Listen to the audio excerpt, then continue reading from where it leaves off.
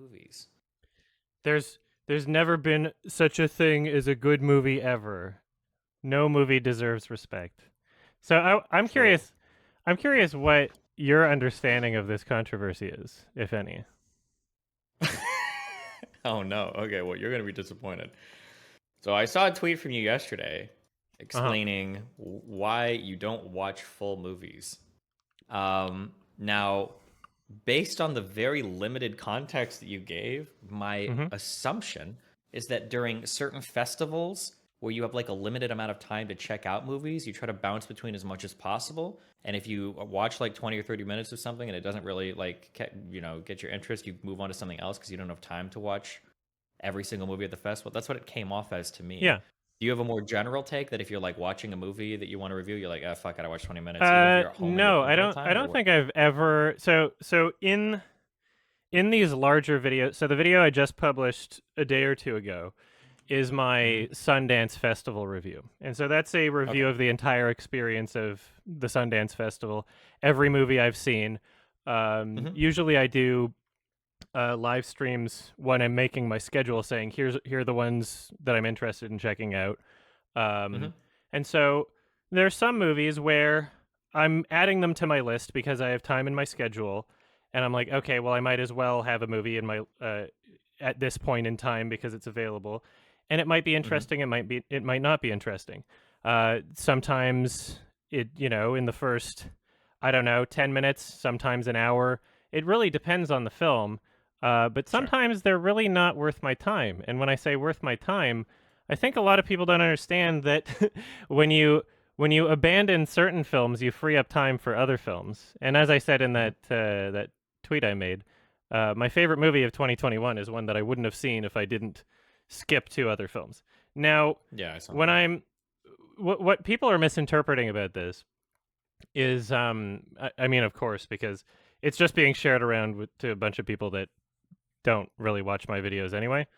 They're assuming, which is weird because I think I provided more than enough context in my original tweet, but they're assuming like, oh, he does this with like his main Every movie. reviews or uh, Mm-hmm. like one of my movies that I've watched in a theater reviews or something. Like, no, I skip through things sometimes if I'm trying to make room in like a specific scenario where I'm watching films at home and I'm trying to cram in, I don't know, 30 plus movies into 5 days. So the Mm-hmm. last time this controversy happened, and it didn't blow up as big, um, was when I didn't finish the film Promising Young Woman.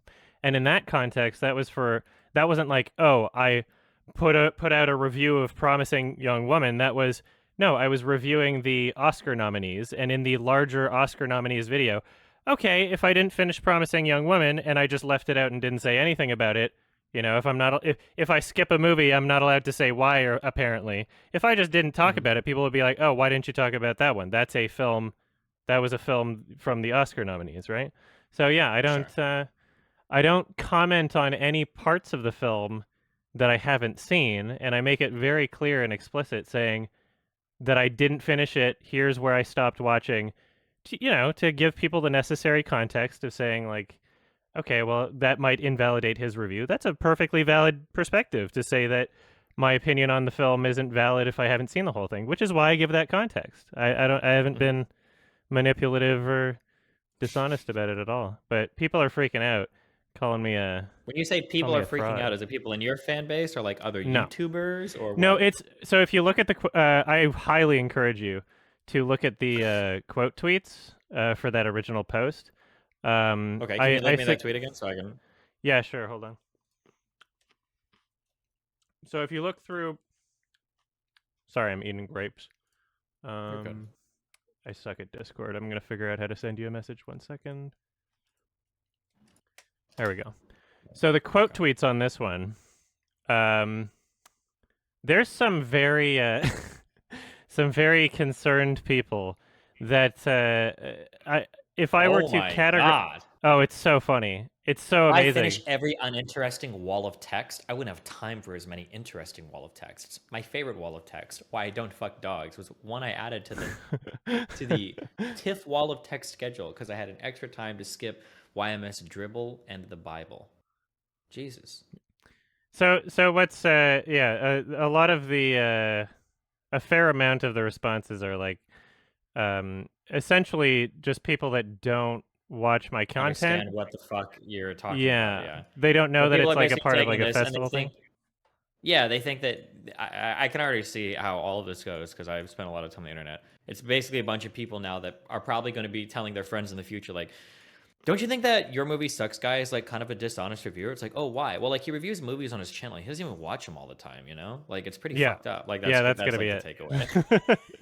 And it's really what the ultimate irony about this is like the moral perspective that people are trying to impose on me, like where they're getting their sort of holier than thou I'm on Twitter vibe from is they're saying you shouldn't be talking about things that you don't know. You shouldn't be misrepresenting things that you haven't seen. But none of them could Mhm. name a single film that I've done on my channel and skipped through. Like, no, I don't Yeah, think because they've seen. it sounds like what you're saying is basically like, oh, like I went to this festival, I saw the first 20 minutes of this, I didn't watch the whole thing, it didn't catch my interest. I'm guessing, right? You're not like giving a full review on things that you haven't watched, No, right? it's The like a whole it's thing like is. a minute blurb, Mm-hmm. um, and it's me essentially saying I skipped the movie and here's why I skipped the movie. And Mm-hmm. oftentimes I even say something like, uh, yeah, it could be, it could be like a masterpiece in the last third of it, but I didn't make it that far. Mm-hmm. Um, it's like I'm giving all the necessary information to for people to make up their own minds about it.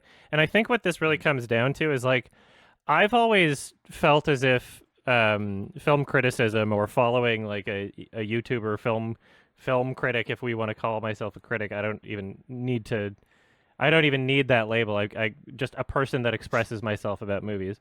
Um, Sure.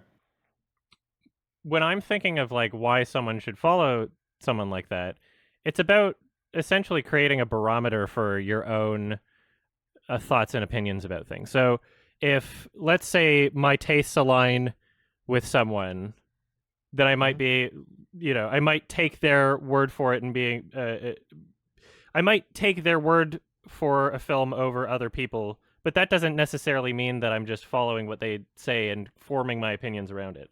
Or, Sure. you know, if I see a reviewer like Chris Stuckman, who I'm friends with, he Mm-hmm. rates films a lot more positively than I do, and there's nothing wrong with that. But I can look at a review for something and be like, okay, so if he thought this one was just okay, then I'm probably gonna hate it, right? Sure. Um, and in terms of like, certain films will offer different experiences depending on what kind of experiences in life you've had, right? It's subjective to that Mm-hmm. degree where a story about like a trans person might resonate differently with someone who is trans, and so in that sense you're pro- you're able to use that context. If you watch someone who's reviewing the film, you're like, okay, this person's trans and this is a trans story, that might influence how like feel about the film, or this person doesn't know any trans people and this is a story about trans people, right? The Sure. purpose of a review is not to give an objective standard that everyone has to adhere to about a film. The purpose of a review Mm-hmm. is to express your own experience with the film. And I feel as though being bored by a movie and feeling like it's not worth your time and deciding to end it and not giving it the respect of the next hour or 2 hours, depending on how long the film is, and suffering through it, I feel like that is a legitimate part of the experience to communicate. I think that a lot of the people in the quote tweets there, the majority of them, are acting as though I am commenting on parts of the film I haven't seen. They're acting as though I see a chunk of the film and then talk about what the whole film is. But I've only ever talked about the chunk that I've seen. I've only ever said, this is what I thought of the parts that I've seen. And then I give a number at the end and I say, this number is based on what I've seen. I think there's two huge things at play, which is kind Mm-hmm. of interesting to me. So, to broaden the conversation to two big things. One is people have a really hard time separating somebody's opinion from an objective declaration of a piece of media, Mm-hmm. which is really irritating. So, I have a music background, and people, when they ask me questions about music, I always have to tread very carefully because people sometimes it feels like they want me to give like some objective answer on like, is this music objectively good or objectively bad? Or sometimes, like, depending on the music I listen to, people will be very critical, like, oh, Destiny said he studied music, but he listens to a bunch of lo-fi hip-hop. Like, I don't really think he knows anything about it. He's like, wait, what? Like, like having an opinion on something is way different than starting to give some sort of objective, like, critiques about something, like, was an instrument used correctly, or, is there a wide variety of harmonization or whatever, right? Like some shit like this. So I think sometimes people get really upset when they hear somebody give an opinion on something because they immediately think that that's like an objective declaration of fact on that particular thing. That's the first thing. And then this plays into the second thing, which is a broader thing as well. Very broad. YouTube essayists, which I could say that you kind of fit under that definition, even though it's more particular to movies. Essays are supposed to be arguments for something. When you write an essay, and when we talk about YouTube essays, in particular, we're talking about like a persuasive essay. The goal is, like, if I make a video, titled like, "This is why cars are bad for cities," I'm engaging in a persuasive essay. But I think that when people watch these videos, they don't critically engage with them as arguments. They engage with them as textbooks. Like, oh, this guy is stating all these facts, and this is just right. Which is very problematic. Yes. which so creates, when I look at creates the fucking Kimba crowd. Yeah, it's a huge problem. Yeah. So then the issue is, so now when I go to watch your video and I see you say something like, I only watched 20 or 30 minutes of this and I didn't have time anymore. It's like, hold on. You're trying to say, as a matter of fact, that this movie is bad and you watched 30 minutes of it? It's like, that's like the dumbest fucking thing you could ever do. I've lost all respect for you. That's like the feeling that people have because those two things are combining. The idea that like an essay is a statement of fact and that any critique of any piece of media is like an objective statement on the objective value of the media. I think that's what people are seeing. And those two things come together to like toxify the fuck out of this particular thing. Mm-hmm. Yeah, I feel like so when I was saying like it's me expressing myself, like it very much is that. I think it's not just in a critical sense, but it's also in an artistic sense. I wholeheartedly believe that reviews, especially in video format with editing and, editing choices, I wholeheartedly believe that those are art. Like a YouTube video is art. Your stream is art, right? Like there are artistic elements to these things. And I'm a person where like one of my core principles and what I want to put out to the world, and this is reflected in the conversations I have online, this is reflected in the videos I put out online and the music that I create, is just I want to create something that is like true and honest to myself. I want to create something where I'm not hiding my experiences. I'm not pussyfooting around or being dishonest or omitting parts of myself or parts of my experience. And so if my video is about, my 2022 experience of the Sundance Film Festival, it would be weird to just not mention that there were like, I don't know, 7 movies out of the 35 or something that I didn't finish. It would be weird to just pretend those movies didn't exist, because that wouldn't be an accurate reflection of like A, my experience, B, the catalog of films that I decided to watch. It's weird because a lot of these people are coming with the argument, they're like, you can skip a movie, you're just not allowed to say why. Like, what? Because I don't, it's not like I post these big, I don't get any more views by doing this than if I don't. It's not like I'm creating videos for... What we can... Okay, I'm going to hold you to the hard questions. Maybe we'll just stick around there. So someone in chat says that you score on IMDb films you haven't fully watched. Is that true? Mm-hmm. Yeah, that's for my own reference. Because if I don't do that, this has happened. This is a big problem that's happened many times in the past. If I don't score the films on IMDb that I've tried watching, that I feel like I'm giving an honest score based on what I've seen, then I eventually get recommended them again, and I don't remember that I've seen them, and then I find them again, and I try watching them, and then like 20 minutes through the movie, I'm like, fuck, I've already seen this, and I've already tried.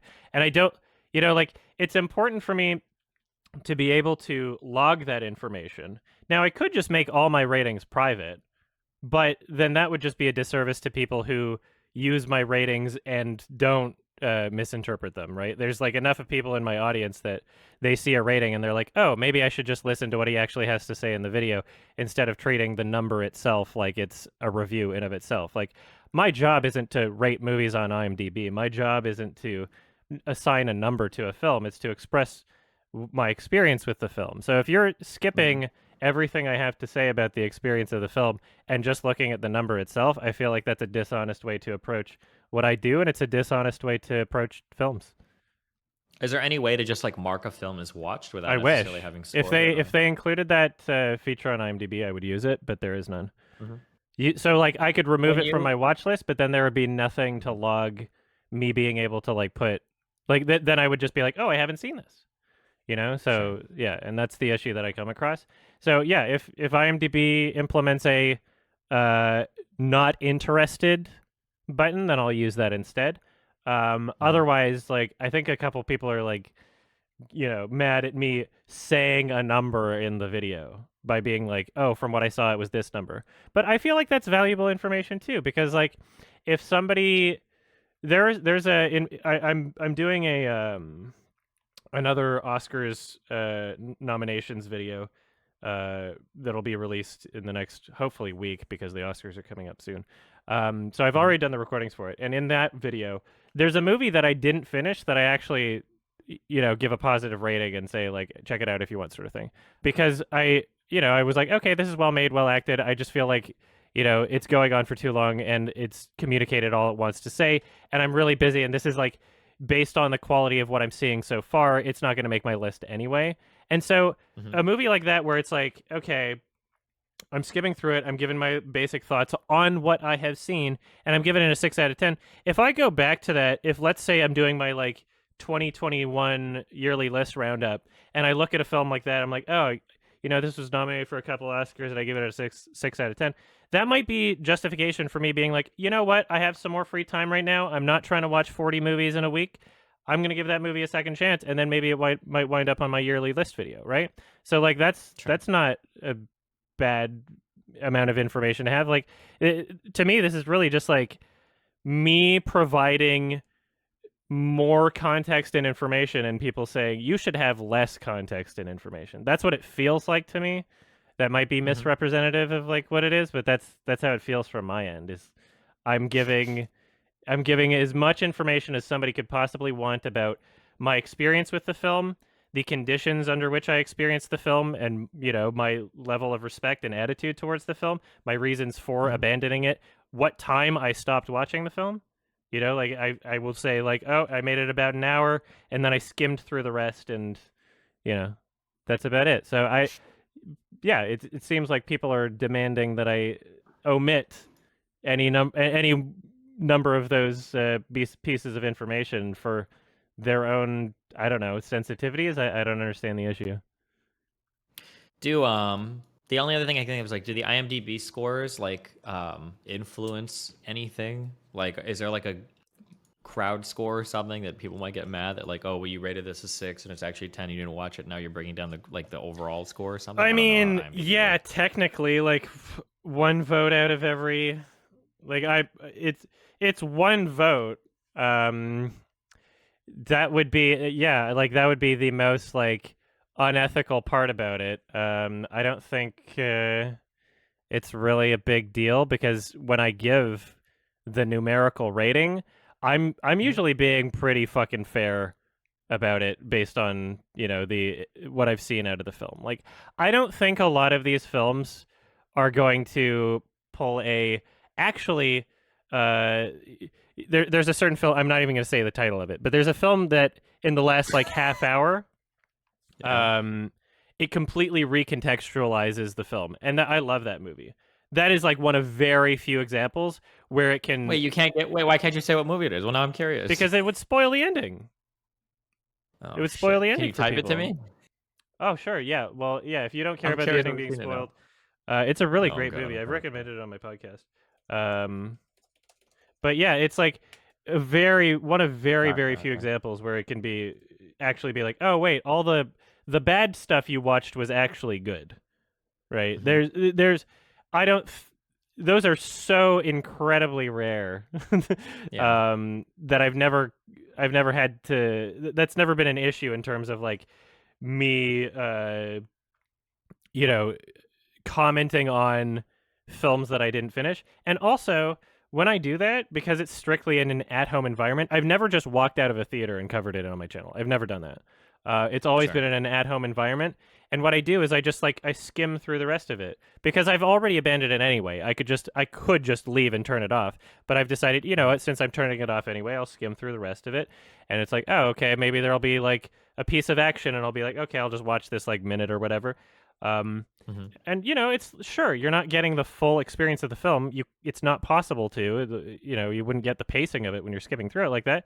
But you can at least understand, like, hey, you know, like this. It looks like, despite me being bored with a lack of action at the beginning, it looks as if there's action at the end. And I can say in the review, like, it looks like it does pick up at the end, but I didn't make it that far.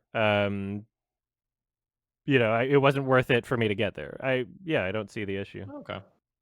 Gotcha. Okay. I was really hoping because like there's so many people on Twitter that are getting like really butthurt over this, and I was really Mhm. hoping that Cinema Roberto, Movie Bob, um, I was really hoping that he'd have a conversation with me about it, but he kind Why of was he one chickened of the out. guys that got butthurt over it, or Well, I'm looking for someone who's butthurt, but also someone who's intelligent? not going to like create their career off of this. Because Oh, yeah.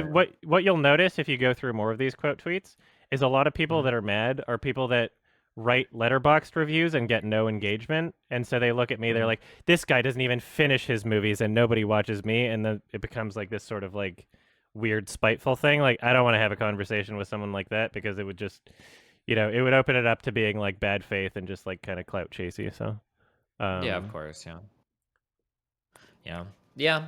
I think there's a big problem with people like getting personally invested with a particular review of a thing because they view it as being like a personal, like objective declaration of like fact about the goodness of a media. And I think what that poisons a lot of people's brains to like reviews in general or I any like that quote unquote essay content. Yeah. I completely agree with you. And what's like absolutely insane to me about this is like I'm not sure if you're familiar with this sort of debate, but in the film Twitter, film YouTube community sort of like debate, there's been an ongoing one about like objectivity in film criticism. Mm-hmm. And generally, like the film Twitter, like especially lefty film Twitter, and people like Movie Bob, they will champion this idea that like, no, there's no such thing as objective film criticism, which I agree with. I think that everything is inherently subjective. However, then they start adopting Mm-hmm. these other arguments against things that I've done, and it would appear that if Mm-hmm. you follow the logical progression of what they're saying, it's like, oh, well, you're kind of implying that you do believe in some sort of objective measurement here, right? Like Hmm. that's kind of what's weird to I me think about it. when it comes to art, I think there are definitely like objective things that we can say, Yeah, but it's never going to be about how good or bad something yeah, is because that's always a subjective interpretation. yeah. I think it's going to be with respect to a particular thing that's done. I can't, it's harder for me to think of, well, no, we could think in film. Like, you might be able to say something like, if I compare one film to another, you might be able to say something like, the director's use of lighting is a lot more varied in this film than another film. Like, that might be Yeah. an objectively true statement. Now, whether it's good or bad, right? Or Hmm. when it comes to instrumentation of a song, you might say, like, I think that I like this song, that's subjective, because objectively, Yes. this person utilized far more of the orchestra for this part of the piece versus this guy who only did this as like a piano violin duet. And right, so you've got like a subjective feeling about an objective fact, right? We probably get this right. There are Hmm. objective things that we said about media, but when it comes to reviewing what we like or don't like, or what quote unquote works or doesn't work, Yeah. those start to border into the subjective more for sure. Yeah. Well, because then you're Um, describing like how your brain is reacting to something, not exactly. necessarily Yeah. what it's describing. Um, Mhm. yeah, it's really bizarre this this whole controversy. That part of the reason I kept quote tweeting it and Mhm. giving it more engagement is because this is just like one of the silliest things to ever be a controversy. Like for Yeah. people to be like seriously upset about it, it's like one of the like it's so silly. It's bizarre to understand. Um, and yeah, the some of the amusing responses are the ones where people essentially do this like comparison analogy argument where they say, "Oh, well, if you're gonna be like that, then I I could if somebody just watched the first 30 minutes of Parasite and then was like, this is boring because it's a just a silly comedy, and then turns it off." It's like, well, no, you're proving my argument because it is valuable information. If you were making a review and you said, I hate Parasite because I've only watched the first 30 minutes, not only would it be Hmm. clear that you were missing the rest of the film where there is a tonal shift, but it's also clear that like it's a weird thing to admit that when you pretend as if the first 30 minutes of Parasite doesn't have a lot to offer. I think the first 30 minutes of Parasite are great. I know you didn't think the movie was amazing, but um Hmm. like there are Have other you, elements to a film than just what happens in it. And when people bring up for examples sure. like, yeah, like I just I just left the movie in The Sixth Sense, and it was bad because they never revealed why people were ignoring Bruce Willis. I'm like, there's so much more to a movie than that. Like, that's such a Hmm. simplistic, narrow way to judge a film when you're saying it hinges upon just what happens in it. The Sixth Sense is Sure. incredibly well shot. It's incredibly well acted, atmospheric, right? There's technical and artistic creative elements at play in the film other than just why are people not talking to Bruce Willis? Like, it doesn't hinge upon. You could have a different ending to The Sixth Sense, and the first, like, it's not like the first 75% of it doesn't work anymore. It would just be a different movie, but it would still be a well-made film, right? And that's what's Mhm. absolutely crazy to me about this is like people are calling me out, but in doing so, they're kind of admitting like really weird things about how they view film and just how Yeah, narrow their I have perspectives are. we fought about this a little bit in chat. So two quick things. One is this is why I don't really care ever about spoilers in movies. I I know. don't really like, yeah, because like if a movie is good, it's gonna be good. Like even if I know quote unquote the twist or whatever ahead of time, with some limited exceptions. Like I don't really care if I know the whole movie going in because if it's an enjoyable movie, I'm gonna enjoy it regardless. Hmm. Um, one semi exception that I ran into recently. Did you ever watch the movie The Last Duel? No, I might check it out Oh though. damn. I heard it. Well, Okay, some yeah. people were saying it's like underrated. I don't think I'm gonna be I don't think it's not wild like about. You a can spoil it super for me. I amazing don't really movie. give a shit. Like I don't think No, Ridley I Scott's won't spoil it. amazing. I'll just say that like if you don't know how it's going to end, the third act of that is an incredibly stressful, like holy shit, Okay, part of the movie. But it's like cool. I'm not gonna say that's like an amazing movie or anything. I thought it was interesting. Um, there was that. Oh, and then have you ever? I don't know for anime. Have you ever heard of Steins Gate? I've heard of it. I haven't watched it.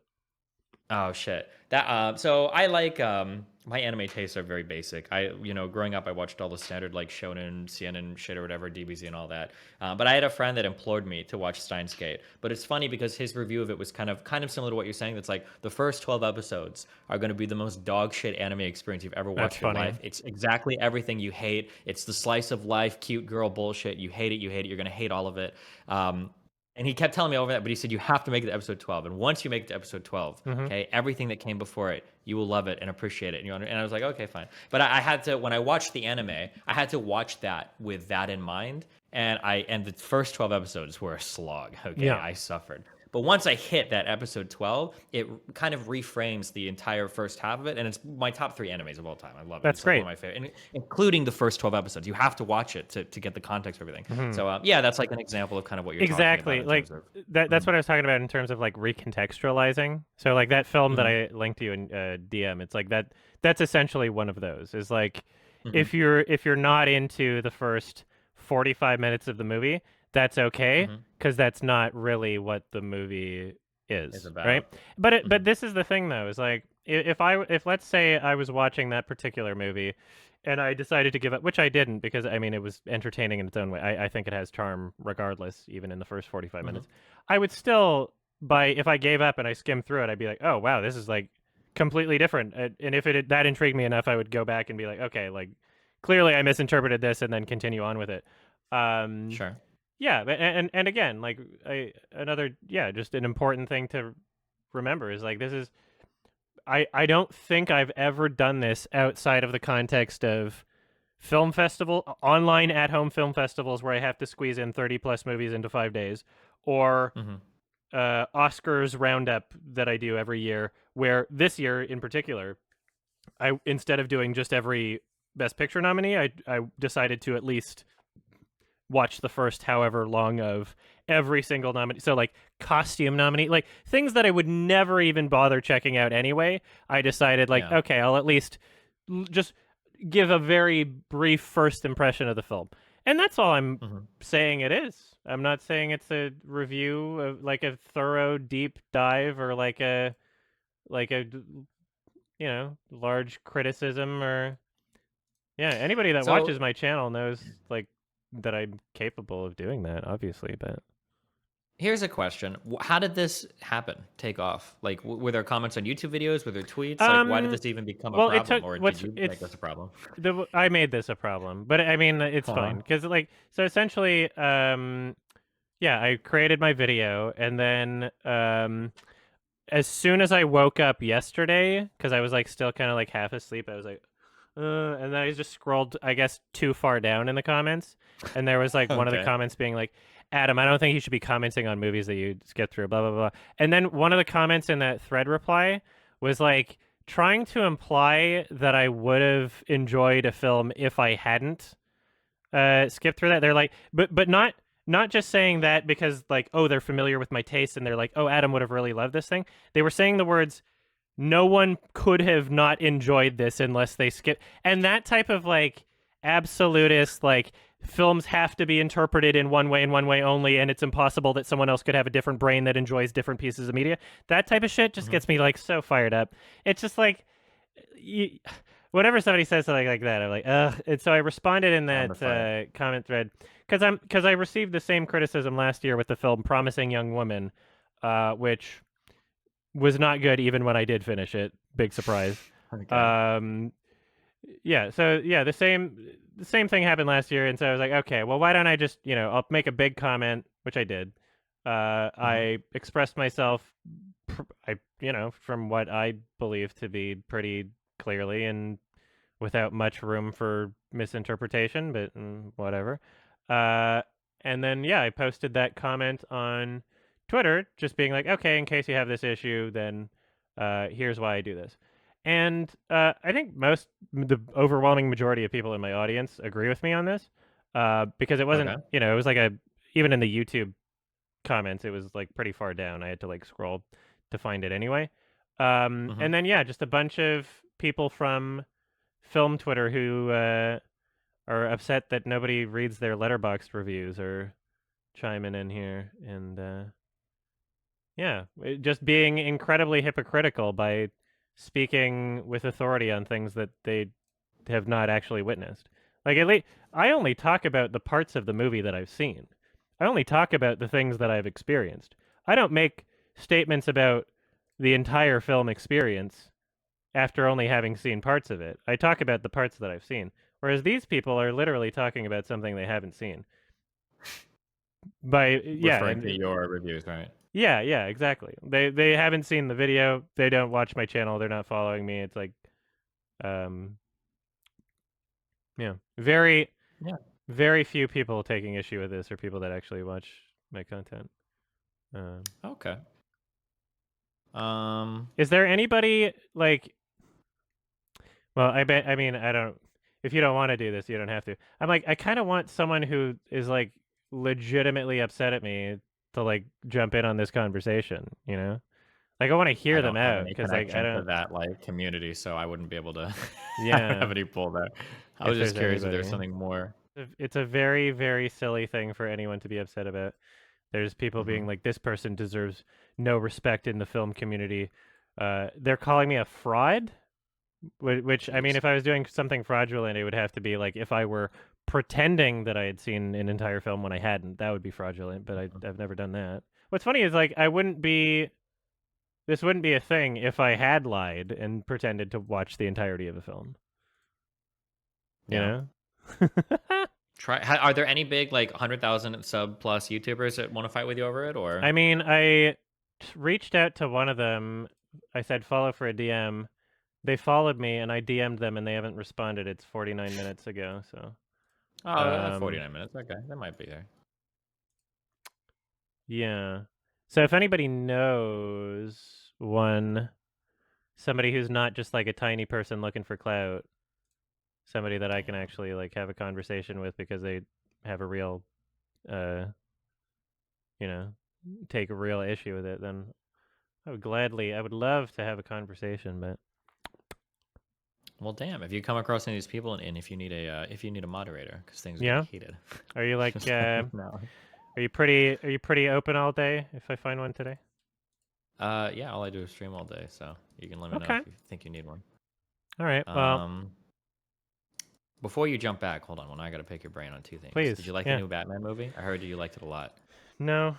I mean, Oh, okay, when you say you heard, who did you hear this from?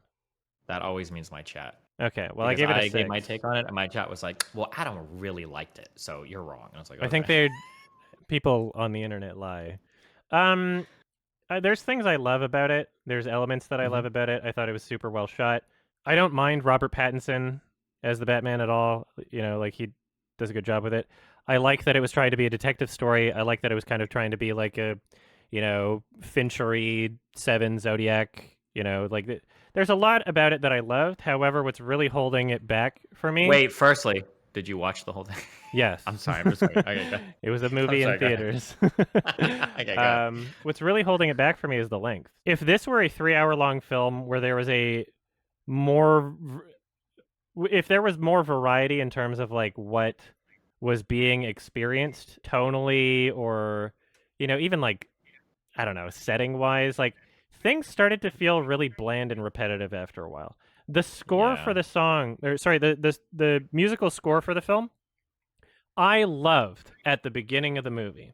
I thought it was great. hmm An hour through the movie, I was like, this is a pretty good score. By the end of the movie, I hated it. Now I can't listen to it. hmm It's just 2 notes. I don't care if you do a rendition and you're, using different instruments in different scenes. Like, it's just the same 2 notes over and over again. They were playing that throughout the entire movie. Its length is what contributed to that. And also, you can have a 3-hour long movie, just be a bit more varied in how you approach certain things. It was just so Yeah. one note.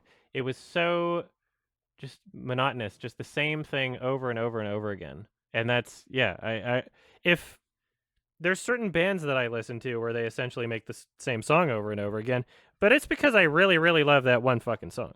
Sure. What the Yeah. Batman was offering, I wasn't exactly cooming over every frame. I was just enjoying myself. I was like, this is a good choice. I like this. I love hmm this about it. Um, but yeah, that doesn't. If you're not like cooming over just the word Batman, then I don't know how that is supposed to last over 3 hours. Yeah. Yeah. Okay. Yeah. Okay. I feel like that's fuck all of you guys in chat. I feel like I said similar-ish things. I think my original take was it sounds weird, but like I liked everything about this film except for like the story and the characters, which made it kind of strange because like I thought that it like very much felt like a noir film or whatever, like shot very dark with some very like contrasting like lighting. There were a couple scenes I thought were really cool. The flame, obviously, scene with him walking in the water in the end. Spoiler alert. There were a lot of every driving scene I thought was like pointless. I hated all of them. Also, like, They were just how do you brake check like a tanker truck with a Maserati, and then like yeah. the Well, tanker we kind truck of disagree. crashes? Yeah, there was one cool shot in that entire thing, which obviously, spoiler alert, it was the Batmobile coming out of the fire. I don't know what the point of the Batmobile was. Like when the engine starts up, I thought it was going to do some crazy shit, but then it just basically drives like a normal car. So I wasn't really sure what the purpose of the whole thing was. I something that I almost thought was strange was if they would have omitted the cell phones from the movie, I don't know if they were necessary, but if they would have omitted it, it could have been a film like set in the 90s or You know what 80s, I thought would have been and then a cool couple cars. Yeah. is if they had it set like in the 60s or 70s, and then Mhm. teased a Joaquin Phoenix Joker sequel at the end. That would have been cool. If they were smart, they would have Yeah, done that. I was waiting for that at the end when I heard the Joker laugh. As soon as I heard it, I was like, oh, damn. I almost would have thought that Joaquin Phoenix would have been laughing here or something to like tease into another movie, but Yeah, yeah. but like his story was set in Um, like the 60s, I think. So then he would have to be an old aged makeup at the very least. Sure, yeah. Yeah. But I mean, like, yeah, it's one of those things where like Warner Brothers, they're so fragmented in all of their films. Like, there's no cohesion in the same way that Marvel does their cinematic universe. Like, Warner Brothers Mhm. is just throwing as much shit at the wall and hoping that something sticks. Mhm. They don't really have like an overall game plan. So, How did you feel about the new Matrix movie? I thought it was awful. I thought it was genuinely awful. Yeah. I The thought it was cringe. I like to trigger the fuck out my audience, so if I can find takes that I disagree with them on, I'll play them up because I know people get really mad. I am going to be I totally heard your honest. take on it, and you said that you thought like the first however much of it was genius, and then it fell apart. I thought I I was didn't very even get high for that the first far. third. Okay, you were I will very be high. honest. Yeah, I was very high for the first third, but I thought it was cute, and I thought the whole movie was going to be really cute like that. And then it became actual unironic fucking dog shit. I actually couldn't believe how fucking horrible that movie defies explanation. Like at the very least, right? You have like John Wick, and we're like 20 years later. We could have had cool action scenes, but we didn't even get that, right? Like, how was Hmm. every part of that movie so bad? I don't understand. Yeah, it every element is much worse because it Horrible. doesn't include the same. Like, sure, Lana is back to direct, but if you look at all of the other elements, which are very important elements. You have the same cinematographer for the first three Matrix films, not on this one. Same composer for Hmm. the first three Matrix films, not on this one. Like, you go down the list and you realize where it's like, okay, well, maybe just Lana being there isn't like what's going to make or break the film. Maybe there are other people involved in this, hundreds of people crew that were actually really Hmm. important on the first three films.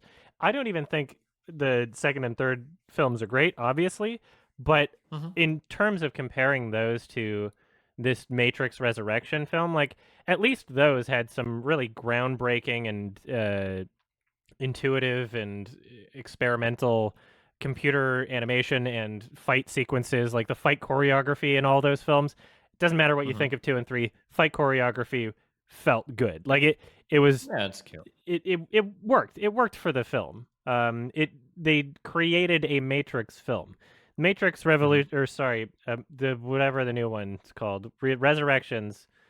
They didn't create a Matrix film. They created a spin-off. They created something else. So Some weird, yeah, yeah. the bare minimum that you Uh, could have done to create a Matrix film, they decided not to.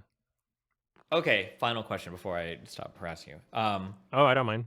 We can do this all day. Okay, maybe we'll fight over this one. Dune. I fucking hated this fucking movie.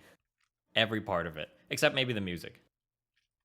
But you liked it, No, I yeah, heard. no. I think I actually watched part of your. We haven't talked about this. I think someone sent me a clip of someone telling you that I gave it a 6 and you feeling vindicated. Uh, But we haven't talked oh about this. shit! Oh maybe. Oh Yeah. fuck. Yeah, we Did you haven't. like? I thought I watched parts of it, and I thought yeah, there were a couple things that you said. I didn't even think that like. I didn't even think it looked good. Like a lot of people were like, "Oh, like the shots really cool." It's like I maybe it's just because understand that sentiment.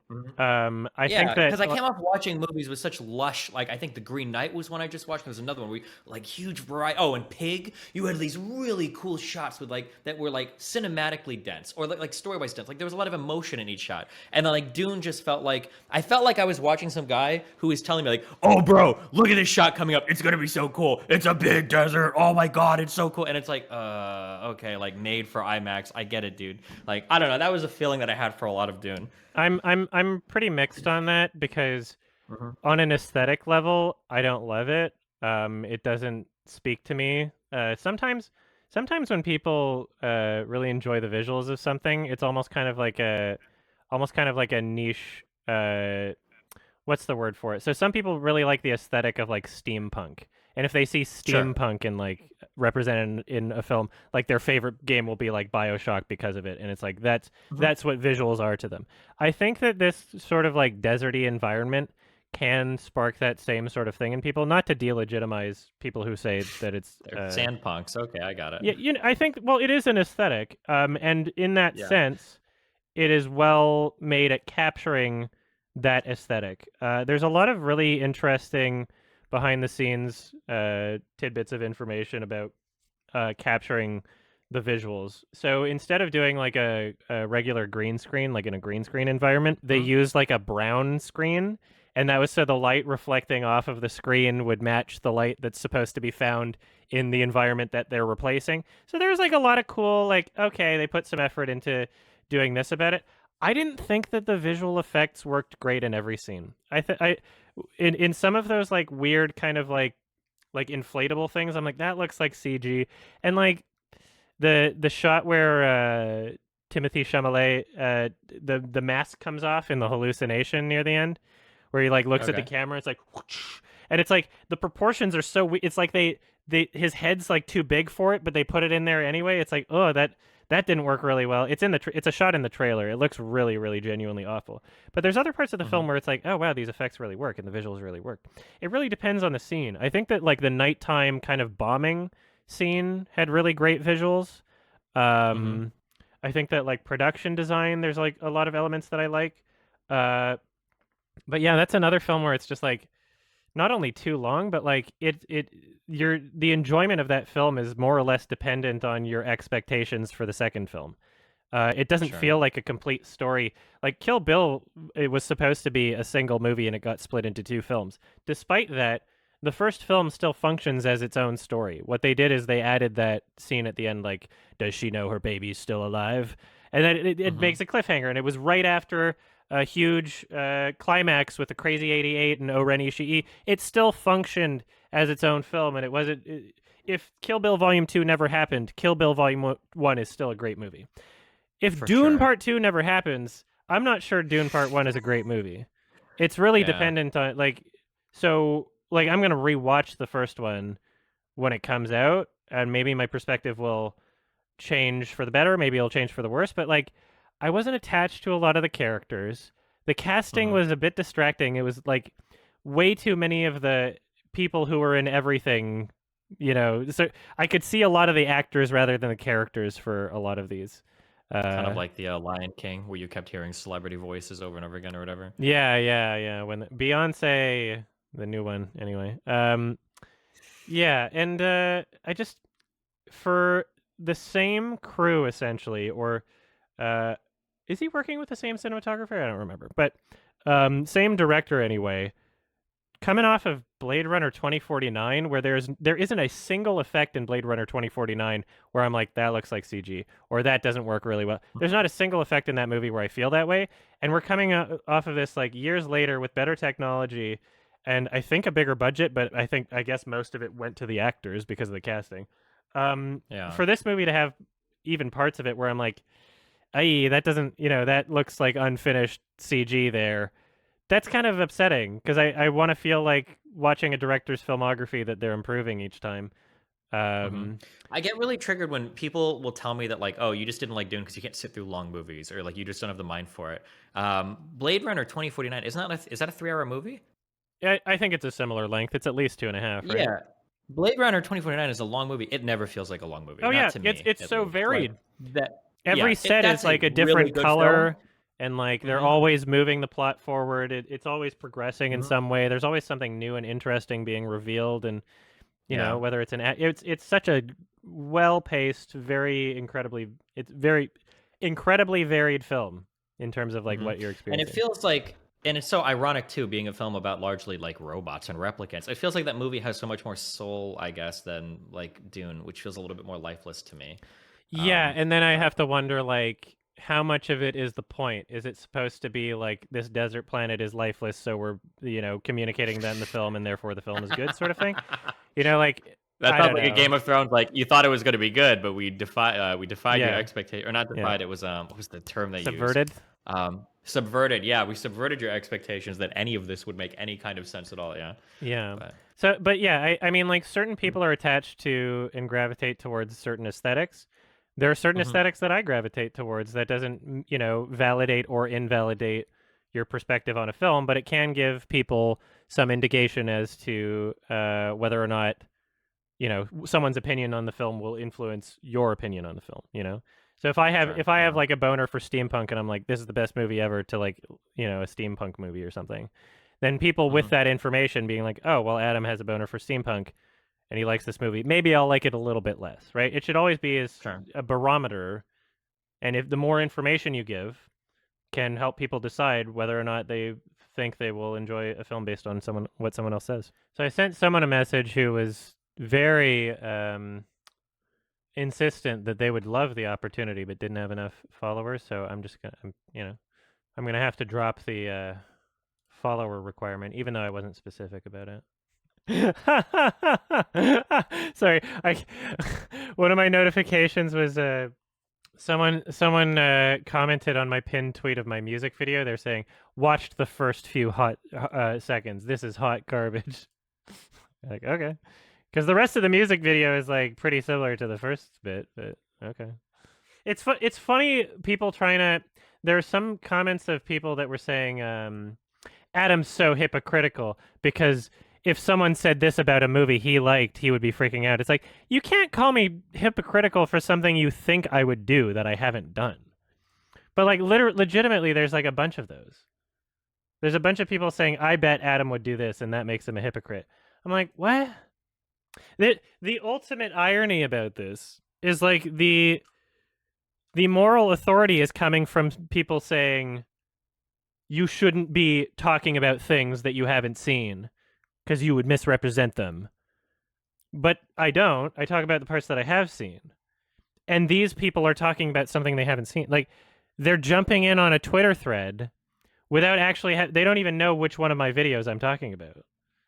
Like, they're treating it as if they're misrepresenting it to the point where it's clear that they don't even watch what I'm doing. Like, some of them were like, how do you even make it clear in your videos? Like, what do you even do to make it clear that people that you didn't finish it? It's like, if you're asking that question, then you haven't seen one, because I make it very clear. Like, first response, I absolutely feel strongly, but I would also rather die than speak to destiny.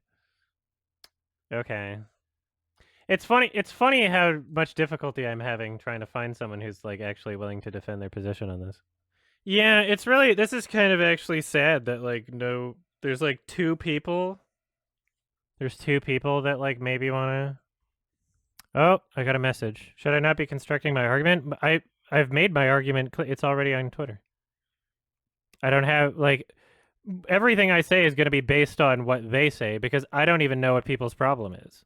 I don't even really have a thorough understanding of why people are upset. It's not even like it's not even about winning. It's about helping people understand that their concerns are not really legitimate. It's about like trying to not be misinterpreted. All right, so I'm going to start a call. We're going to see how this goes. Oh my goodness. This is going to be heated. This is going to be the most epic debate of all time. It's going to be the most craziest blood sport over the most pressing issues of our generation. I'm ready for someone to finally hold you to task for your dog shit half reviews that you do. Hello. Hello. Hi. Hi, how's it going? Not bad. How are you? Not bad. Thank you for the invite. I appreciate it. Well, thank you for being willing to discuss what the objections are to what I'm doing, because there's other figures that are not willing to talk about this, which was kind of disappointing, considering how vocal everyone was on Twitter. No worries at all. I have to agree with you there. It is disappointing because I do see, a lot of people on Twitter that are, objecting to your stance there, and Yeah. Yeah.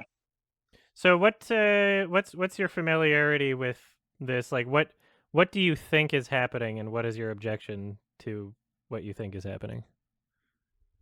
So I guess my interpretation of things is that you, with some movies, you don't think it's necessary to, watch it from beginning to end to really get the full experience, I guess. No. With certain movies. No.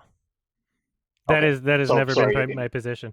My position is I don't need to watch it from beginning to end to know whether or not it is worth my time to finish it.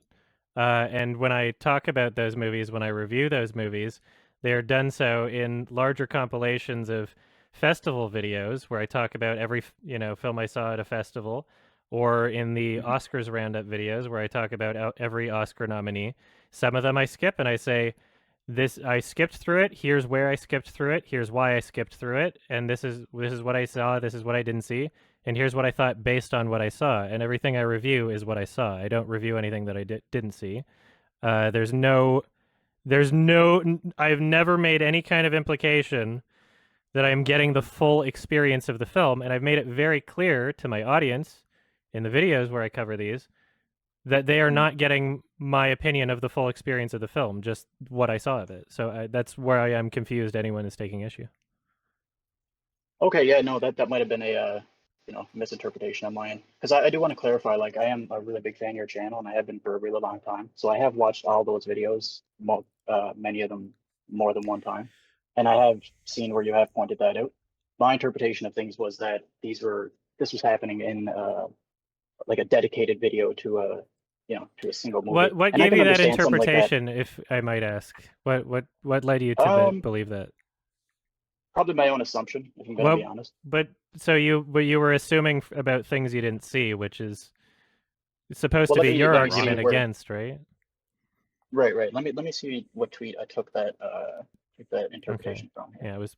But I'm I gonna will take a say, wild like guess and say it was someone else's interpretation of my tweet and not my tweet itself, right? I don't think so. Hang on one second. Sorry. Okay. But So I it will was say, one of like, I can mine? understand something like that. I think so. I'm just looking through my notifications here. Okay.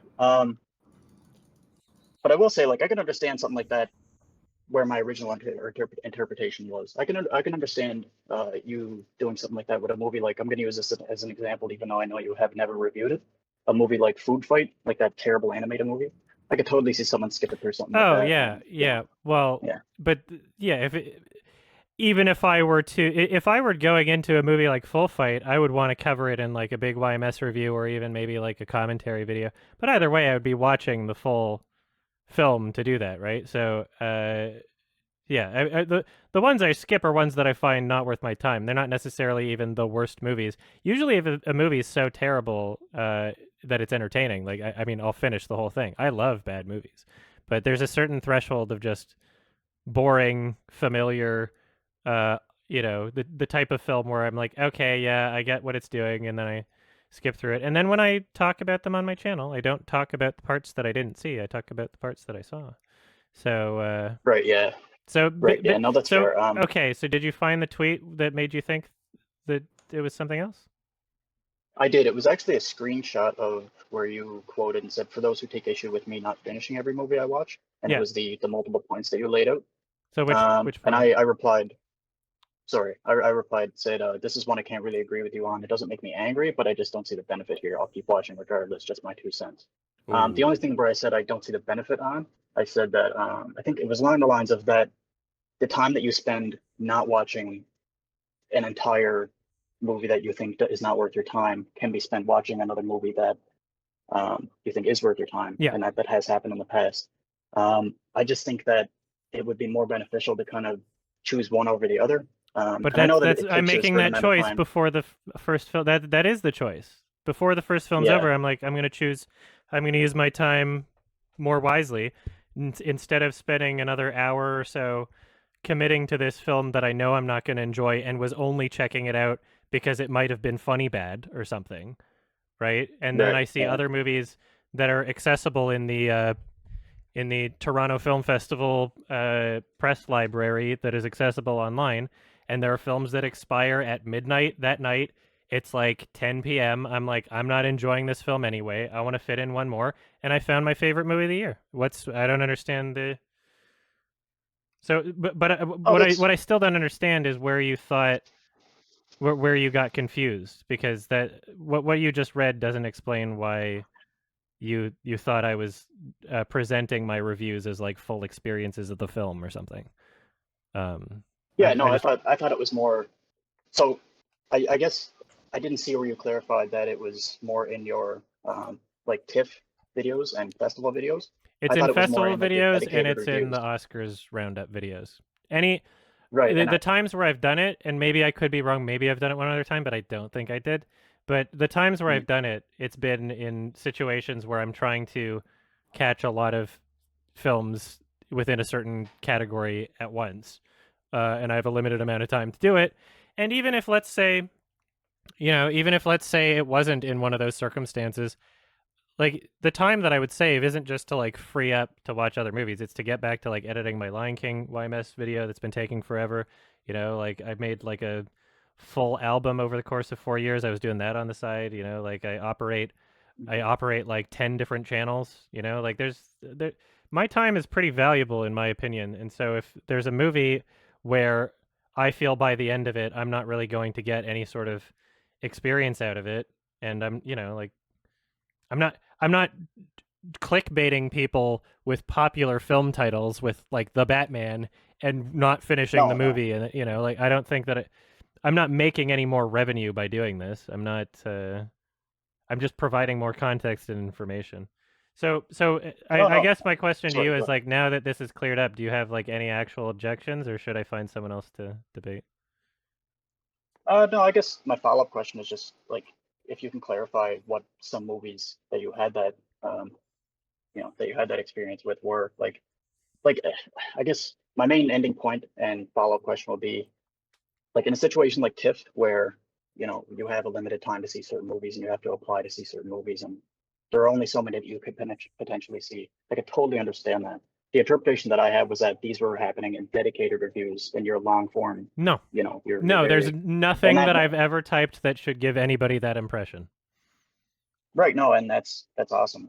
I can't emphasize more that I am like a big fan of yours, and I do Thank like you. all your channels, all your content, stuff like that. No, no Yeah. worries. Thank you for having me on. Also, Destiny, you're cool too. You're really awesome. I watch your stuff all the Uh, time. Even though we haven't really gotten to speak up in this, but yeah, no. I guess if I can take like the 3 minutes to ask, like, is there any specific movies where you went in and had that experience where you were kind of, I guess, conflicted as to if you think it's worth your if I time or not? thought it was And worth finishing, I mean, yeah, yeah. a lot of my most recent video. There's like, I don't know, at least 5 examples in the 30 movies or whatever that I watched at TIFF, or sorry, Sundance this year. Um, Oh, right. Yeah. this was a controversy last year when I was doing my Oscars Best Picture nominations video, and I skipped 2 movies. One of them I think was it Vice last year, or was that the year? But I don't remember. There was one really boring one that nobody got upset about, and then Mhm. Promising Young Woman was another one, but some people really love it and they consider it to be like this hidden gem that just you know, if only more people knew about it, and people are being unfair about it. Blah blah blah blah blah. Is it true, Adam, that Yeah. there was an anime movie that you watched at 2 times speed and gave a review of? Yeah, by the end of it, but that was for the podcast. I didn't give a full review. I was just only obligated to finish it because of the podcast. In any Mhm. other circumstance, if I was watching it on my own accord, if I was like, "Oh, let's see what your name is like," um, then I would have just dipped from the movie. I would have been like, "Okay, half an hour into it, this is just The Lake House meets Donnie Darko meets Life is Strange meets like it's such a derivative. Like it's so phony, and I hate the soundtrack. I just hate that." In any other situation, I would have just been like, okay, I'm done watching, skip through. But because it was a movie that was recommended for the podcast, my podcast, Sardonicast, where we have like a Mhm. film club sort of thing, and we all discuss it, I was like, okay, well, I'm just going to watch it like 2 times speed. And so I did. And so, you know, I didn't, again, I provided that information in the discussion on the podcast. I said, after 30 minutes or however long it was with that film, I said I watched it 2 times speed to the end. And so anybody is able to take that information and go, oh, Adam watched it at 2 times speed, therefore his review is invalid. Or maybe he would have liked it if he didn't. You're entitled to think that way. And the reason why you are is because I gave you that information. Without the information, without me providing that information, people aren't able to make their own educated uh, guesses about like how a reviewer's experience with a film should relate to theirs, right? I'm providing as much information as possible so that people can come up to their own interpretations and conclusions about a film and use me as a barometer instead of a, you know, some sort of objective measurement, right? Yeah, I find you're really good at translating your opinions into, to other people to help them understand why something that they might not like might be appealing to other people. So I do give you credit there. And like I'm not trying to, brown nose or anything like that. No malicious intent on my end. I appreciate you having me I on, didn't and think you I hope had more malicious people are intent, willing to but have a thank you. discussion. I'm hoping somebody else can like come on, because there were so many angry people on Twitter, and it's finding it's really difficult to find people that are willing to come on here and explain why they're so angry. Maybe Right. that's your fault, Adam, for using such inflammatory rhetoric. I'm so bad faith, and I'm constantly quote tweeting people and just like, lighting their feet to the fire, whatever the phrase is. I'm so confrontational. I'm so whatever movie Bob thinks I am. I don't know. Why don't you get this Right. movie Bob guy on? He sounds pretty mad. You keep bringing him up. I would love to, but he quote tweeted me a few times. Say his first excuse was, "I don't want to give you an advertisement for your channel," which kind of implies that either he thinks that he gets more views than me, which he doesn't by a long shot, or it implies that he thinks that he would do poorly in the debate and it would just look good for me because he did bad. Either way, it's kind of, I don't know what he was trying to say there. So Yeah, I've seen enough Destiny debates to know that that is a red flag. yeah, it's kind of funny. Sure. He can Mhm. stay on Twitter. It seems to be where his kind his people. So anyway, thanks for the discussion. I'll see if I can find someone else. Because Alrighty, thank you. yeah, thank you. Peace. Bye. Well, okay, so that was diffused in 2 seconds. All right, so who else we got here? I'm enjoying this, which is part of why I signal boosted it so much yesterday. I find this is like one of the silliest things to be a controversy. Like, this is a funny meme, right? This is like actually ridiculous. So, really, really hoping someone can like defend their position here, you know? Paradise is for me Ernst Lubitsch's ultimate. I just love watching movies. I must confess that I cheat sometimes. If the movie drags on, I do a little bit of fast forward or whatever and so on. But the reason I like Criterion is that even if it's a bad... Okay, so Zizek does it. All right. No, Zizek skips through movies. That's what he says. And he was invited to the Criterion closet. All right, I think we have another one. Hello, hello, hello. Hello. Hi, nice to meet you. Yeah, Adam, nice to meet you as well. I'm a big fan of your YouTube channel, man. Oh, thank you. I really Or was a big fan, right? no, still a bit. Just because you don't agree with somebody doesn't mean it's all. I mean, if Adam came out and said he was a Nazi and he supported the invasion of Ukraine, I might have to rethink things. But but I thought the Nazis were in Ukraine. Sorry, that's a joke. No, not as far as I know. But you know what? I'm not there, so who knows? Mm-hmm. All right, so you mentioned on Twitter your credentials too. I think that might be something interesting for people to hear, if you want to say. Yeah. My name's Angus. I've been writing online content and columns since like 1998. Mm-hmm. In the Wayback Machine, I've written most recently I've been writing for Flickering Myth, which is the #1 film blog in the UK, rated the last 6 years.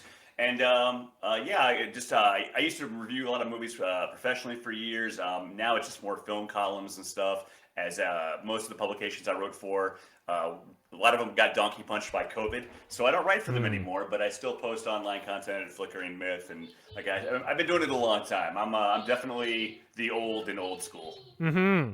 Yeah, very, very different. Very different from this newer crowd of YouTube film criticism, for sure. Which so this will be an interesting perspective. I love the new. I haven't been able to kind of crack that nut in terms of YouTube. Kind of like I'm still a writer, man. I still like write columns. Mm-hmm. It's a very different format. But like between you and Ralph and Jenny Nicholson, and there's all these people. Like I really love the content that you guys make. It really is. It's so different and it's so raw and it's so like punk rock. Yeah, it's going for a completely different thing. So I'm glad to hear that you watch YouTube content like that too, because there's I don't know, from what I've experienced or what I've seen on Twitter, which I guess is never a good way to judge things.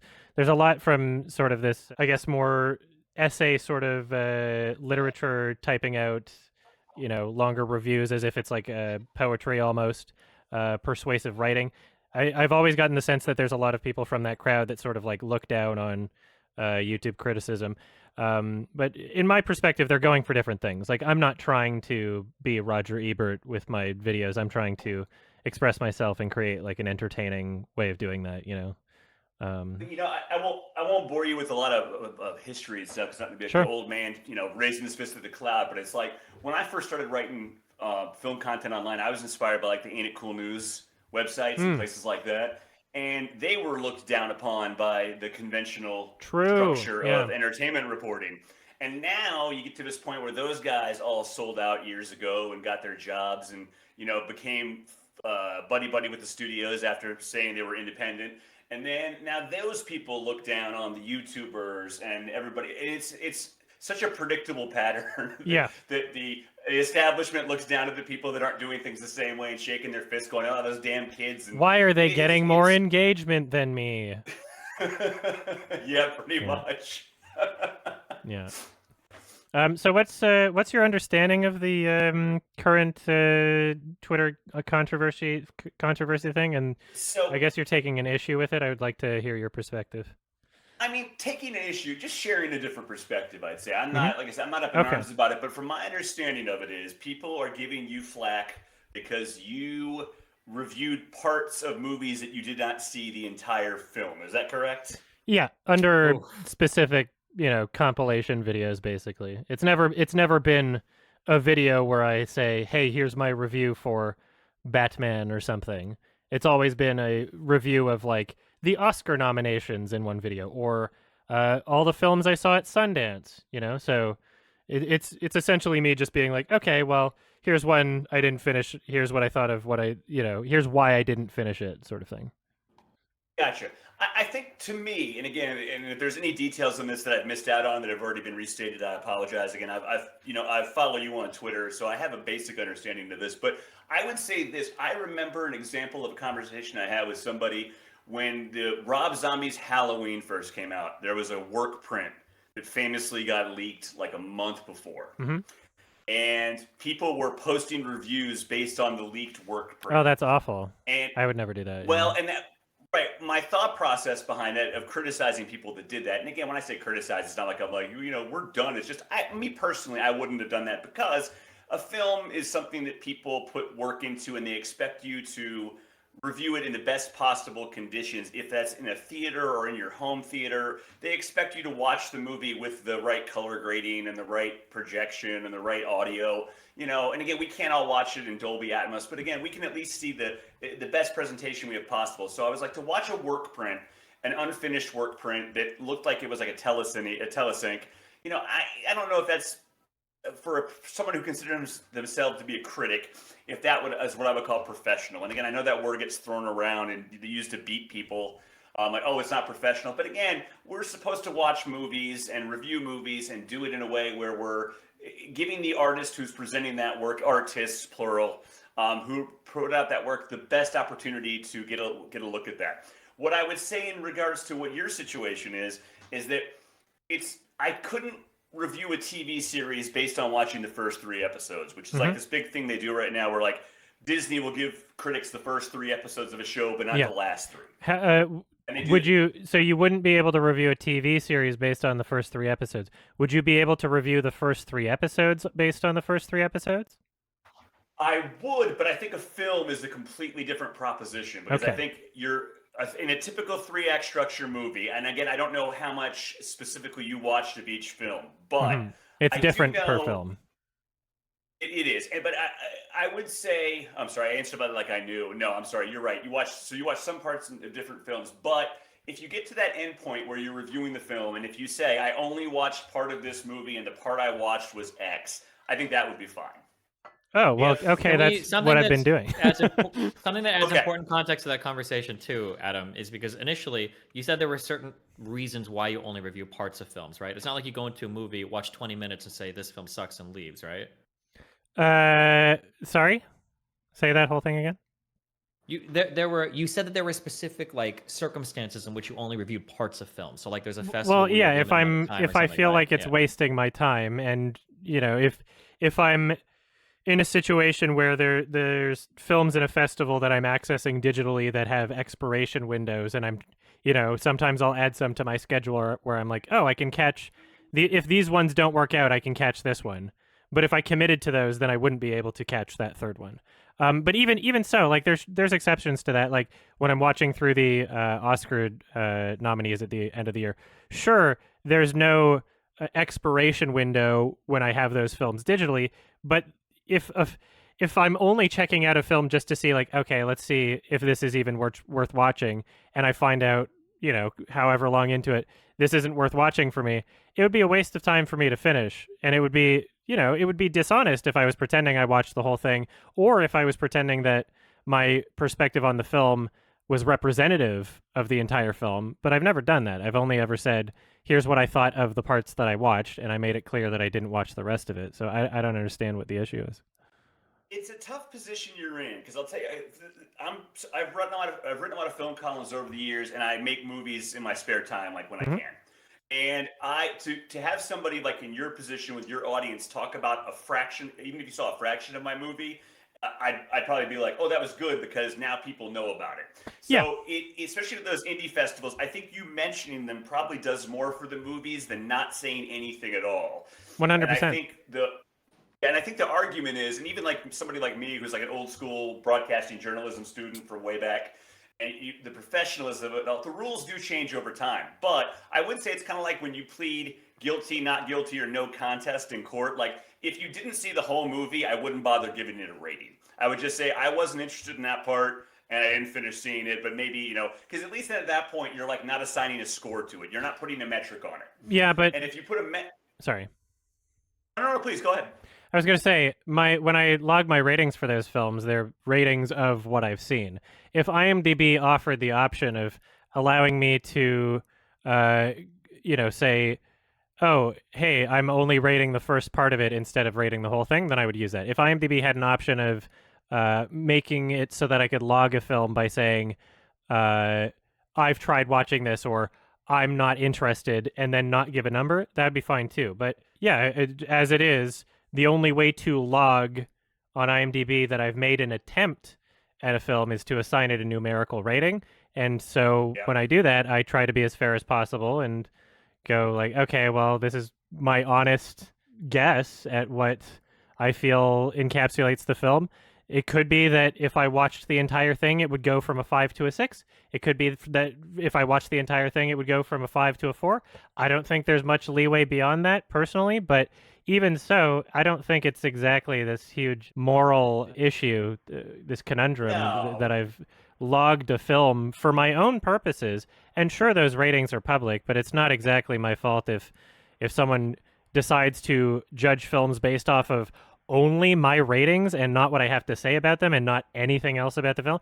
I don't think there's a lot of people that decide whether or not they want to see a film just based off of the number I give. I think most people that are fans of me are more interested in what I actually have to say about it.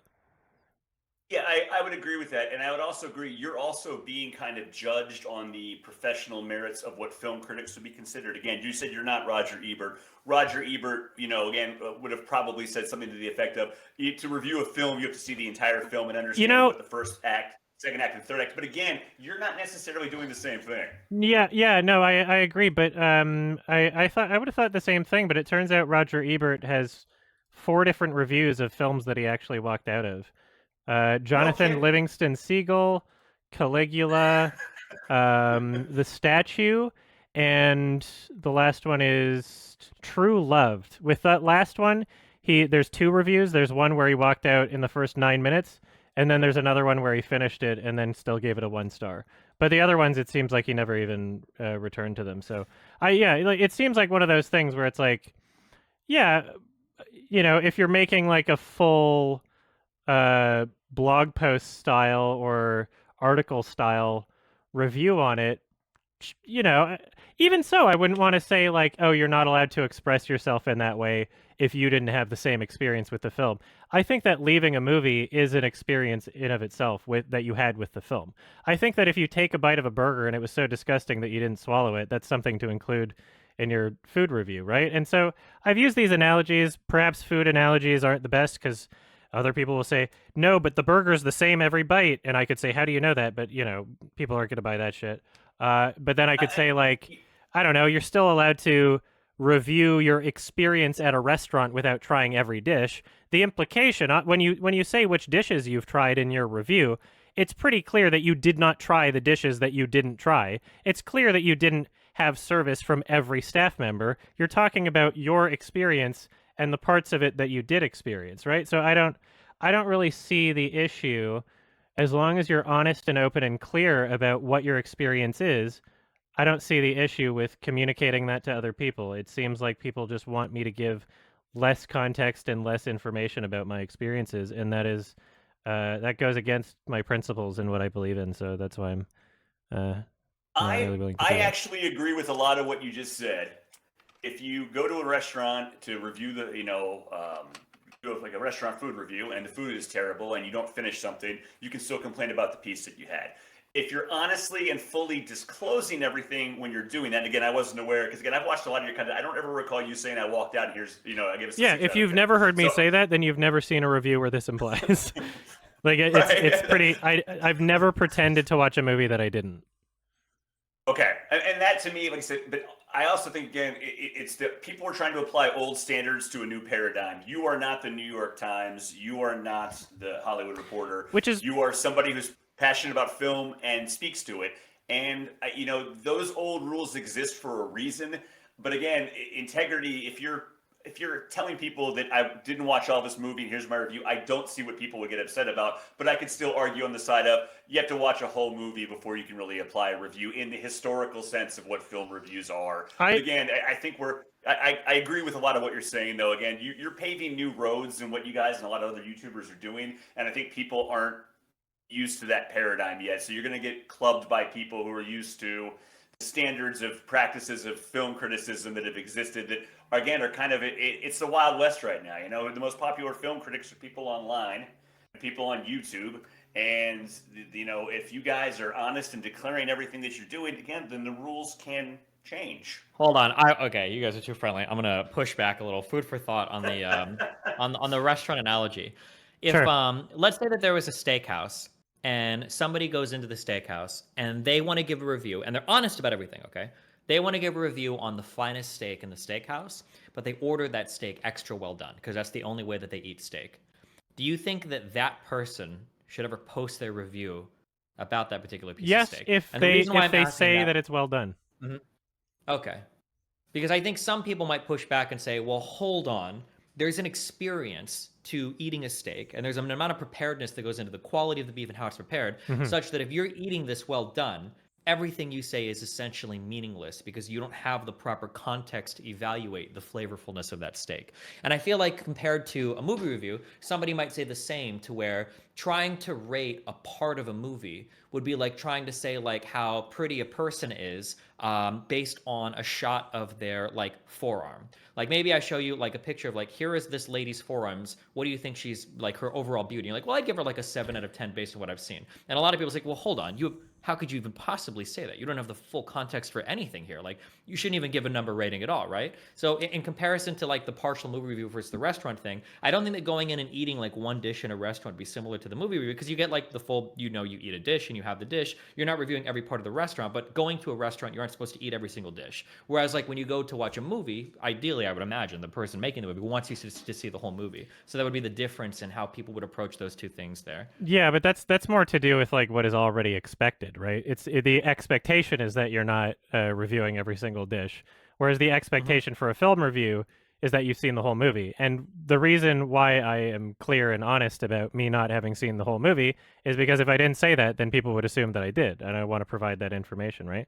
So if we go back to like that conversation about like, judging the attractiveness of a person if you've only seen their arm, if you're saying out up front, I've only seen the arm and that's a pretty attractive arm, I could imagine that the rest of her is attractive based off that arm. If that's what you want to say, that's a perfectly valid thing to say. That doesn't mean that you're correct in saying so. That doesn't mean that your assessment of the rest of the person is correct, but it's a valid perspective to share, right?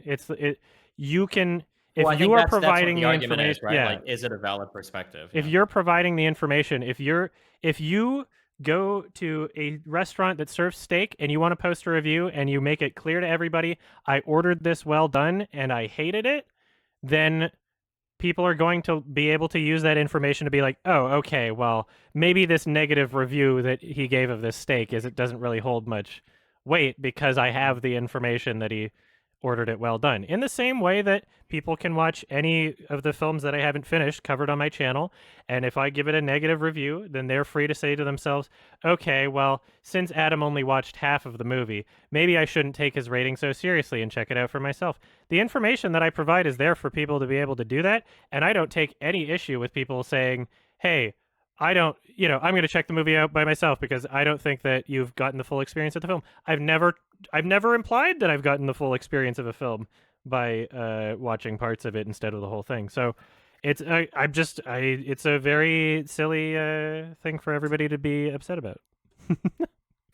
I agree. It's silly for people to get really upset about it because, again, we're talking film and we're talking, again, what's the purpose of somebody reviewing a movie? I have a movie that just premiered on Tubi like 2 weeks ago, right? Mm-hmm. And I'm trying to get people to watch the movie. I'm trying to get people to care about it enough to go in and click on a link and watch the movie.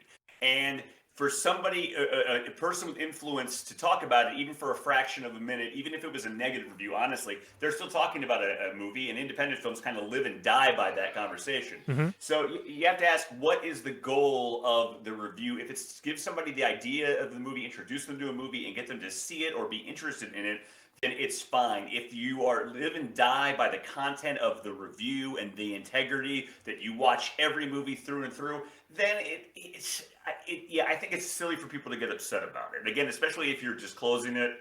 But I do think, me personally, I would never write a review for a movie I did not see all the way through and assign it a score, because I don't mm-hmm. believe you can judge a work of a 3-act movie.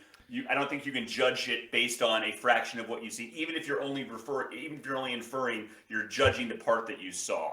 Okay. So I understand why people are nitpicking about it, because, again, that's what film lovers do. We nitpick. Mm-hmm. But I still don't think it's anything to get upset about. Like, even me, I was like, well, I wouldn't do that. But, again, Adam's not working for the New York Times. He's not saying, I watched the whole movie. I don't even think I'm like implying like a level of authority. I'm pretty. If you've seen my videos, you know that I'm constantly being like, "Well, check this one out if you want." I wasn't into it, sort of thing. Yeah, I seem to be like pretty on top of like the concept that not everybody's brain is the same. Just because I don't like something doesn't mean you have to not like it. Yeah, okay, another question, because I'm shit-stirring because you guys are agreeing too much. Okay, please. So to is it Angus? I don't want to mispronounce your name. Yeah, it's Angus. Uh-huh. Angus. Okay, so let's say theoretically, now these aren't necessarily my positions, like I'm just curious, right? So let's say theoretically, you're talking about how exposure can be important when you're an independent film person, right? There's more film today than ever to watch in human history. So any amount of mentions obviously can be really important. Say you create a film, a small short film or whatever, even, or 45-minute film, and let's say there's like a huge tonal shift in the half and you in the middle, and you think this is kind of a really important part of understanding or people enjoying your film. Let's say somebody like Adam over here, let's say he reviews like 15 minutes of it. He's like, I didn't really get into it. It was kind of slow. It seemed kind of boring. I give it like a 5 or 6 out of 10 based on what I've seen. What do you think? There's ever a fear that there's a lot of people that hear that, and whenever they think of the film, they don't actually watch it. But there's like, oh, I was gonna watch it. I don't give it like a 5 out of 10. It's a short film. Who cares? Do you ever think there's a worry that might happen? I think there's always the potential of somebody in a position of influence that has a large audience to talk detrimentally about a work of art that they're not completely familiar with the whole thing. Yes. Mm-hmm. I could see that as being, if I was an independent filmmaker and I had a movie in a big festival and, I'm trying to get eyeballs on it and people to care about it, and somebody only watched a part of it, yes, I would probably, as a filmmaker, that would probably, that would hurt my feelings. That would make me feel like, again, like he didn't do the job of seeing the entire movie. And again, if he wasn't into it, and that's his opinion, it's cool. I would probably be like, maybe you should have watched the whole thing. Maybe, maybe I'd reach out to him on social media and say, hey, maybe at some point you can watch the rest of it and maybe it'll change your mind. But yeah, I mean, I could see how independent filmmakers would be a little, you could ruffle some feathers that way for sure. Yeah, I mean, that's the reason why this is only done in an at-home digital environment. The only times I've ever done this is because as soon as I get to the point where I'm abandoning the movie anyway, I skip through and I see like, okay, does this get more interesting as it goes along? Maybe that's something to consider. It's not like a full representation, obviously, of like what the film is. It's never going to be like an accurate version of what the film is. But I feel like, generally I would probably catch something like that. And even so, even if the second half of the film has a massive tonal shift and it gets interesting, like a film like Parasite isn't dependent on the second half. Like, it's not like people were like, oh my God, get on with it. And then the second half of the film of Parasite happens and then suddenly it's a good movie. No, I think that the first however long of a movie, the opening of a film is as important as any other part of the film. The first 30 minutes is as important as the rest of the film. If a film isn't capturing me, even if it's in the first half of it, that's something to note. That's something that is worthy of sharing in an experience. It has to be. It's a film's job to make it worth it to get to the ending. It can't just have a good ending and the rest of it's shit. I mean, it can, but technically, but you know what it makes me think of, Adam, is like when you're watching YouTube analytics and you see like the first 2 minutes of a video has this much viewership and then it drops off. Yeah. If people stop watching, is that I guess the movie experience could be the same thing. However, I think when people find somebody who they like, who reviews movies or reviews television shows or any kind of artistic content, it's the personality of the person that they're interested in. So I think people who follow your channel and watch you are probably, again, they're probably tuned into a lot of the same stuff you are, and there's probably a percentage of people that don't like what you say but are entertained by what you say. So I think the point that was made here that was good is that a small film, to get a bad review on a small independent film at a festival for only seeing part of it, that could be detrimental to a filmmaker. That could be detrimental to something that, again, you might turn people off from watching something that they may have enjoyed. The alternate side of that, though, is again, people might not have even heard of the movie. Yeah, like you can only turn someone off of watching something if they were planning on watching it in the first place. Otherwise, you have nothing but positive interaction with it. Like, if a movie that no one was ever going to hear from outside of hearing it from me gets a negative review, that increases the chances that people will watch it. No matter what I say about it, people will watch it because of that. Like a fraction of people, sure. But that's more people than nobody if no one was going to hear about the movie beforehand. So I don't think that that's really an issue. I was trying to think of like independent films that I know you've independent films that you've done a good job on before of promoting. Like, what was it, Thunder Road? Yeah. Like, how many people never heard of Thunder Road? Yeah, the director thanked me for that. He said that my review came out at like a really good time, and it helped him, because he decided to not to sell it and to distribute it independently and on iTunes. And he said that my review came out at the perfect time, and it was the best financial decision he's ever made. So he was happy about that. So. Then the alternate is if somebody puts out a movie like Thunder Road, and then you only watched half of it and canned it. At that point, were you doing that film a service by mentioning it? Maybe, but then at the same time, you can understand why the director might feel differently because you really enjoyed that movie. So maybe it's a bad example. Yeah, but, every movie I've trashed experiences some sort of like a bump in their, engagement, their search results and stuff. So. I mean, I won't lie to you, Adam. When you were talking about this, I was like, if this is my independent film and you only watched 15 minutes of it and then gave it a bad review, I'd probably go on social media and be like, start banging the drum like, this guy only watched half the movie and said it was terrible. We should all be outraged. I mean, in order to promote the movie. If you have the information that I didn't finish it, you're perfectly valid in saying that because I didn't finish it, I didn't get the full experience of the film. That is a valid perspective. I think if we're good here, I might try to find someone else who can come on. It was great talking to you, though. Yeah. I appreciate you taking the time. Like I said, I'm a fan of the channel. I'm a fan of your content. I wrote an article a while back about the 5 best movie-related channels, and you were on it. Oh, thank you so much. You're welcome. I think it was like you, and it was Jenny Nicholson, and I can't remember the other ones right off the top of my head. I think I might have seen that. I really do like what you do, and really do appreciate what you do, and it was a pleasure to talk to you. Thank you, Angus. Have a great rest of your day, guys. You too. Thanks.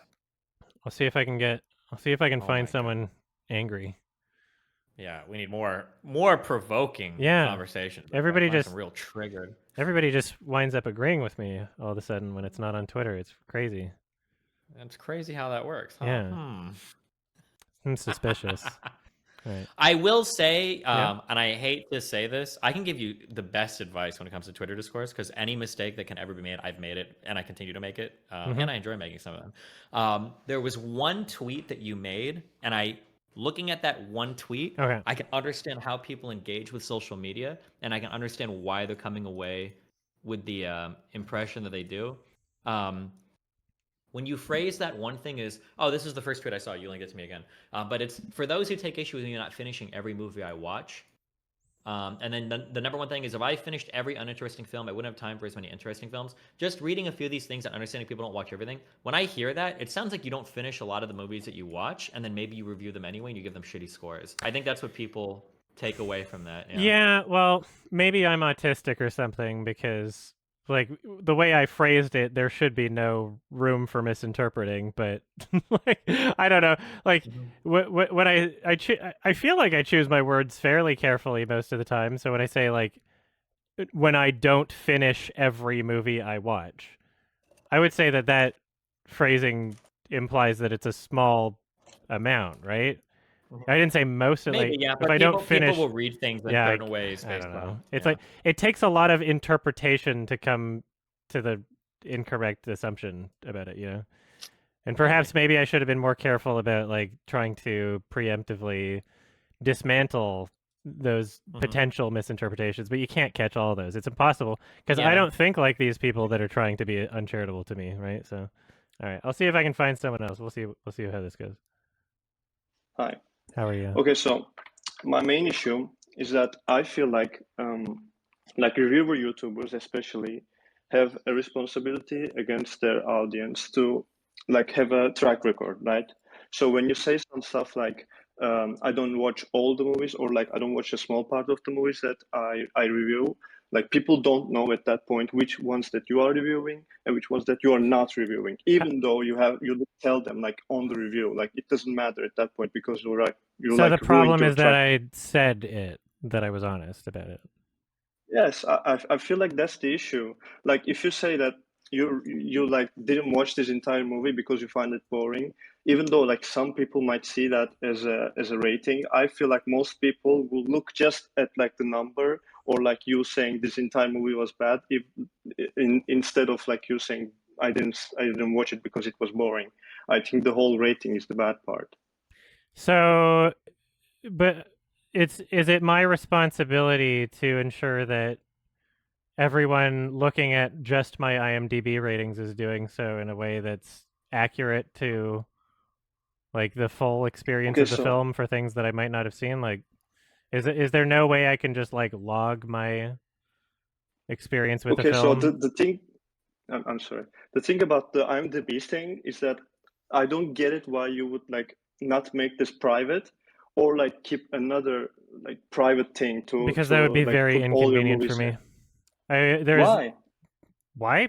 Why would I want to sign in and out of 2 different accounts to log movies? No, wait. Can't you like make your records private I could make all of my on ratings IMDb? private, and then that would punish all All of of the them? people in. Yeah, I could, and I could punish Oh, all of the people in my audience that are able to look at my ratings and be like, "Oh, well, here's what he thought of this movie, but I'm gonna wait until he actually, makes a video on it," or just use it. Like, I don't think that the majority of people in my audience are irresponsible in how they interpret my ratings. So it'd be weird to punish them by restricting information when there's a minority of people who don't know how to interpret things or are doing so in an okay. irresponsible way, right? So firstly, I don't agree that most people like don't know how to interpret things, but because I think that majority of the responsibility is not on the watcher, but it's actually on you to make it like as clear as you can to the Oh, that's why I people say it in my that, video. yeah, but I think that like you can say it, but I think there's a track record that follows it too. What's Like the if I track if I record have someone like, of me putting a number in my IMDb?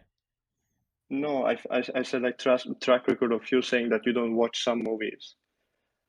Like So for example, if go on. yeah, tell me. No, because like if for example, what was his name? Nostalgia critic would be like, oh yeah, guys. By the way, I some of the movies that I didn't pass, some of them I just skipped them. Like I just went into the middle of, or I just like skipped like 30% of them. But it's not a Like question as to which ones that is, because every single time I've done that, I've said it in that review. There's no me saying, hey, I never said, hey, guys, there's a certain amount of movies that I've skipped through in the past, and you're going to have to guess which ones. That's not a thing that was happening. I was responding to people being upset with specific reviews in which I mentioned that I didn't finish the movie and that I was just reviewing the parts that I saw, right? Okay, then can I ask you something? Yes. What's the point in reviewing a movie if you haven't watched it all? Like, what's the point in that? To share my experiences with the film. But why would your experience matter if you don't know the whole story? No, yeah, that's why I give my experience on the part of the story that I did see. But like, why would you like even tell that part if you haven't seen the story? Do you think it's possible if for you just, someone to find value in something that you do not? I do think that if you're like watching a story that has a start, a middle, and an ending, I think that if you just like saw a part, I don't think that matters if you have not seen the whole 3 parts of it. Oh, sure. There are people in my audience that actually appreciate that information, and to them it matters. Like, to me, it matters. So I'm just wondering why I should change my content based off of what matters to you. No. Can I ask a clarifying question here, maybe for this? Sure. So are you both familiar with a Serbian film? Yes. Not really, no. So it's an extremely like gore porn horror film where I think they like fuck a toddler. Like it's an extremely extreme film. Yeah. It's possible that in Demonetized. watching films like this or Hostel or any of these other like kind of like gore porn films, that somebody might watch a film like this and walk out like immediately, like or like they might walk out of the first 20 minutes. Do you think that it's conceivable that for a film like that, somebody could walk out immediately or walk out like early into the film and then give a review and say, listen, I tried to watch this film. I walked out. Here are the reasons why. Do you think that that's possible that some people might find value in a review like that? Or should that person just never be allowed to share their experience with it? Okay, should I go first or do you want to go? Well, we already know my answer. I mean, Adam, so. I imagine would, Adam's going to say there is value. Yeah, so I'm curious what your answer would be. Okay, so firstly, I don't think that a person, like a random ass person that's just watching this movie, making a review online matters at all. I think that if someone has a big audience and they are actually the ones that are watching this movie and telling it the same way that this random ass guy was saying, I think there's a whole difference there. I think that the whole audience makes the difference for me. So if you were a larger person, you would be obligated to either watch the whole movie or just never comment at all about. No. If there's a let's put a hypothetical out there. If there's a female film critic that has really traumatizing experiences with sexual abuse, and that appears at some point in the film, and she leaves, somewhere before the end, is she allowed to say to her audience, like, I left this movie because there was sexual abuse in it and I have a trigger for it? Is she allowed to say that, or is she just, that's not valuable because it's only part of the movie? Oh, of course. Well, how come I'm not allowed to? Wait. How come I'm not allowed to? No, you can. Okay, so I want to differentiate between these two things. I don't care if you say I haven't watched it all, if I got triggered or I don't like this part, so I went out of the theater. But if you're saying that and saying, oh, by the way, the movie was like a 3 out of 10. Oh no, I don't say the movie was a 3 out of 10. I say the parts that I watched were a 3 out of 10. I say the very heavy, not just implicate. I make it pretty clear that when I assign a number for a film that I haven't watched, I say from what I've seen, this was what my experience of the movie is, right? So even if I was making a random guess over the quality of the rest, if let's say I watch 5 minutes of a movie, this is an extreme example, which I don't think I've done this, 5 minutes of a movie, and I say, based off of this 5 minutes of the movie, here's how I imagine the rest of the movie is, and I give a number. As long as I'm being honest and saying that that's what I'm doing, I still don't see the issue. It seems like a weird thing to get upset about. Because someone can watch that and be like, oh, well, this is only the first 5 minutes, so I'll take that rating with a grain of salt and check it out for myself. No one has to treat my perspective like gospel, right? Yeah.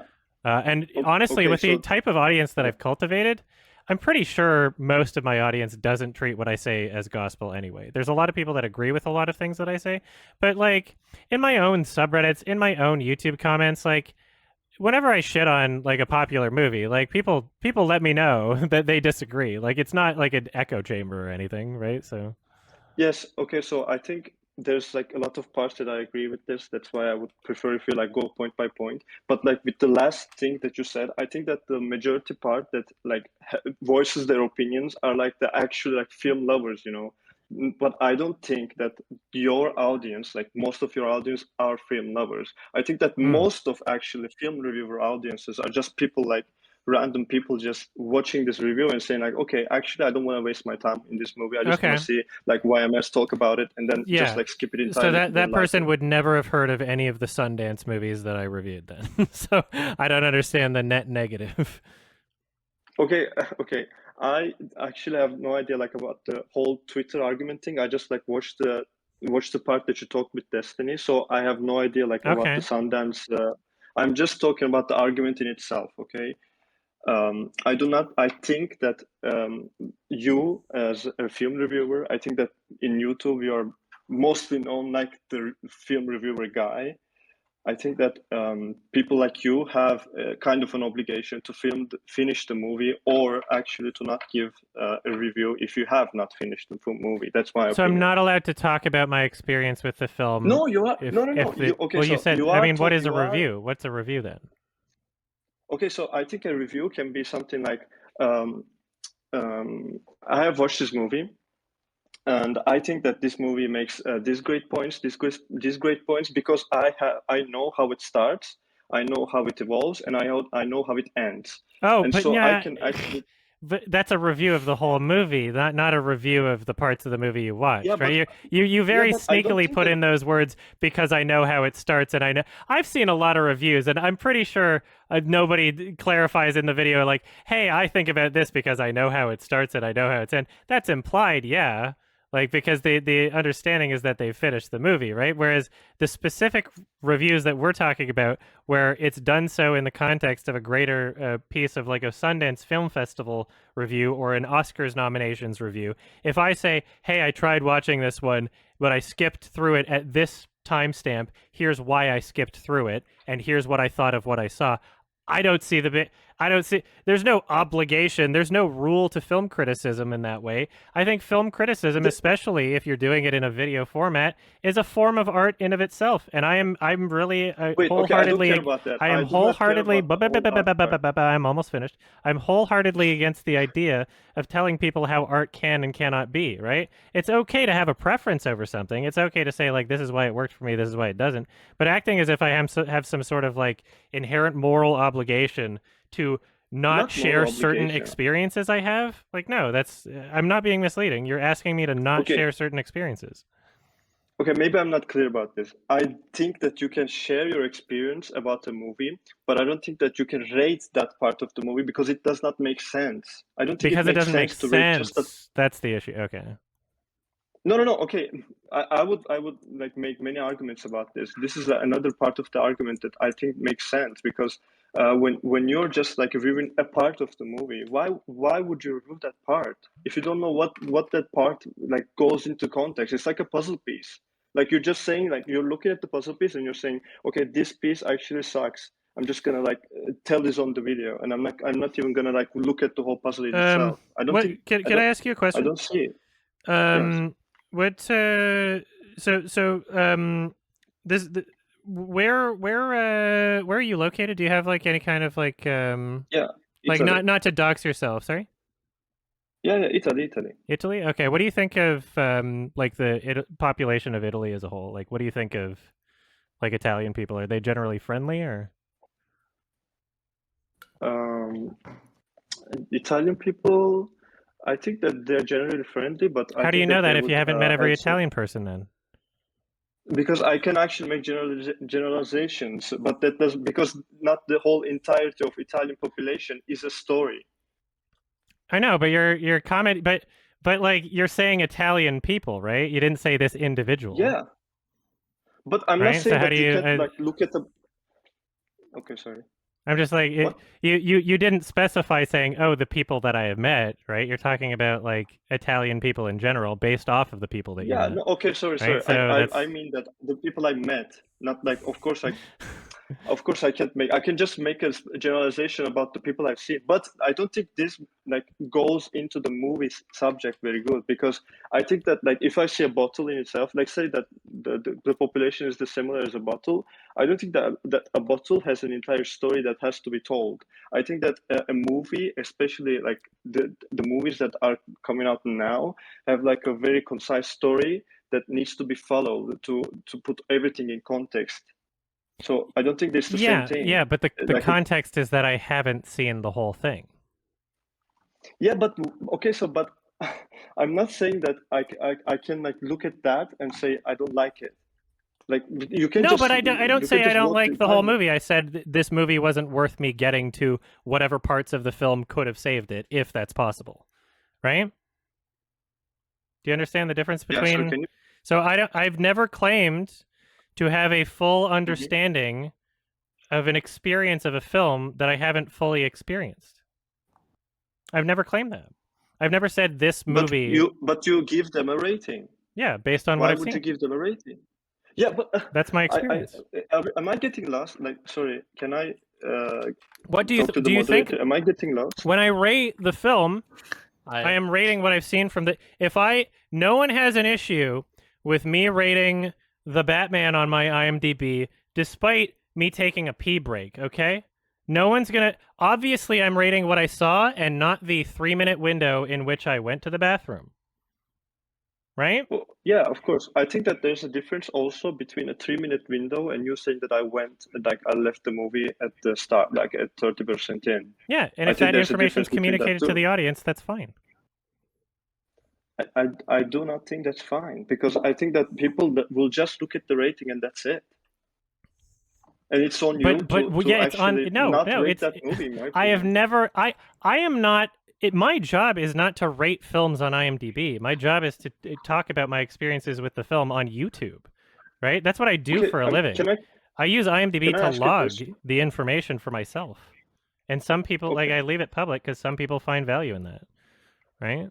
Okay, can I ask you a question? Yeah. Why are you posting whatever you do, your experiences on YouTube? Because that's the best Why are way you I can posting express that? myself. But why I would you like express video yourself? editing. I like I feel like the edited format allows me to Okay, great. communicate my thoughts better than if I were writing up an essay or if I were, speaking like publicly, He's not saying why do you choose YouTube over any other format. He's like, what's the purpose of your channel? Is what he's asking. Oh, to express my Not also like experiences with the film. why don't you just like okay you can okay, but why would you why would you express your experience at all? Like Because why are you I doing that? find value in doing that. I don't know. Why do I like grapes? Like no one controls what they like. I think in a way, what you do also is for like changing people's minds on movies. Don't you think that's a part of it? If it helps them to understand their own perspective better, then sure. But it's not necessarily about trying to enforce my own position onto others that don't agree. If what Okay, I but say what if helps someone form their own perspective, then that's great. okay, but what if their perspective is just like, okay, I'm just gonna watch Adam and I'm gonna like think of my like I'm gonna think of that movie as he said it, and I'm not just gonna look any further into it. I'm just gonna look at Yeah, that, and that's it. that can be. Anyone can do that to anything. Yeah. Okay, but don't you think that the movie that, like, for example, this person looked at a review that you haven't seen the entire movie? Like, for example, if you haven't seen the entirety of Batman and you made a review and you actually rated it, and this guy like looked at the review, and I'm not saying you did this by the way, and this guy looked at the review and he said like, okay, that I trust Adam. I'm not gonna watch this video, and just like went off.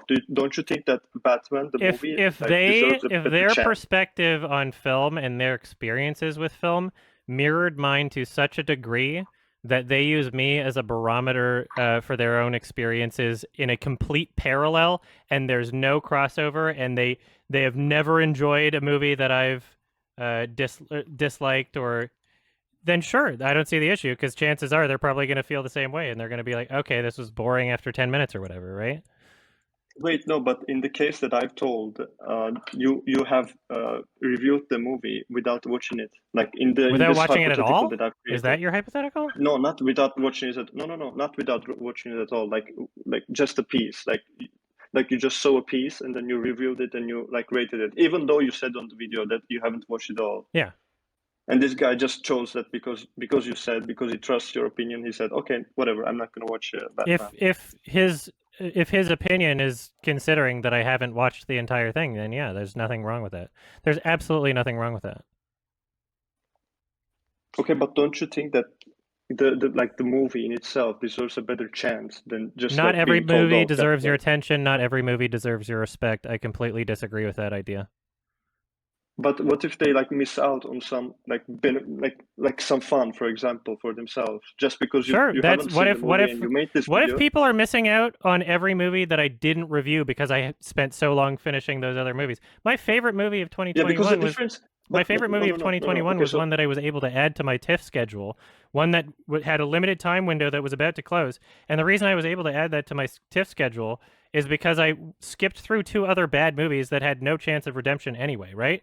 So I was able there's to a whole difference. I was able to recommend Sorry. people more films that were valuable to me, and if they're part of my audience member and they agree with my takes a lot, chances are it was valuable to them too. I was able to do that because I skipped those other movies. What's more disrespectful, not finishing a movie or not even starting it? I think not even starting it is more disrespectful. Absolutely not. I think that not even starting a movie, like for example, if you haven't started that movie that you just talked about, I think that a person might have a bigger chance, like the person that I've talked about, might have a bigger chance than actually watching that movie if you haven't voted it at all. You have Because if no you just idea like how my voted it channel on the works basis that then. I've You have told, no idea how my channel works. Like, this is, I recommend, okay, what am I the missing? movies that we are talking about here are either Oscar nominated, so everybody knows about them anyway, and they can make up their own decisions, or they're like tiny festival things that nobody would have heard of if I didn't mention them, right? Like this weird hypothetical person that you're talking about, like I'm not sure if they exist. What if that person's me? What if I like, because in Italy, like we have these like niche movies that just come out in Italy and like little theaters. Maybe I just like go and see those. But even me, I trust your opinion on like general movies. So I would just like Yeah, go and watch these niche movies, but not go and watch the movies that you have. Okay. If I was trusting a film reviewer on their opinions, if their taste reflected mine to a T, and they said, I got bored of this movie after the first 30 minutes, what's the problem with me saying, oh, I've agreed with everything else they've said. I would probably get bored in the first 30 minutes. Let's not check it out. I've probably saved a lot of people some time, to be perfectly honest. How would you know that? I think that for this conversation, I think that you two fundamentally disagree on what the obligation of a reviewer is. I think that's where the disagreement is. Because I think if I can state the Italian guy's perspective, or I'm assuming you're Italian, if I can state your perspective correctly, it kind of sounds like you believe that like if you're a movie reviewer and that's what you're getting paid to do and that's what your profession is, you kind of have an obligation to any movie that you speak about to have a full understanding of, at the bare minimum, having watched the full movie. And that until that's happened, you probably should reserve any judgment or give any opinion because you're kind of doing a disservice to both the movie, your audience, and even to yourself as a reviewer, because it's not really what you should be doing is giving partial reviews. If you haven't seen the full movie, you just shouldn't say anything at all. But Adam seems to view it a bit differently, that reviewing stuff is a hobby for him. It's what he enjoys doing. But like at the end of the day, he just wants to kind of get through as much stuff as possible, give his opinion on as many things as possible. He doesn't view this like kind of sacred moral obligation. Depending on what I'm covering. Like I spent fucking a year on Kimba. I'm spending several years on Lion King. Like I have to choose my battles wisely in terms of like what I'm willing to spend my time on. Sure, but I don't think his problem isn't the choosing the battles wisely. It's whether or not you should say anything about something you haven't like reviewed. I don't think he would care if you're choosing your battles, but it's just that if you've chosen not to fight some things, don't half fight it is basically what he's saying. That's his argument. Can I clarify something? I just want to clarify that I do not agree that you should not say anything at all. I think that it is fine when you just state your opinion about the movie, saying that you haven't watched it because you got bored out of it. But like it's not fair if you like watch the entirety of the movie, and based off the part that you got bored out of. Where's the fairness come into play? I'm confused. Wait, what do you mean? Sorry. It's not fair to who? It's not fair. I think it's not fair to the movie and to the people that actually like trust your opinion about the Okay. movie. Does every movie deserve your respect? What? Does every movie deserve your respect? You're saying that certain things are not fair to certain movies, right? So what's wrong with not being fair to a movie? Every movie starts off as neutral. Like there's no movie that doesn't deserve your attention. I think every movie can no movie deserve that your doesn't attention. deserve your attention. I fundamentally disagree.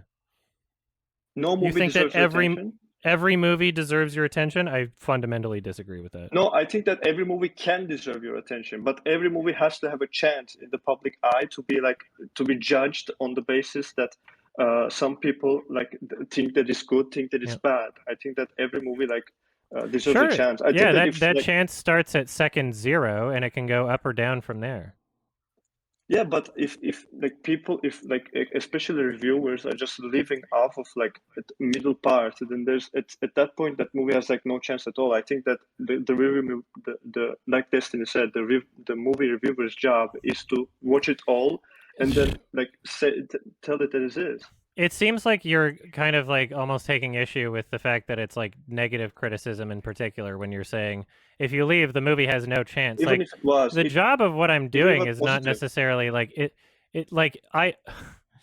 the end goal isn't to necessarily come away from something being like, oh, this was the best. That's ideal, right?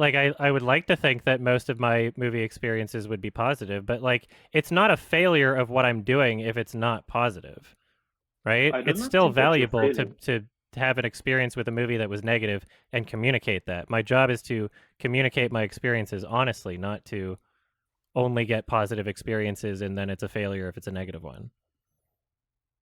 It's your experience is a totally different thing than a whole rating, in my opinion. So this whole thing I'm talking about. So when you've given your example of what you think a review should be. So what is your example of what someone communicating their experience with a film would be? What's your example of that? Wait. Can I ask one more clarifying question before you do that? Would you be okay with this for the Italian guy? Would you be okay with this, everything Adam does, if he just didn't provide a rating number for a movie that he only watched part of? That's a part that I actually am not sure about. That's my issue with my argument, is that I have not a good definition of a review and the rating. I think these two things merge in with experience pretty badly for me, because I think that Adam can say, okay, a review is just my whole experience, and I can't just tell my experience in this part of the movie, in a little part, and that's just a review. But I would say so. I would say yes. I am of the personal belief that no matter who you are, no matter how much of the movie you've watched, your experience is limited. There's certain films where I would argue you haven't seen it if you haven't watched it twice. I would never get mad at someone for reviewing it if they've only seen it once, even if I believe they haven't seen it, without having watched it twice. There are films that you can watch where you're not going to get the full experience based on your own life experiences. There are films that you can watch where you're not going to get the intended grasp of everything that's happening because you didn't grow up in the country that it's set in, or you didn't have the same lifestyle as some of the characters did, right? You're not getting the full experience of a movie no matter what you do. Everybody commenting on a film is just talking about what they're able to pick up and grasp, right? So I don't really feel like that's a big deal as long as you're honest with communicating what your limitations are and what your experience is. But I think that everything you said is true, but I think that none of this entails that you don't have to watch the entirety of the movie and rate it. I think you can say everything that you just said, and it could be true, but I think that when you come to the part where you say, okay, a reviewer actually doesn't even have to watch the entirety of the movie just to give an opinion about the whole. You say the whole, but we've been past this. I'm not giving an opinion on the whole. You can't keep going back to the. You always add that at the end of your sentence, but I thought we've been past that. When you give a rating, I'm not giving my opinion on the whole thing. I'm giving my opinion on the parts that I've seen. When you give a rating, isn't that opinion? Of the parts that I've seen.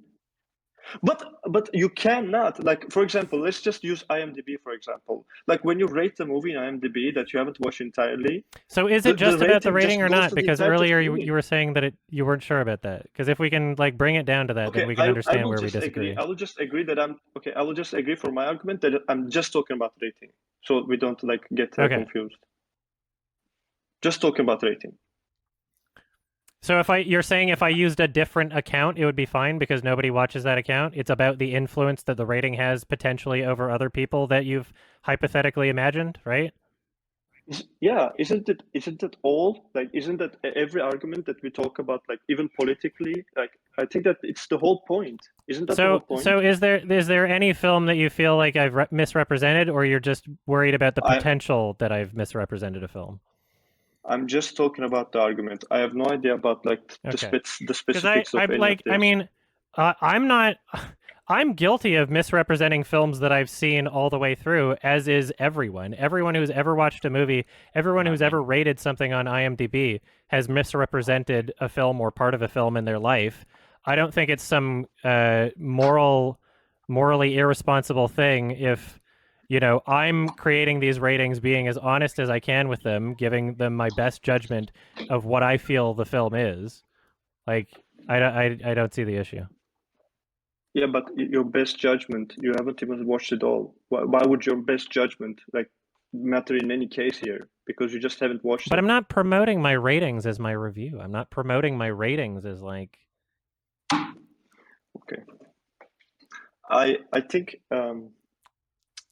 it's my best judgment with the perspective, the limited perspective of not having seen the whole thing, right?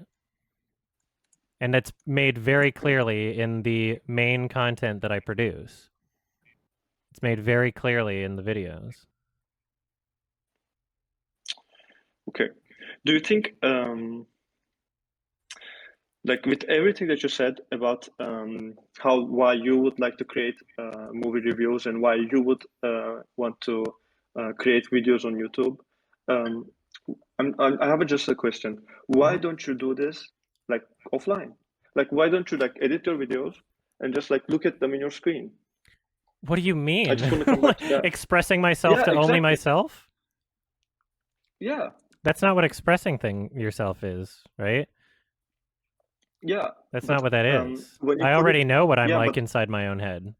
I want to share my experiences with people and come across like-minded people, and yeah, I add myself to the pool of information that exists. Okay, sorry. Do you think that anything changes when you take this video and put it outside, like put it like on the, for everyone to see? Yeah, people get to discuss it. People get to share their opinions about it. People get to share it around and decide for themselves whether or not it was a substantive addition to the conversation about a film. In my videos, there's comedic elements. I'm sorry. I have to call you out on this. Sure. Weren't you before agreeing with Destiny about the fact that most of the people have this issue with video essays, that they see video essays as fact? Like, didn't you agree with that? We were talking specifically about those types of like informative, like, okay, here's a breakdown of something. But the videos in which I say I've skipped through a movie, it's like a 1 to 2 minute segment of me being like, here's why I skipped through it. I'm never trying to present it as like, here's what the entirety of the film is. I'm not making a persuasive argument about parts of the film I haven't seen. Right? So like what's weird to me about this is like, I don't feel like I am responsible for people who are misinterpreting how I say things and what I say when I are. Yeah. Well, how do I alleviate that? I provide as much information and context and honesty as possible, right? And you're saying that despite me doing that, I'm still responsible? No, that's bullshit, right? Like, I've been nothing but honest about this. I've been nothing but clear. I've had videos where I've been like, hey, I'm rating this like a 7 out of 10, but by the way, I had lunch with them once, and that's information that, like, even though I'm not best friends with them or whatever, that's information that they might want to know and be like, oh, okay, well, he might have some sort of friendly relationship with them, so he might give it an extra point. And even though I feel like I'm communicating myself honestly regardless, I provide that information. And so you're saying, like, oh, well, it doesn't matter how much information you provide, just inherently experiencing things in a certain way means that you're being irresponsible because some people don't know how to interpret the obvious and clear information you provided. I think that's bullshit. I think a really good like sticking point for this would be if somebody could provide an example where they feel like you hadn't clarified enough or you gave an irresponsible review. I Because it sounds like wish. I people wish are I could do arguing. that. Yeah, it sounds like people are arguing a lot off of hypotheticals because I can conceive of short blurb reviews that you've done that even I would probably disagree with, but then I can also conceive of like these short kind of reviews where it's like, okay, yeah, this is fine. Like theoretically, if you did a 1 to 2 minute blurb on a thing, you're like, I sat down, I tried to watch this movie, moved a little bit slow to me, I thought it looked good, the music was nice, but it didn't catch my attention, based on what I've seen, maybe 6 out of 10. Like something like that I'd probably be okay with. But if it was like I sat down to watch this and oh my god, it was dreadfully boring, I didn't understand the story, I didn't understand any of the characters, like it just seemed like a horrible movie, I'd give it like a 5 out of 10, just based on what I saw. I probably wouldn't be okay with that, but I think it would depend a lot on the specific review. Yeah, But, I mean, it would don't be think nice I've if been people like had the ability dishonest or to. misleading in any way. I mean, I can definitely, if this is something you care about, I can definitely like go through some of this stuff and like point out some of the moments where this, like what I've said, shows on the video. Like I would be okay with doing that. Like Like what's an to get example like a though? further debate. For example, like if I saw like you talking about like in Twitter, like saying like I have not. There's actually some movies that I have not watched entirely, and in these movies, there's this movie, and you put in the title, and then I like go back in your video catalog, and then I found like you There's a saying like few a in the strong most recent opinion. video I've posted. That's why it's like a thing right now. Wait. If you agree, then just like you do. So you do agree that you're like fucked What? up on this point, right? Sorry, what do you just mean? said that I there don't are some understand. Didn't you just say that there are some videos that you like say you haven't watched but gave a strong opinion, or did I misunderstood? I'm sorry. Well, I gave an opinion on the parts that I've watched, and I made that clear that that's what I'm doing. Oh, okay. This is so I don't know how to engage with that because I feel like I just do not think that it makes sense. Like it does not make sense to like review that part. The movie is Why? a story. You're really restricting Why would anyone care the. about the review of that part? It doesn't matter if you don't care. It doesn't matter if you don't care. No, I why have would my own audience, right? Why are you trying to yeah, I'm restrict what sorry. someone I can don't mean do in like I terms of don't care. expressing themselves? That's crazy to me. I'm said mistakenly. Like when I say I don't care, like I mean like why would people have to know that? Like I'm sorry, why would No one people has have to to know know. No that one has to know fact? anything I say. But No one has to you're know a putting it single out thing there. that I post on my YouTube channel. No one has to know anything. Then why don't you put it offline? Because I choose to put it out there. Nobody No one has to know know any. What kind of a question is that? Why do you go outside? Like why are you saying anything you ever? just said- Why do you have a voice But where you you ju- speak a language to other people? Like I don't know what you're talking about. But you just said, why would anyone care about that? But you want people to care about it. You want people to talk about it. No, you I want didn't people say to it. look I at your didn't say review. why would anyone care. I said it doesn't matter if you don't care. Okay, but after that, I told you that when I say I don't care, I'm talking about the general. Like, why would you put it out there? There's no reason why I shouldn't be able to. Not like I don't care. You not having any good reason for why I should put something out there is not an argument against me putting something out there. Just because you don't understand a particular piece of art doesn't mean it shouldn't exist, right? Okay. I want to pull back on that.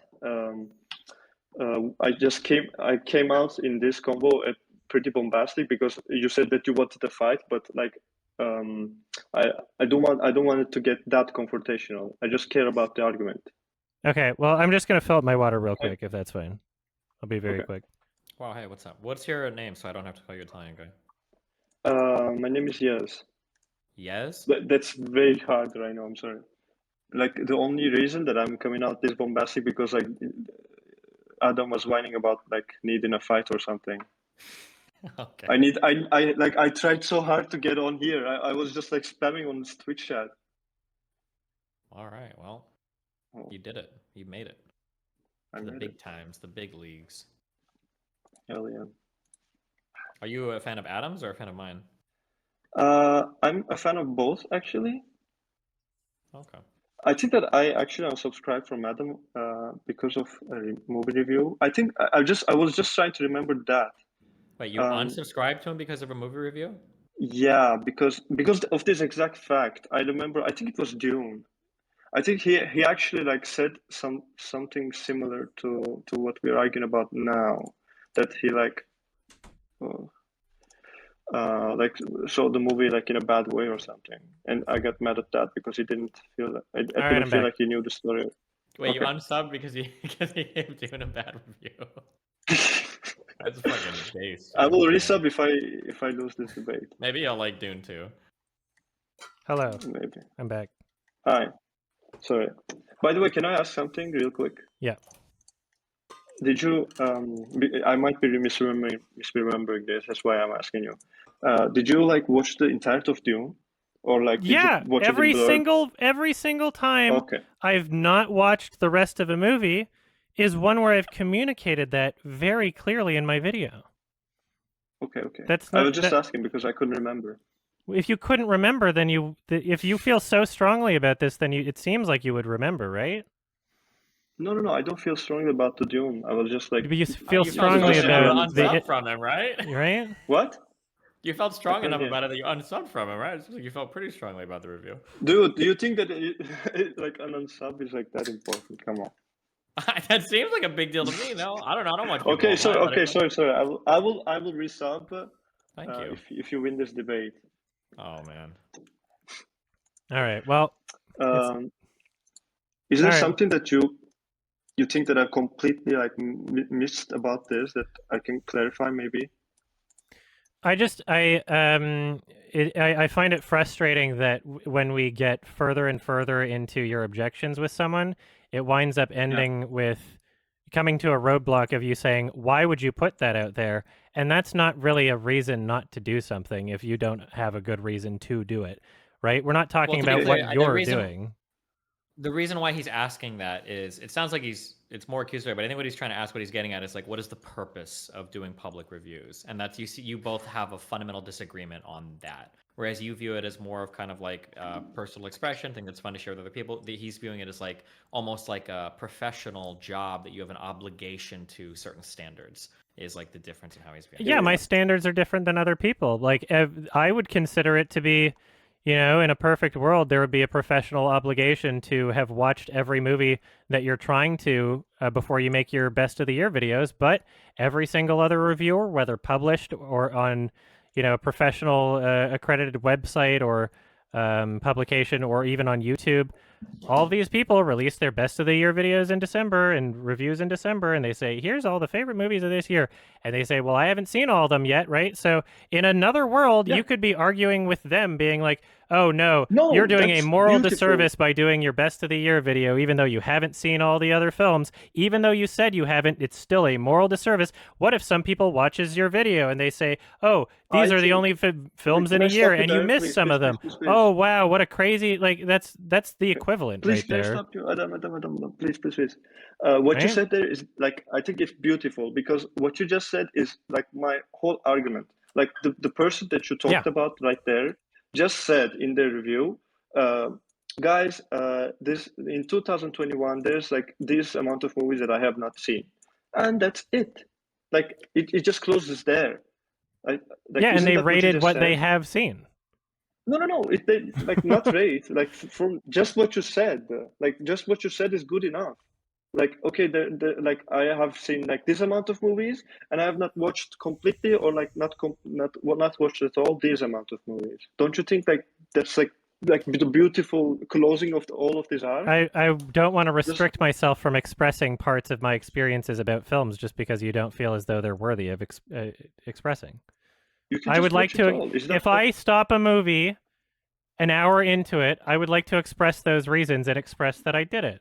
I don't see any, like, you can't, it's crazy to, act as if I'm doing something morally wrong by doing that. You are not no, you're not Hitler. You're not doing anything morally wrong. Okay, that's not anything. Okay, this is not Wait, like a that is the whole argument. It is that he's cancellation. doing something morally wrong. Not like the But worst I thing in don't the world, think but that that there's an obligation that he has as a reviewer that you think he's failing to meet, right? yes, but Yeah. I do not think that I don't want like to condemn him. I do not Sure, care yeah, about we're not saying condemning that him. it's like the worst thing in the world, but it's still like an Yeah. obligation that he's failing to meet. I'm Right? So saying some that sort of... there's no good reason why anyone should have an issue with it because I've provided all of the context, information, and honesty that anyone would need to be able to form their own opinions, much like someone saying, I haven't seen all of the movies I wanted to in a year when they make their best of the year video. Okay, so what you just said, I think that it does not matter because we just like about that we disagree. I think that there is just some people that are just going to disagree with that. I think that some people like me will think that you just simply should not rate or should not like talk intensively about like that movie. What would you watched. describe as But intensively? How many minutes am I allowed to talk about a movie that I haven't finished?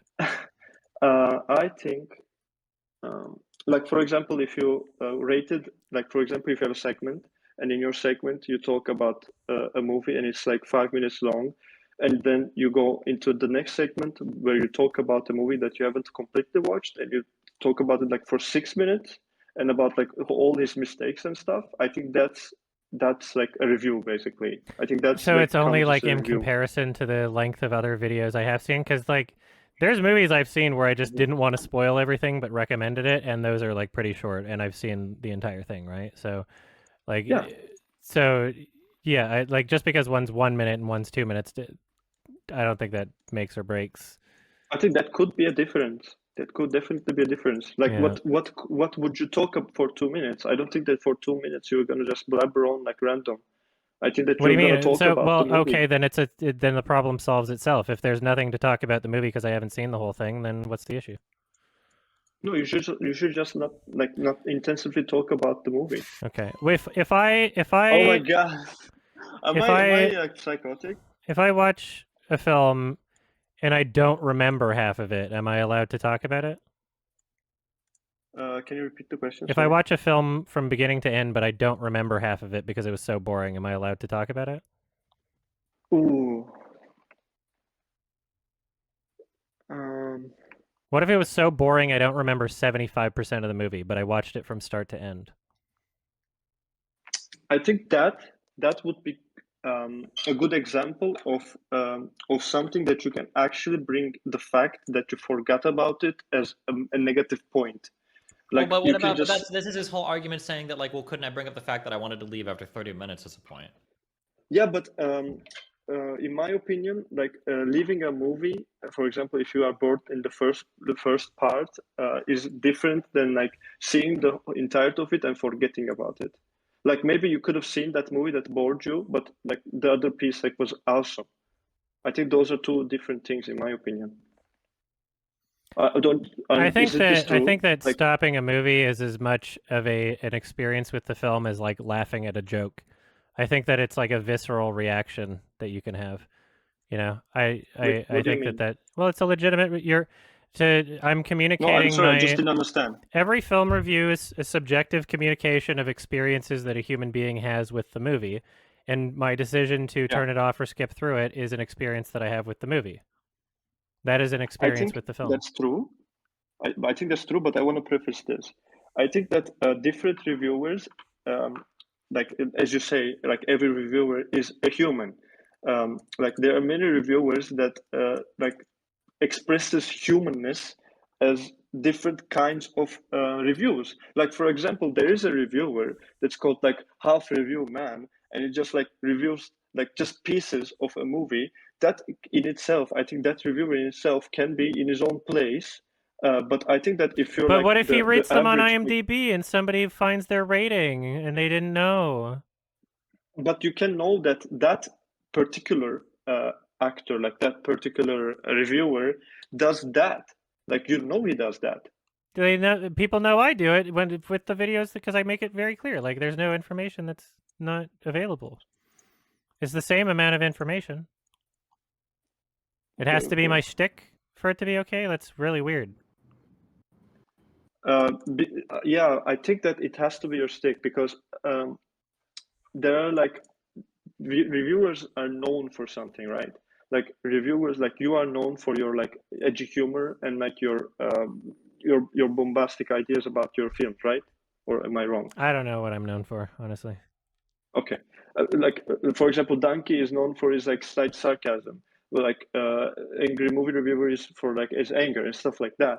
Like every like movie reviewer has his quirk. But like let's say that every reviewer, like some reviewers out of this come out and say like, guys, I'm gonna be honest, You I know don't what? watch all the movies. You know what? I Yeah. have an answer to that. My thing that people come to me for is authenticity. People know that I'm being honest about what I watch, and they know that even if it's something that I don't think people will like for me to hear, I say it. And that I'm holding true to my fucking shtick by doing exactly what we're talking about and skipping a movie, communicating my experience anyway, and explaining what my experience was. That is a part of that's my whole thing. That is my thing, is authenticity. Okay. So yeah. That's my shtick. So what's the issue? What would you describe? I'm not deflecting. Is this directly to what you just said? What would you describe your like account as? Like, what do you think? Not like your, if you're honest or like what's your shtick, but like what are you? Like what's your account? It's a YouTube channel. I don't like we. This is a I would weird say other conversation. If we're gonna try and like categorize no, things no, into different no, no, boxes, no, you could say like because I several think that the different things, category. like comedy, film criticism, discussion. Some of the videos I post are just absolute shit Yeah, posts and memes, right? Like, I think I agree. I think that your account is criticism and is also like about reviewing movies. Won't we agree with this? yeah. Okay, I think that the category of movie reviewers itself buys in to the fact that you have this kind of obligation to watch the movie if it's not your shtick to not watch the movie.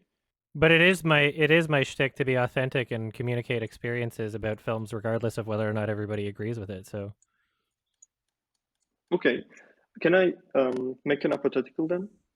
sure. Let's say that that is your stick. Let's say that that is, in your own opinion, what you want to do, what you do in your YouTube account. But let's say that you start attracting a big amount of audience that does not care about the stick and just like looks at your reviews. Don't you think at that point missing that whole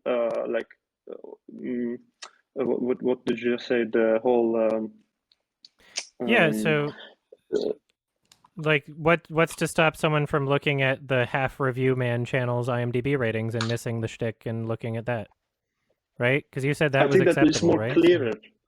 I think it would be what more if they miss clearer. it though? I'm clear about everything I do. I'm nothing but clear. I don't think that like for example a YouTube account fully about that. Like for example, let's say, okay, I have a good example on this. You know The Onion, right? Yes. Like The Onion is a full-on like satirical news channel. Uh-huh. But let's say that let's say that Sam Hyde does like a news network, okay, where he talks about real. I'm not saying that you're Sam Hyde. I'm sorry. That's fine. I'm not saying that. Okay, but like he does his account and he does like news. He tells about the news and like he tells about the true news too. But he also makes some satirical points. Uh, and he says like, guys, this is gonna be satire now. But do you think that the audience that Sam Hyde would attract to that news channel would be the same audience that like The Onion might attract? Just curious. I'm not sure I understand your question, honestly. Can you help me out, Destiny? Again, I think we're getting back to the purpose of a review. That like, Okay. I think the problem is that this guy's viewing things in terms of like, how is an audience going to take something, and that needs to be your chief concern. And you're more concerned with like, well, you're producing content for a particular reason, and that should be like the chief concern for why you want to produce something. I don't think I that think that I mean, even if my concern was how an audience is going to take something, I mean, like, I am more than I am so incredibly clear and honest about what I do. Like there's no room to misinterpret. So I've done everything I sorry. possibly can on my end to ensure that Okay. the audience Then I does. have another. Anybody who's an audience to my channel walks away with the most accurate understanding of my experience that they could possibly get. It's people outside of my Okay. audience that are misrepresenting me. Okay. Okay. I'm sorry. Okay. Then can I ask you another hypothetical? Sure. Just about just what you said. What about, I know this will sound funny and this might sound like I'm trying to like get off topic, but what if someone that is watching your review, when you say that this is that you're just about to review something that you have not completely watched, skips that part? Oh no. Oh no, they didn't get the full thing. I don't care. Wait, no. Okay, I know this might sound like a joke, but what do you think about that? I don't care if people skip through my review. I do not think that's I think the that worst people part. should be able to have whatever experience with art as they want. That's why I got mad at David Lynch for not including chapter selections to restrict people from using it. It's fine if he has a preference and wants to say, no, you have to watch my movie from beginning to end and you're never allowed to pause and then restart it the next day. That's fine if you have a preference. I have a problem with people restricting how others can view and experience art. So if you want to, my videos are made with a visual component in mind. I know that a good amount of people just listen to them while they're driving or in the shower. I'm not going to be like, oh yeah, I'm taking a huge issue because I, put the effort into the video. You can experience however you want. I think art is so special in the sense that people have their own experiences with it, and I want them to be shared. I want to hear other people's experiences. If somebody finds one of my videos so boring that they didn't get through it and they decided to make a big review on my, my channel or my video or the parts of the video, I'd be like, oh, cool. If you include the information of I've only ever seen 1 minute of Adam's videos, but I hate him, then I'd be like, okay, well that doesn't mean anything to me, right? So the information is there for me to be able to do what I want with it. It's great if someone wants to skip through one part of my video. I don't care. Mm-hmm. I do agree with you. I think that in this, I have changed a little bit my mind just because of this single fact that you just said. I think that in your case, it is true that this like criticism does not apply. But I think that what is happening on Twitter and what is going to happen most likely on Reddit and stuff like that is what I'm talking about right now. Is that most people would not see like, oh, Adam has this shtick, he's his character, he will just honestly say when he hasn't watched the movie, he will honestly There's say nothing when wrong he with it has. either way, even if it's not my shtick. There's nothing wrong with it. Okay, but what I'm saying is that what is happening right now, like the whole like the drama or whatever, is what I've tried to talk about. It is what I try to like explain. I think most people like don't know you. Like they do not care about like the whole part that you think is your stick. They see that this criticism, the idea that a movie reviewer can just skip some parts and he can tell or whatever. I think that in broadly to other movie reviewers, it might apply and it might be a good criticism against those people, but like they do not care if it's you because they do not know your shtick. Don't you think that this can be the issue too? I'm sorry, maybe I you think don't we're kind of understand. going in circles. No. I think this is an important point. Okay, what is your point? I don't think it's a circle. All right. Oh, sorry. You're gonna have to repeat I don't know how to concisely explain this. That somebody might stumble upon his content without knowing his shtick. I think that there's no video of me having skipped through a movie that someone could stumble onto and not know that I did that. The context and information is within the contained piece. There's no room for people to come across something and have the impression that I watched through the whole thing when I didn't. That's not a thing that's possible. My point came across wrongly. Okay. Just can I explain really, really quickly? Just like I will try to make this concise. people are criticizing you in the same way they would criticize a movie reviewer that does not have your stick. Like maybe this criticism would apply really greatly to a movie reviewer that does not do your stick and maybe does not explain. So they have the issue with your argument. I think that opens up a gigantic separate ethical argument. If someone doesn't explain that they haven't seen the whole film and they write a review, that's an entirely different conversation. Sorry, that's not the important. Like that, in my opinion, it was not the important part of this argument that I just did. The important part was that people coming across this argument detached from you. Oh, yeah, I agree that that's a problem. Yeah, the people on Twitter are completely misrepresenting. But they are seeing it. Yeah, but they are seeing it on you because you are seen as a movie reviewer. But they don't watch my videos, otherwise they wouldn't. Like, what's? I agree that it's an issue that people that don't watch my content are misrepresenting me. I don't understand the argument. Yes, but that's where the category comes in, right? Like you have the category of a film reviewer, and people are misrepresenting this argument and applying it to you while it might not apply, because they do not know your shtick. They do not know your like whole umbrella that's going on behind the scenes. So therefore, I shouldn't do anything that can be misinterpreted by people on Twitter. Like, I don't understand. Wait, wouldn't we agree with this? I don't think there's a single thing I could possibly do that can't be misinterpreted by people. I think that when you say, I'm sorry, when you say I skip some movies, people are not gonna look at the fact that you explain it. People are just gonna hear it and they're just that's a problem. If you read the original tweet I posted, all the context and information is there. The people quote tweeting and having like a weird emotional response to it are people that I don't think even read what they're quote tweeting. So, which is ironic, but okay. Do you think I did that? I'm not sure. I find it difficult to understand your argument even after we've. I'm sorry. It's not your own fault. We have different perspectives, obviously.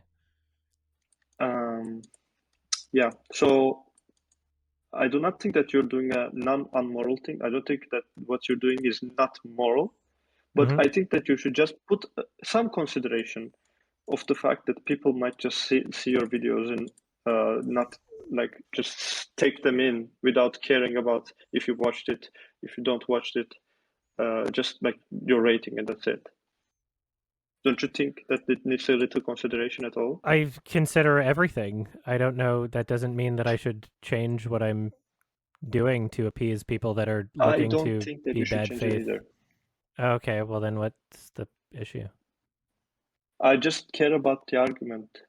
I don't care about like if YMS should change his entire like YouTube category, or if YMS should change his Twitter, like stuff like that. I just care about the argument in itself. I think that a movie reviewer should need to have this parameter of watching every movie they review. This is like my argument. Okay. I need to grab like a protein shake because I haven't eaten today. I've drained you. Yeah, this is draining. I'm sorry. We'll see if I can find someone else. There was somebody in Twitch chat that was saying that there's so many arguments that you were missing, so they seem pretty confident, but we'll see. Wait, I can just take them. He doesn't need to come on. I can just look at his argument and no, just steal his arguments. No, okay, I won't do that. All right, thank you for coming on. Here's a question, Stephen. Yeah. So, a lot of it seems like whenever I make an analogy, whenever I'm trying to find something that is like a decent analogy to how I feel about the subject.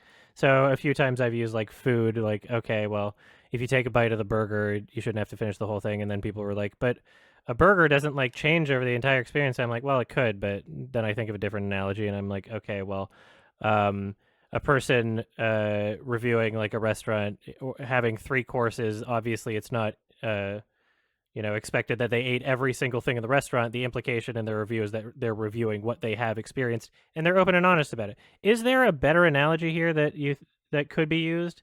Is there one that even fits, or is it just there's no such thing? An analogy for I'm trying to think of like what would be comparable to reviewing part of a movie.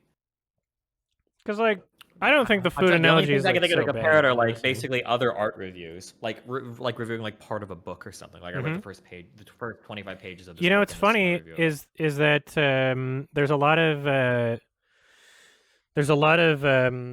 like miniseries episodic content where so Nicholas Winding Refn's series, I think it was called Too Old to Die Young.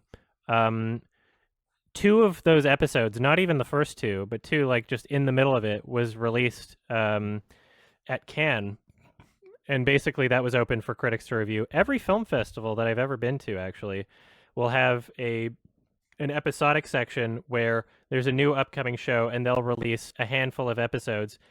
Oftentimes not even starting at the first, they'll release a handful of episodes for people to watch, and that is open for critics to review, right? And that's like part of the reason they do it is to get that sort of press.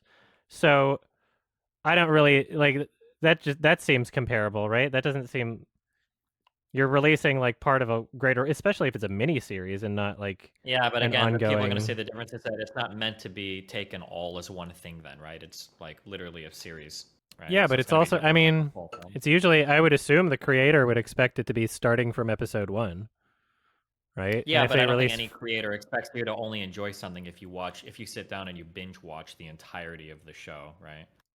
It doesn't necessarily have to be binge watching. I was saying that in terms of like experiencing things in the correct order with the correct like setups and payoffs from the first episode to the last, like chronologically.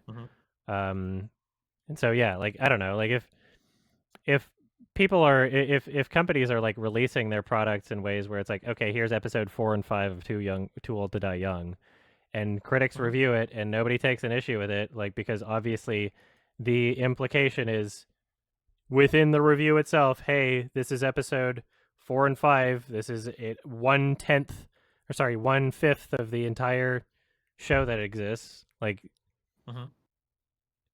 yeah, I don't. Yeah, but again, it's like meant to be. Like, does this ever happen with movies, where somebody reviews like the first 8 minutes of a movie was really? You could argue 10. They actually, there's been the first like 8 or 15 minutes of a movie released on like YouTube for people to make first impressions of. And yeah, I mean, like I don't know how common it is for someone to like review that, but like people do reviews of like trailers and shit. Nobody bats an eye, right? Like people do. Sure, but again, it's of a trailer, right? Yeah. Yeah, I'm trying to think of a better analogy, but it's really difficult. It just seems to be like its own contained thing. Yeah, exactly. Which probably the fact that it's difficult to find an analogy might even say a little bit about like the kind of like discussion this is. I think that your main problem it's not really related to anything that's being talked about. I think your main problem is more like how much control do you have with how people engage with content versus like your responsibility to be aware of how people engage with content, right? Does that make sense what I'm saying? From my perspective, I do everything humanly possible to communicate every bit of information that anyone would need for context, though. Sure, but there are still going to be people like, for instance, I love edgy humor. I like a lot of edgy humor, racist, misogynistic, whatever, anything. Like, there's just a lot of there's just a lot of types of humor that I really enjoy. I can give a million disclaimers, and if you've watched my debates on literally anything, you know that my social positions are pretty far left. But like, there would be a lot of people that would say that you should never, ever, ever, ever, ever, ever, ever engage with certain forms of humor, irrespective of what your positions are, because somebody, like that guy was saying, maybe somebody will listen to a joke and they don't know your positions or something like that. So that's like people would make those types of arguments basically. Yeah. Which is kind of what's being made here, that maybe somebody would take, like, I think that the more interesting argument you could find here is if somebody could point to one of your reviews and say like, oh, well, I think this was irresponsible, or maybe you shouldn't have I've misinterpreted movies in my reviews before, ones that I finished, Sure. I wouldn't be surprised if sometime in the future there was like a festival movie and I was like, yeah, this part of it was kind of lame, and then like maybe there was a line later in the film where it explained why the criticism that I had with it was incorrect. But that's precisely why I provide that information, is because that does leave it open for those flaws to exist, right? I'm providing a flawed, incomplete review because the movie it was an incomplete experience of the movie. Yeah, but people are having a trouble understanding that concept of an incomplete review. Like that's just not something that most people can even like comprehend. So that's where you're running into the issue. They're thinking it's like all or nothing, basically. Did I win? I don't think anybody won. I don't really go into these things being like, I win. Although, with those first two conversations, it was kind of weird where it was like, oh, I just misinterpreted, and I don't actually have an issue. It's like, okay, so how many people that in the quote tweets are those, right?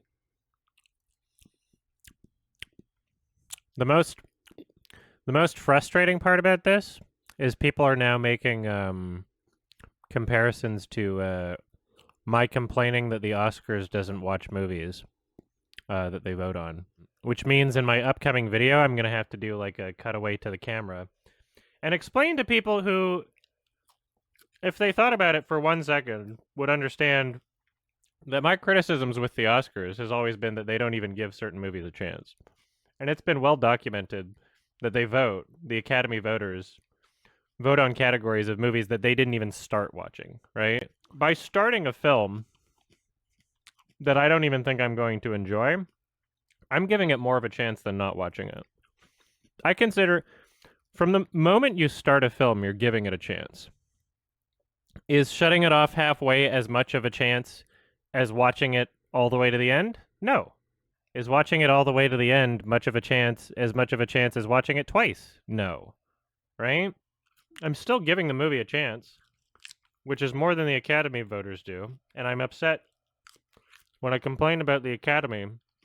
I'm complaining about their like incredibly myopic selection that seems to ignore everything outside of studio for your consideration campaigns. So yeah, it's annoying because now because in my Oscars video that's gonna come out in like however many days, that's gonna be a thing where I'm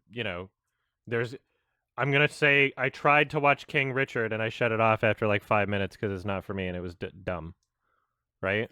And then later in the video, I'm talking about how I wish the Academy was aware of more movies, and now I'm going to have to preemptively diffuse an argument that pretends as though those two things are comparable. It's okay if you think my analogies suck. The problem is there's literally no analogy that will be suitable for anybody about this.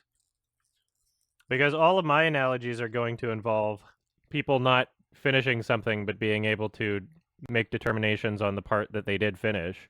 That's going to be every analogy that I ever create.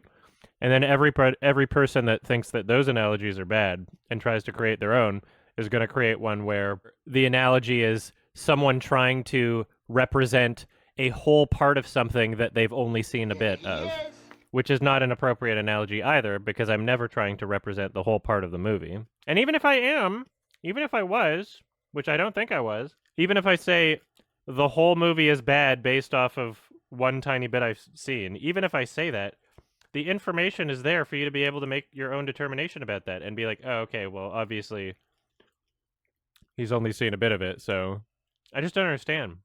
I don't think it's a serious issue, and I think most of the people that are a part of this drama are people who already have a gripe with my content and see blood in the water and are looking to jump in on this because they feel that I've always deserved to be shit on for something else like my Quiet Place review or something.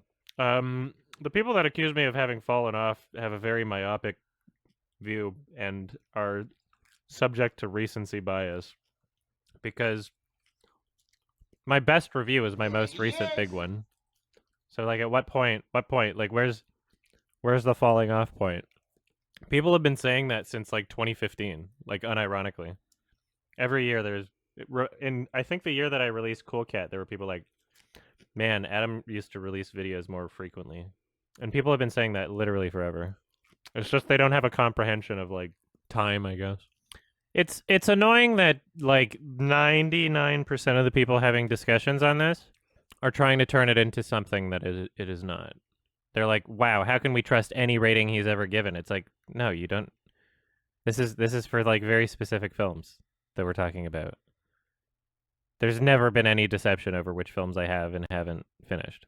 And then when that information gets corrected, then people are like, okay, well, now the issue is that you gave it a rating. It's like, well, okay, that wasn't what you said earlier. But now there's people like, oh, yeah, the only issue is that he's assigning a number at the end of it. That's what we were saying the whole time, which I don't even think is a big deal also. It's like, I don't understand how anyone could care. It seems like the craziest thing to actually get upset about. Felt bad about the Italian guy who debated on Destiny's channel. Seemed unprepared and many arguments were just in conflict of personal belief of what constitutes a review. Well, you don't have to feel bad for that person. They express themselves. The problem is just there's not really much of an argument against what I'm doing.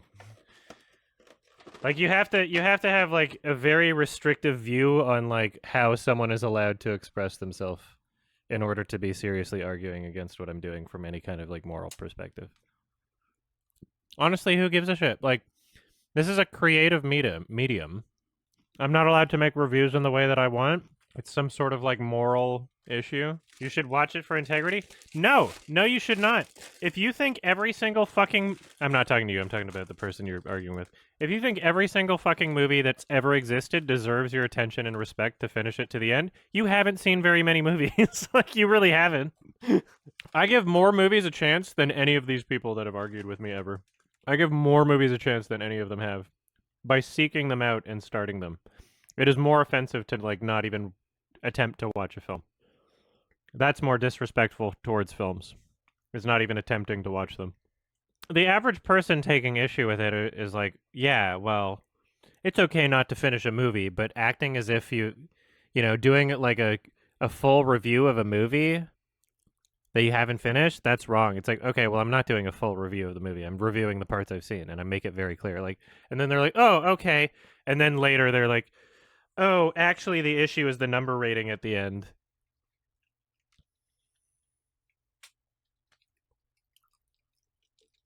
Like, who gives a shit? Roger Ebert's done it 4 times. Yeah, it gives more time for better movies. Like, people don't understand. How do you think I make my fucking best of the year list? How do you think I make my best of the year? You think I sit through like fucking 500 entire movies all the way to the end from like 1 year? Or do you think I go, let's see what this movie is like, and then I see what it's like, and then it, you know, either captures me or doesn't, and I move on if it doesn't capture me to another film. And it still takes forever. It still takes fucking forever. Some of these movies are like 5 hours long. I'm not even kidding. Right? And those might make it on my list if they capture my attention. Norte, the End of History is like 4.5 hours long. That showed up on my 20 whatever list, you know? It's not only 10 Redditors. It's a lot of people jumping in from other communities that smell blood and are just trying to stir shit. There's people that are just like, you know, they regularly shit on me in the Movie Circle Jerk subreddit or something. And they're like, oh, looks like a lot of people are upset with Adam right now. I'm going to jump in, is basically how they're functioning. You know how, like, the shareability of the Kimbaspiracy, the less information that's there, the more easily it can spread to people? That's kind of what's happening here, where people are spreading this version of events where it's implying that my reviews are fraudulent, that I regularly post full reviews for things that I don't actually finish, and that this is some sort of like expose and not just me being honest about which movies didn't capture my attention. So that's what's being shared, and so that's like the narrative right now is like, oh, well, Adam doesn't even finish the movies he reviews, so that's why he's wrong about this or something, right? And that'd be fine, but it is kind of like pervasive, you know? And so it's difficult to, it's impossible to even argue against, because if I could argue against it with words, then the words I said in the first place wouldn't have been misinterpreted in that way. Because there's nothing in my original post whatsoever that would imply that that's the case, and yet that's the narrative that's existing right now. There's literally zero. There's no way you can misinterpret my original post. All of the information in my original post is written in a way where like you could not misinterpret it unless you were trying to or you're stupid. The way that people are just so detached when it's on Twitter or Reddit, when they're basically just text on a screen arguing against other text on a screen. Well, it's like every single one of those people, if I like sit down and if I have them on stream, which happened yesterday, like 99% of them are just going to go like, oh, I misinterpreted. And it's like, okay, well, why are you... Whatever. I'm only just like kind of annoyed that I have to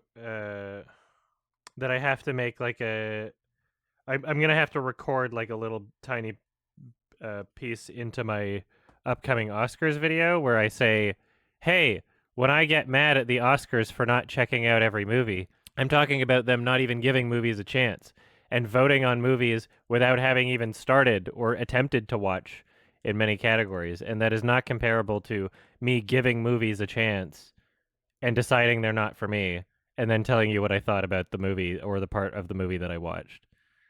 So that's going to be annoying to have to add that clarification because otherwise people will go like, Adam, how can you be mad at the Academy for not watching movies when you don't watch movies? It's like, no, like I'm mad at them for not even attempting to seek out and discover and they don't even have to discover. They don't watch for some of the movies that are like in categories that they vote on. This has been documented. Academy voters have straight up said like, I didn't watch like 4 out of 5 of the animation ones, right? So, I mean, it doesn't even matter if they're an institution of people or if I'm a single entity. The fact is, whoa, voice crack. The fact is that I seek out and give chances to more movies than like anyone in the Academy, right? Like, I don't. So much of the work that goes into my best of the year lists is like actively seeking out and finding movies that have like. Do you know how difficult it was to find that one fucking movie that had 17 ratings on IMDb that made it into my like 2007 list? That weird Japanese one that was in black and white. That was one of the most difficult to find things ever.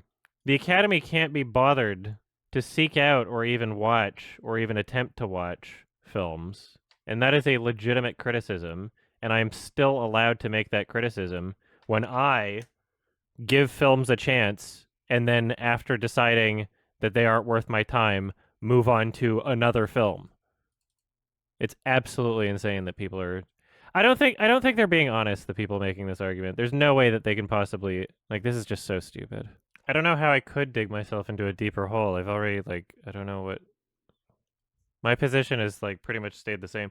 It's gonna be another one of those like, oh, I guess I misinterpreted you, and I've never actually seen a video where this is an issue. Hello? Hello? Hi. Hello, what's up, man? Not too much. How are you? I'm good. Yesterday I saw a debate that you had. Like I think Destiny moderated that or some Yeah. shit. Yeah. And I'm a. Do you know a little bit who I am? A little bit. I do like game reviews Nothing. and shit. Sorry. Ah, okay. If you go on YouTube and you look for Ranton, then that's me. Mhm. Yeah. So I do game reviews. I don't really do movie reviews and shit like this. Sure. But we're talking to YMS. Adam, right? That's your name. Yeah. Hello. And I heard you got into like trouble because you post on IMDb thoughts on movies that you don't finish and you give them like a rating. Is that right? Or maybe do you wanna kind of explain how it goes or what happened? What I'm confused about is if you know so little about it, like why do you have strong enough opinions on it to ask me? No, I watched your debate yesterday with this Italian guy. Okay, so for certain reviews, if let's say I'm covering a larger body of work like a film festival, or let's say I'm doing my Oscar nominations review, and there's a set amount of films that already exist that I'm going to at least check out and see if they're worth my time. Mhm. I don't, like if there's an Oscar nominee that is not catching my attention and I don't want to waste my time on it, I'll skip through it after a certain amount of time after I've already given it what I feel to be a fair chance. And in the video, instead of pretending like the film doesn't exist and having people go, why didn't you talk about this movie if you're talking about Oscar nominations? I say, this is a movie that I watched up until this point. I skipped through it. From what I saw, this is what was wrong with it. This is why I skipped through it. This was my experience with it. I didn't enjoy it. From what I saw, it was a 4 out of 10, and then I move on. Okay. And I think you also said yesterday that when you don't finish a movie and you give it like a rating, you still sort of disclaim it beforehand that you didn't finish it. Yeah. Right? But doesn't that a little bit imply that you are aware that it's not ideal, that it's not a proper review of a movie a little bit when you're saying, yo, because there's a reason why you disclaim well, yeah, it, right? I'm not promoting it as a proper full review. I would say that you shouldn't make a review on Synecdoche, New York, unless you've seen it twice, right? So Okay. I would never, you know, if someone's only seen it once, that's not like a right. Okay, but when you for example, when I listen to a song, do you not think you should see the entire piece before? If I'm judging the entire piece, then yes. Do you is a movie not a little bit more than the sum of its parts though? Like I think, do you think a movie is just consists of several scenes and that's it? Is. And you can rate them all individually, or no? It is more. It is a sum of its parts, which is why I give the disclaimer. If I could judge the entire film by seeing one scene, then I wouldn't give a disclaimer. No, I'm saying that the movie in its entirety is more than just the sum of its parts. It's do you not know what I mean? Okay, like, no, yeah, I understand what you mean, but yeah, that's example, again like my same piece. answer. That's why I give it a disclaimer, right? Okay, but you don't do this on your channel, yeah? You don't. No, I do. You don't. Oh, you do this on your channel too? That's the only. Yeah, it's because I'm open and honest. People were mad at you because. Yeah. Oh, I thought people were just mad at you because. No one's really sure why they're mad at me, actually. Yeah, I don't know. I heard that people were mad at you because of on IMDb you rated movies that you didn't finish. I rate movies on IMDb on my account to log my experiences with the film. If I decide to stop watching a film because I found it to be mediocre, then sometimes I'll rate it a 5 for my own, for my own reference. And I'll explain that that's, the 5 is consistent in my video. I'll be like, okay, here's what I thought. Here's my impression that I got of the movie based on what I saw. Obviously, it's not a full review, and I could say 5, 4, 6, or whatever. If IMDb if IMDb ever implements an option in the future where they can have a box that says not interested or tried to watch but couldn't make it very far, then I'll use that. Otherwise, this is the only way I have to log what attempts I've made and what movies I tried watching. Because otherwise, I'll just forget. What do you mean? Is it that hard for you to like finish a movie? Is it that difficult? If you have never come across a movie that you've been unable to finish, you haven't seen very many movies. No, I have watched movies that I've been unable to finish, but I wouldn't like give them a rating. I would say they were so horrible. Okay, yeah, but if I'm reviewing an experience at the festival, or if I'm reviewing all of the Oscar nominees, I'm going to include like if I stop watching a movie and it's just its own contained movie by itself, I don't post a video on that. I don't think I have. Like, I don't want to say like for sure I haven't. Maybe I did like 10 years ago. I don't think I've done that. You're rating the experience, but what do you mean you're rating the experience? You're talking about the movie. Yeah, I'm talking about the parts of the movie that I saw and explaining to the audience why I did not continue watching the movie, which is an experience with the movie itself. If you throw up by watching something in a movie, that's an experience. If you decide to turn a movie off, that's an experience, right? Sure. So I think I kind of understand what you're saying in the sense that if I watched a movie, and that happened to me like at least twice, like a movie that is so horrible that I just had to turn it off. Sometimes it's a movie I think is all right. Sometimes it's not horrible at all, and I just want to fit in more movies. I think people have a very naive understanding of like how many movies I try to fit in. I think it's more offensive not to seek out and try to watch more movies than it is not to finish a movie. If disrespecting a movie is not finishing it, then how disrespectful is it to not even start one? Right? I fit in more movies than anybody. I don't think it's disrespectful to not start a movie. You just haven't started the movie. But yeah, if you never anyways, do, it's kind of disrespectful. But why? The problem here is not that you don't finish movies. A lot of people don't finish movies. That's not a problem. Mhm. But I think I'm not a fan of not finishing a movie and then giving a rating. Now, Why? I know that you're saying you're just giving a rating to that part. You're not giving a rating to the entire I mean, movie. even if I But am like I giving said, it to the entire thing, I'm providing the context that I haven't seen the entire thing. Like, you should be don't you think allowed. that's a bit ridiculous just on.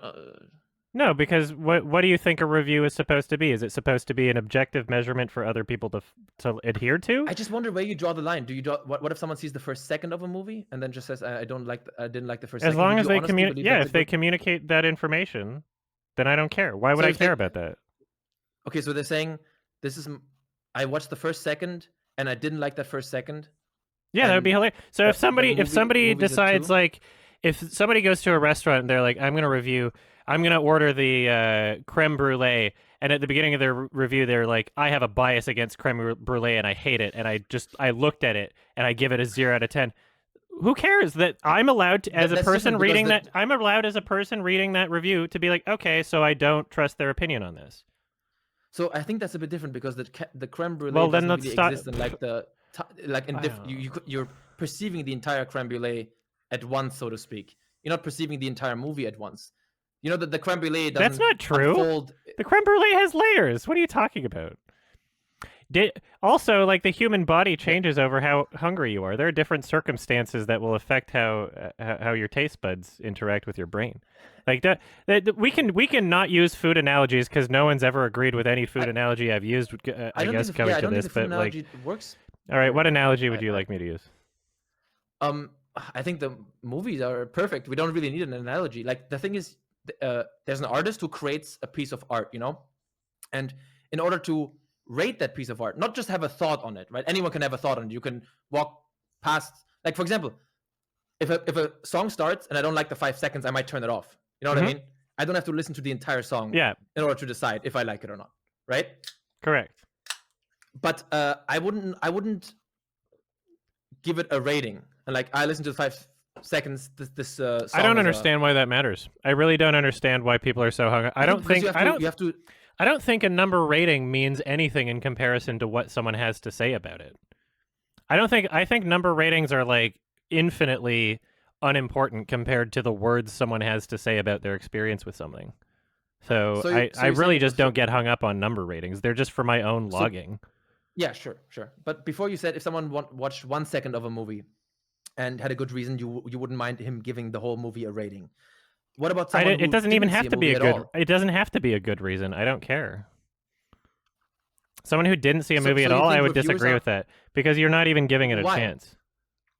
Is watching the movie for 1 second giving it a chance? Like, Yeah, honestly, if you're honest about why that first second bothered you so much, if you are familiar enough with yourself to know that you can decide whether or not a movie will be for you based on the first second, I don't think that's possible. But if I watch a review of someone saying that, I'll go, okay, I'll just disregard their opinion.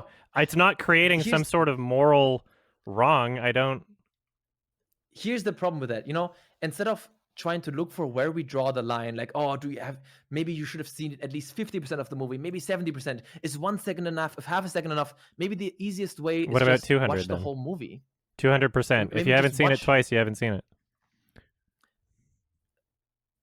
Well, first of all, why are you? There's a lot of saying that? directors Because that have that you also opinion, don't- unironically. But Like, why if are you even haven't seen a suggesting that? movie Because twice, you you haven't yourself seen are not it. abiding by that because sometimes you don't watch movies not even once. So why? Are Yeah, you but I suggesting don't watching claim to have everything seen the twice? full experience of the movie. It's not inconsistent at all. I think you haven't seen Synecdoche, New York, unless you've seen it twice. Unironically, that's a position that I have. Just But because that's actually incorrect. If you've seen the movie, you've seen the movie. You mean like fully understand it and internalize it? Maybe you need to watch it twice. But can we agree when you've seen a movie? well, you've okay, seen a we movie. can get into like a weird philosophical debate over like human memory and No, perception this is just if a we stupid, want. I think But this is just a weird semantics argument. Like, you can say, oh, to really appreciate. I agree with you. There are many movies that you have to see several times to really appreciate them. I agree with you 100%. But so if someone's seen the no, I movie mean, once, they've what seen about the when you movie- blink? You're missing parts of the movie, so you have to see it twice. You're missing a frame. Do you think that's the same thing? Missing individual Well, frames if from you're blinking? using analogies of people deciding their judgment on a movie based on the first second, then I would say that that's an appropriate analogy. Yeah, unless we want to discard both of those, No, which I'm fine doing. I'm saying if you watch just a second of it, you shouldn't rate the movie. You're saying that it's okay. No, you're okay. Right? You're trying to make like a hard definition of like what giving a fair chance is for a movie, right? I don't give a fair chance. If you rate a piece of art, you should consume that piece of art in its entirety as the creators intended. That's how I'm saying. But I'm logging it. If you dislike it before that, you're logging. So you're not reviewing them. Well, I'm reviewing the parts that I've seen, yeah. But in terms of my IMDb rating, that's for my own. That's literally just for myself. Yeah, I originally thought it's just about the IMDb stuff. I didn't know that you reviewed movies or parts of movies on your channel, even on your channel, because I watch most of your videos. I wouldn't mention. I don't like watch half of a popular movie and then like clickbait people and to you know, I don't go like, oh, here's my review of the new Batman, and then by the end of it saying like, oh, I actually left the theater halfway through, and then capitalize off of that. These are purely in videos where they're a part of like a film festival or they're part of like Oscar nominations where I don't make any more money. It? Sorry? Why are you contextualizing like that? So context doesn't matter? Okay. No, why? But why is that context necessary for how much you watch of the movie? You just said if you watch a second of it, doesn't whatever you can rate the movie. Because I'm not doing it in any sort of dishonest or malicious way or in any way that even benefits me financially, is what I'm saying.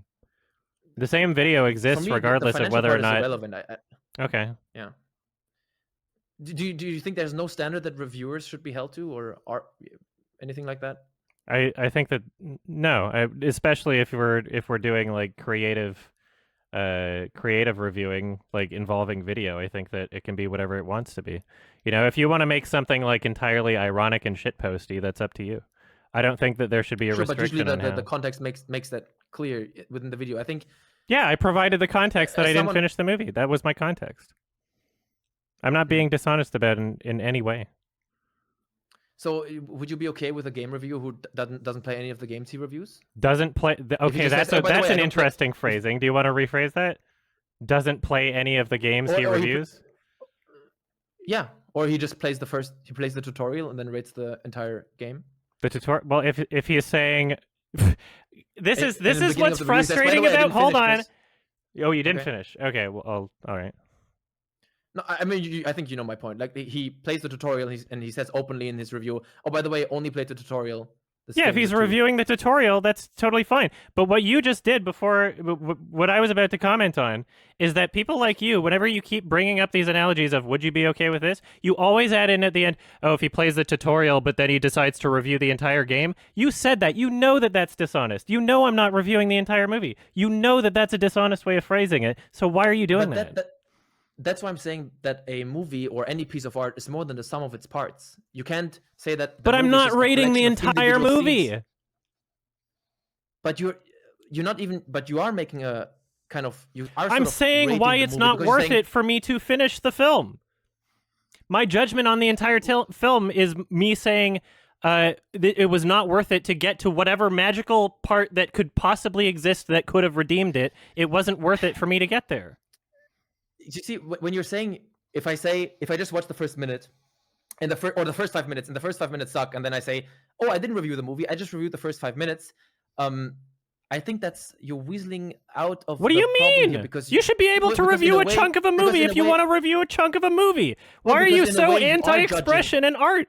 Why do you hate people being able to express themselves in different ways? That's so ridiculous. Because in a way, you are judging the rest of the movie. I'm judging. You don't think so? No, I'm judging my experience as to what the movie is not. Is the rest of the movie is not worth watching based on the first 5 minutes? No, I mean, yes. Like, it's not worth it to get to whatever part could theoretically redeem it. So there's a movie called Precious. The last scene of the movie is amazing. The first 80% of it is pretty bad, but it's still like a really good contained scene. Yeah, are really good that if I stopped them in the first half an hour, I would have never get to experience the great. Yeah, and like these great movies. Here's the kicker: like, there's some movies I don't finish, where I give them like enough of a rating in my log where I consider myself to be like, okay, maybe I'll try this again sometime under different circumstances. Right? Okay. I'm not like completely discarding the movie and saying, no, there's no way there could possibly be anything worthwhile in the second half of this film. I'm just expressing my experience with the film. I dipped for reasons of either being like, okay, this was awful and I couldn't cringe any longer, or this was like, you know, it's not doing its thing for me and I want to make room for other things. And I'm communicating that experience. I don't understand why anybody is taking some sort of moral high ground against that. I like different forms of expression. I like people being able to express themselves in different ways. Yeah, I think I understand now more where you're coming from, in the sense that you don't really see yourself as a reviewer. You just shoot the shit. I see myself as a reviewer, but I have a different definition of what a review is. It's not shooting the shit. I think that a review should be an honest expression of your experience with a piece of art. And that's what I'm giving. And that was my experience, and I'm communicating it honestly. Oh my God, I'm not communicating my experience on the parts that I haven't seen. If you like... that it's not worth watching based on the first 5 minutes. So you are... For me, personally, yes. So you are casting judgment on the entire product. No, you're phrasing it in such a fucking weird way. Oh my God. Well, first of all, like... I think you're very emotionally charged because this debate's been really like important. I'm emotionally charged because you're condemning like parts that are core to my like principles and beliefs, and everybody on the internet. A lot of you people on the internet, as you've admitted when you came into this conversation, are not even familiar with like what you're upset about, and you're just basing it off of like tweets that you've read or something. What did Chad tell you I was gonna do? Like, did he tell you? Like, I'm basing that off of what you said at the beginning. Chud just said there's someone who likes to have a conversation, and I like Chud, so I'm having this conversation. Okay. But you said at the beginning you thought it was IMDb reviews, right? So that's that's why the reason why I said that is I want to give you the chance to explain the situation. So you don't even know, like, why are you even like? What's the point? I think you can represent the situation better than me because you're living it. You're in it. But why are you even passionate about this situation if you didn't even know what it was? I know a little bit about it, but I so what the fuck are, like, why are you even here? Like, what do you mean? What's so? And I think it's an interesting, what's so? Oh my God. I think like I'm a reviewer and you're a reviewer, so I thought it's interesting to listen. Do you 100% achievement every game that you review? No, but I play a game. How do you know you don't get? That's the full experience. The devs put it in there. Because because the credits roll when you have experienced the game from start to finish as the developers want you to. Why did they put achievements there? Oftentimes, you mean achievements because those are like for completionists and 100% stuff. Even so, you didn't complete the game. Sure. What is a completionist? I think what's completionist? What's the definition of that? I think that the achievements are actually not done by the people who write the game and write the story of the game and make the game. I think this is actually, I'd have to look into who makes achievements. I think that's a bit different. Okay, that's fine. Achievements. That's fine, but you can experience it. I would have to look into that. I'm not 100% sure, but I play it. But that's the same thing. I would never review a game that I didn't play all the way to the credits. Have you reviewed a demo of a game? I guess they don't. I guess they don't do demos anymore. They used to do demos. But they sometimes do demos. Have you commented on a trailer for a game? Yeah, sure. But the trailer is in a way a product on its own. Okay. But I'm not making a. But even if I did, how does this? It's a bit different. I'm not saying that you're not allowed to give your thoughts, right?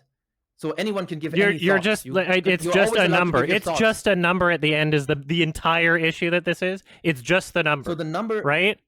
I don't know how you see the numbers, but the number for me is representative of a feeling that you have towards. Exactly. I want to communicate that feeling. Yeah, but without consuming the product, or consuming sometimes very small without amounts finishing the entire product. Yes. Yeah. So you are okay, and you're saying as a reviewer that's fine. I mean that's basically all that comes down to. If I'm communicating my experience with the part of the product that I consumed and being honest about it, and not manipulative and not deceptive, I don't see a fucking issue. I don't know why if the honest thing even really matters because. Like, of course it does. I would take huge issue with somebody like who pretended to watch through an entire movie and dipped after 20 minutes. I would take a huge issue with that. It's like, oh, I That matters if a someone's- lot. Yeah, probably. I mean, it matters in the sense that it makes you feel better, and you don't have a bad conscience, maybe. But it's still, I think, kind of Why would it make me disqualifies feel you better as and as not have a reviewer bad little bit. conscience, right? We're talking about a moral argument here.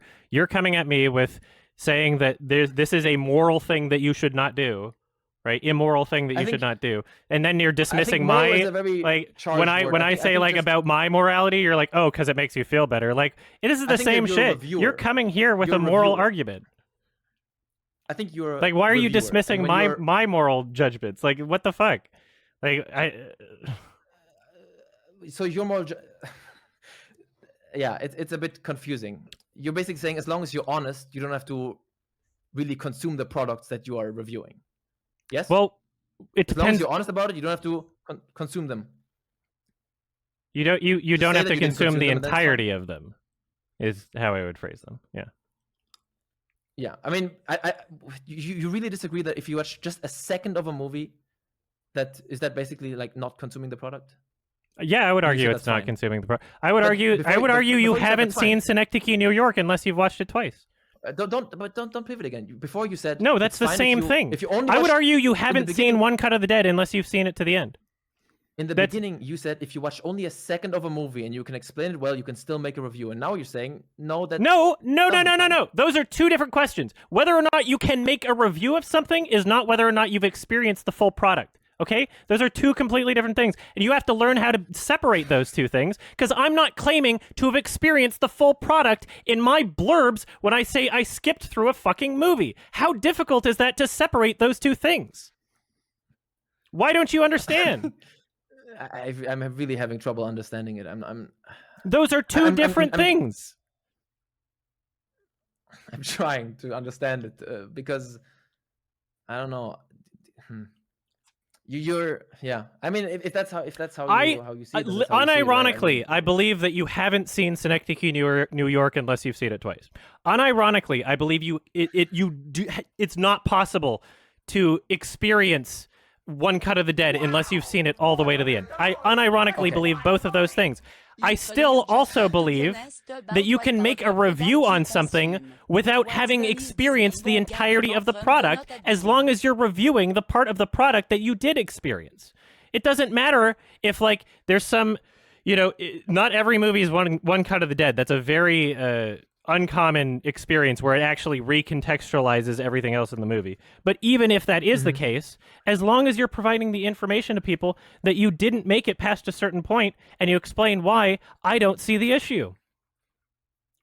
But wouldn't it be much simpler to just watch the movies to the end? No, because then I wouldn't be able to fit in movies that I care about. Unironically. Did you not see the original Twitter post? No. You must have a very naive understanding of how many movies I try to fit in at festivals, how many movies I try to fit in for my lists, right?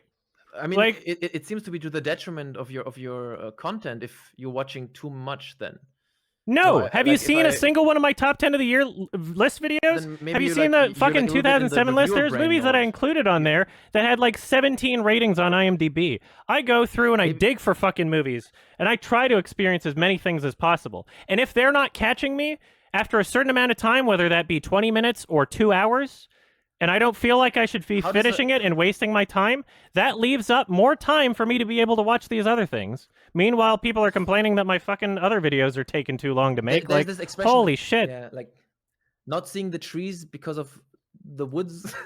there's some expression. I feel If like maybe you you're in a state feel where as though my review for something is illegitimate because I didn't finish it and I provided you that information, it is because of that information that I provided you that you are able to make your own determination on that you are able to make up your own mind about it. Okay. Don't you think you might be a little bit in the sort of reviewer mode because you're like trying to get so many movies in because you have to review so much? That's kind of becomes very unrelatable to sort of the normal movie. Yeah, watcher. which is why I create my top 10 of the year videos and I help other people discover movies that they would not feasibly have even remotely the amount of time to be able to try and even attempt discovering or tracking down.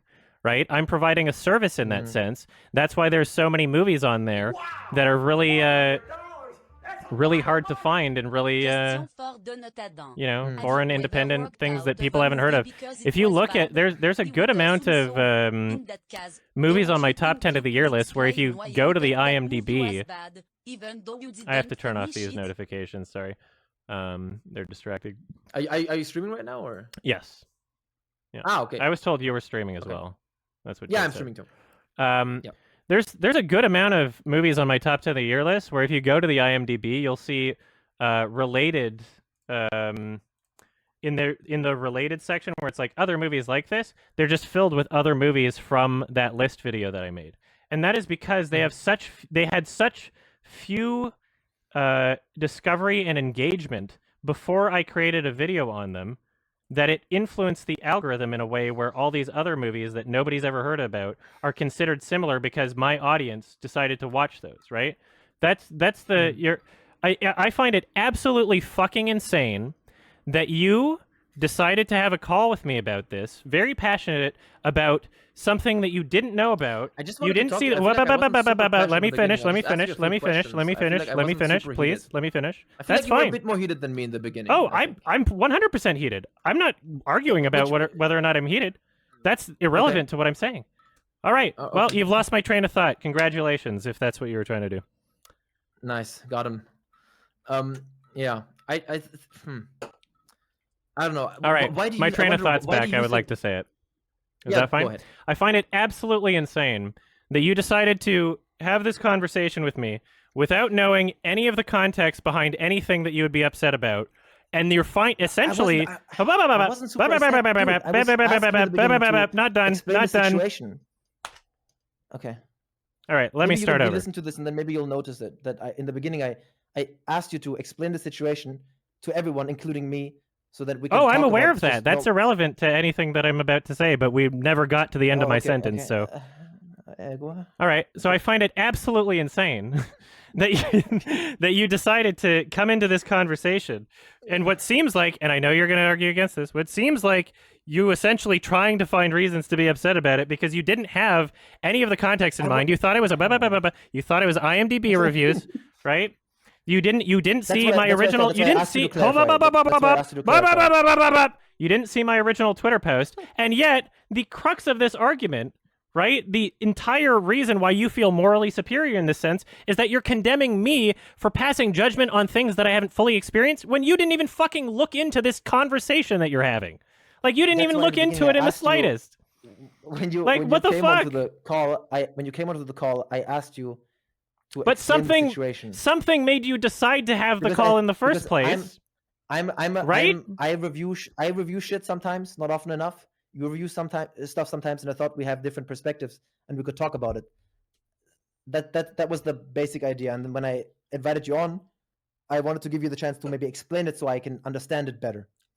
I wasn't intending it to be super confrontational, actually, right from the start. Okay, because, well- like you said, I didn't know the entire situation perfectly. That's why I asked you, can you clarify it? But you didn't want to clarify it. But I did. You said, yeah, well, you were mad about it.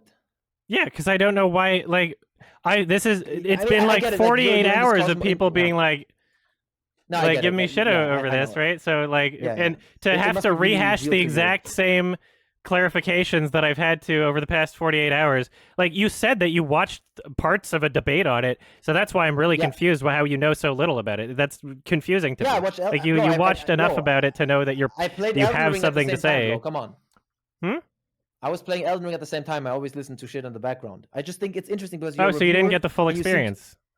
No, of course not. That's why I asked Why do you to you listen to tell things me. while you're playing Elden Ring? You're not even experiencing course, the bro. soundtrack. What the I'm fuck? a multitasker, brother. Oh, you're I'm a multitasking. bro. Okay, how Yeah. are you reviewing Elden Ring? Dude, That's I not just like asked you the in beginning- atmospheric way to do it. What the fuck? How can you listen to I'm not other reviewing- things while I- you're playing a game? You're gonna What do review you mean? that, aren't Because you? I can.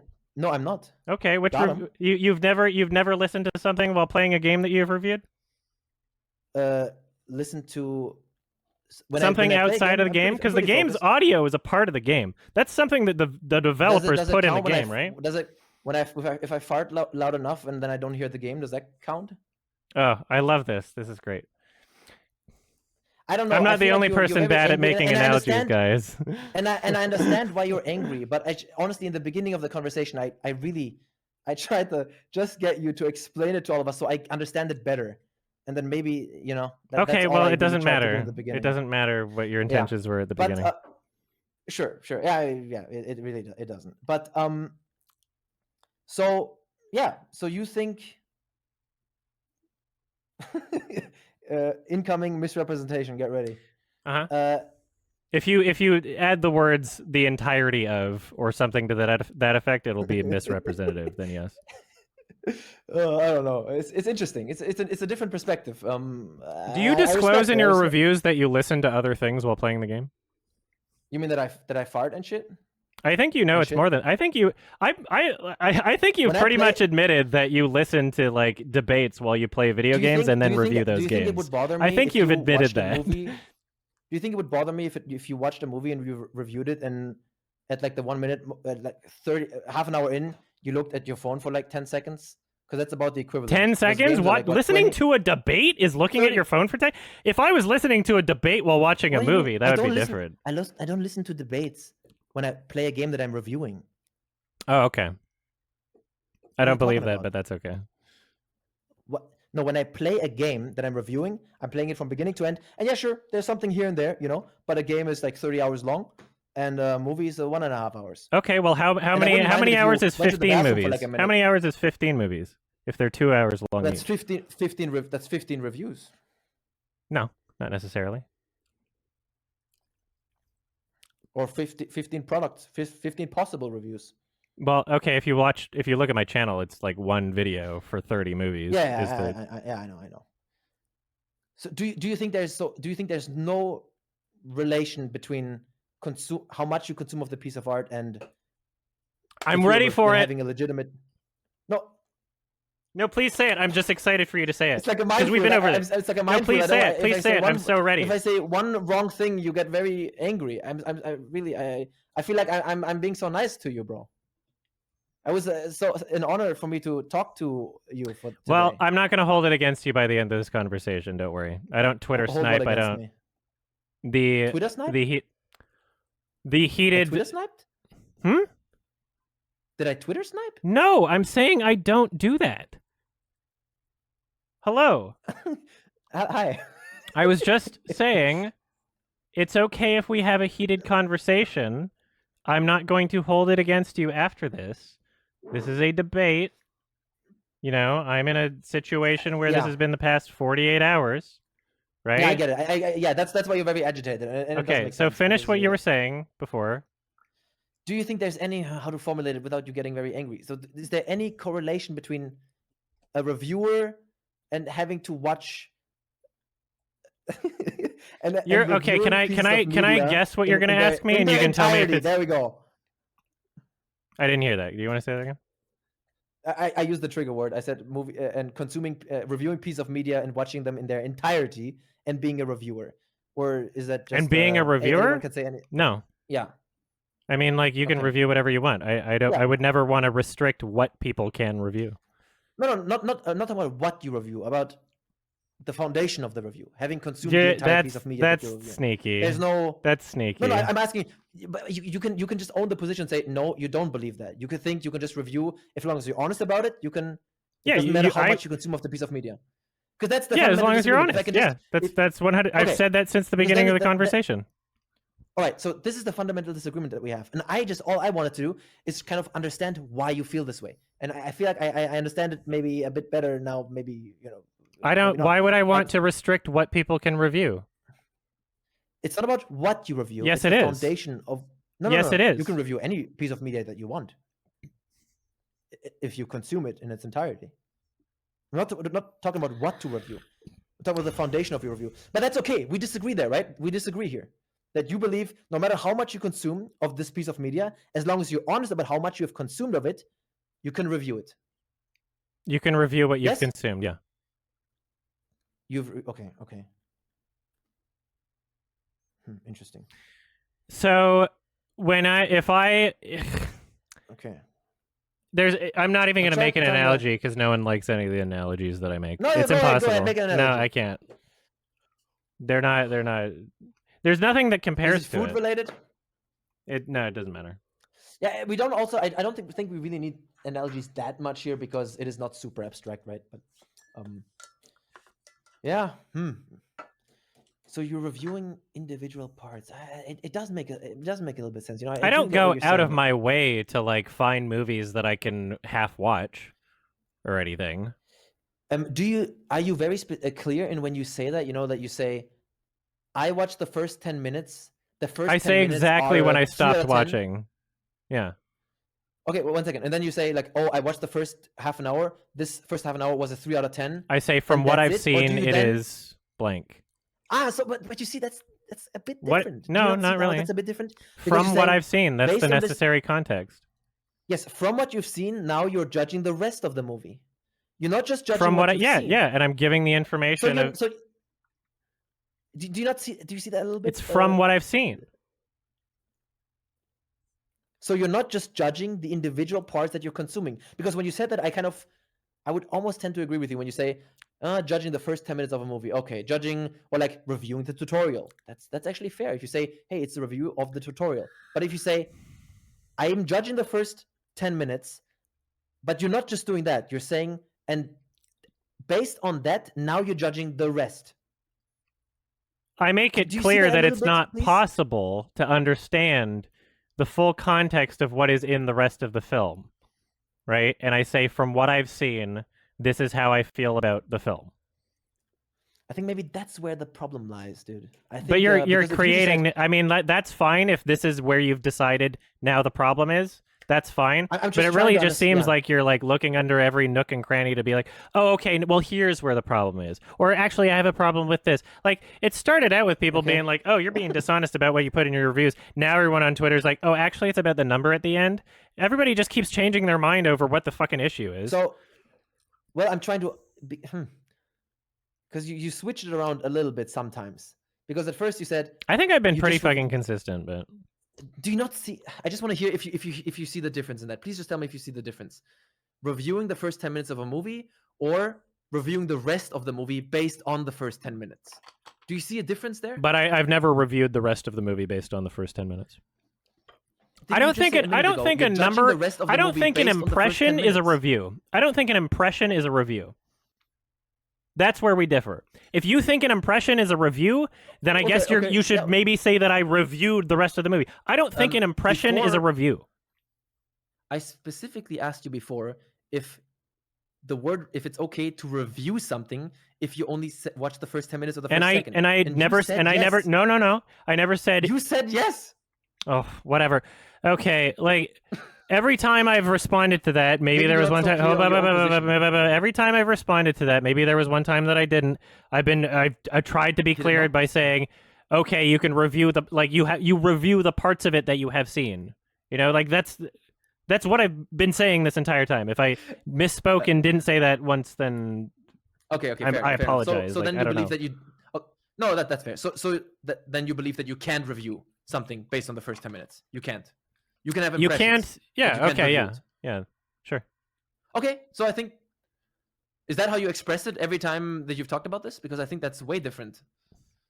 It's inherently an impression to be talking about something you haven't experienced. Yes.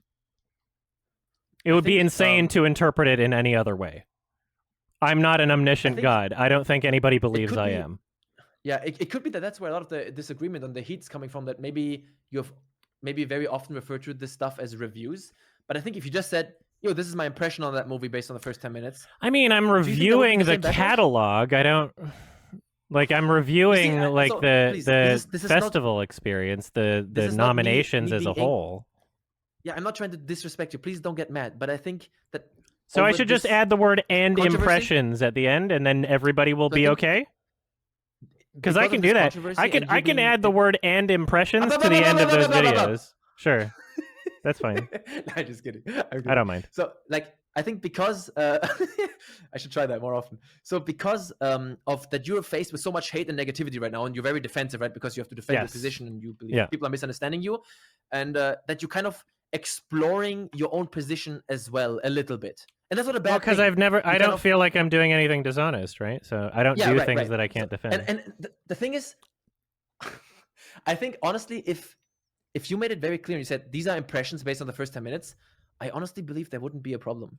It's because you're saying Oh, you do? reviewing it. Okay. Or at least I it mean, could be. Maybe that could no, be a there's problem. people.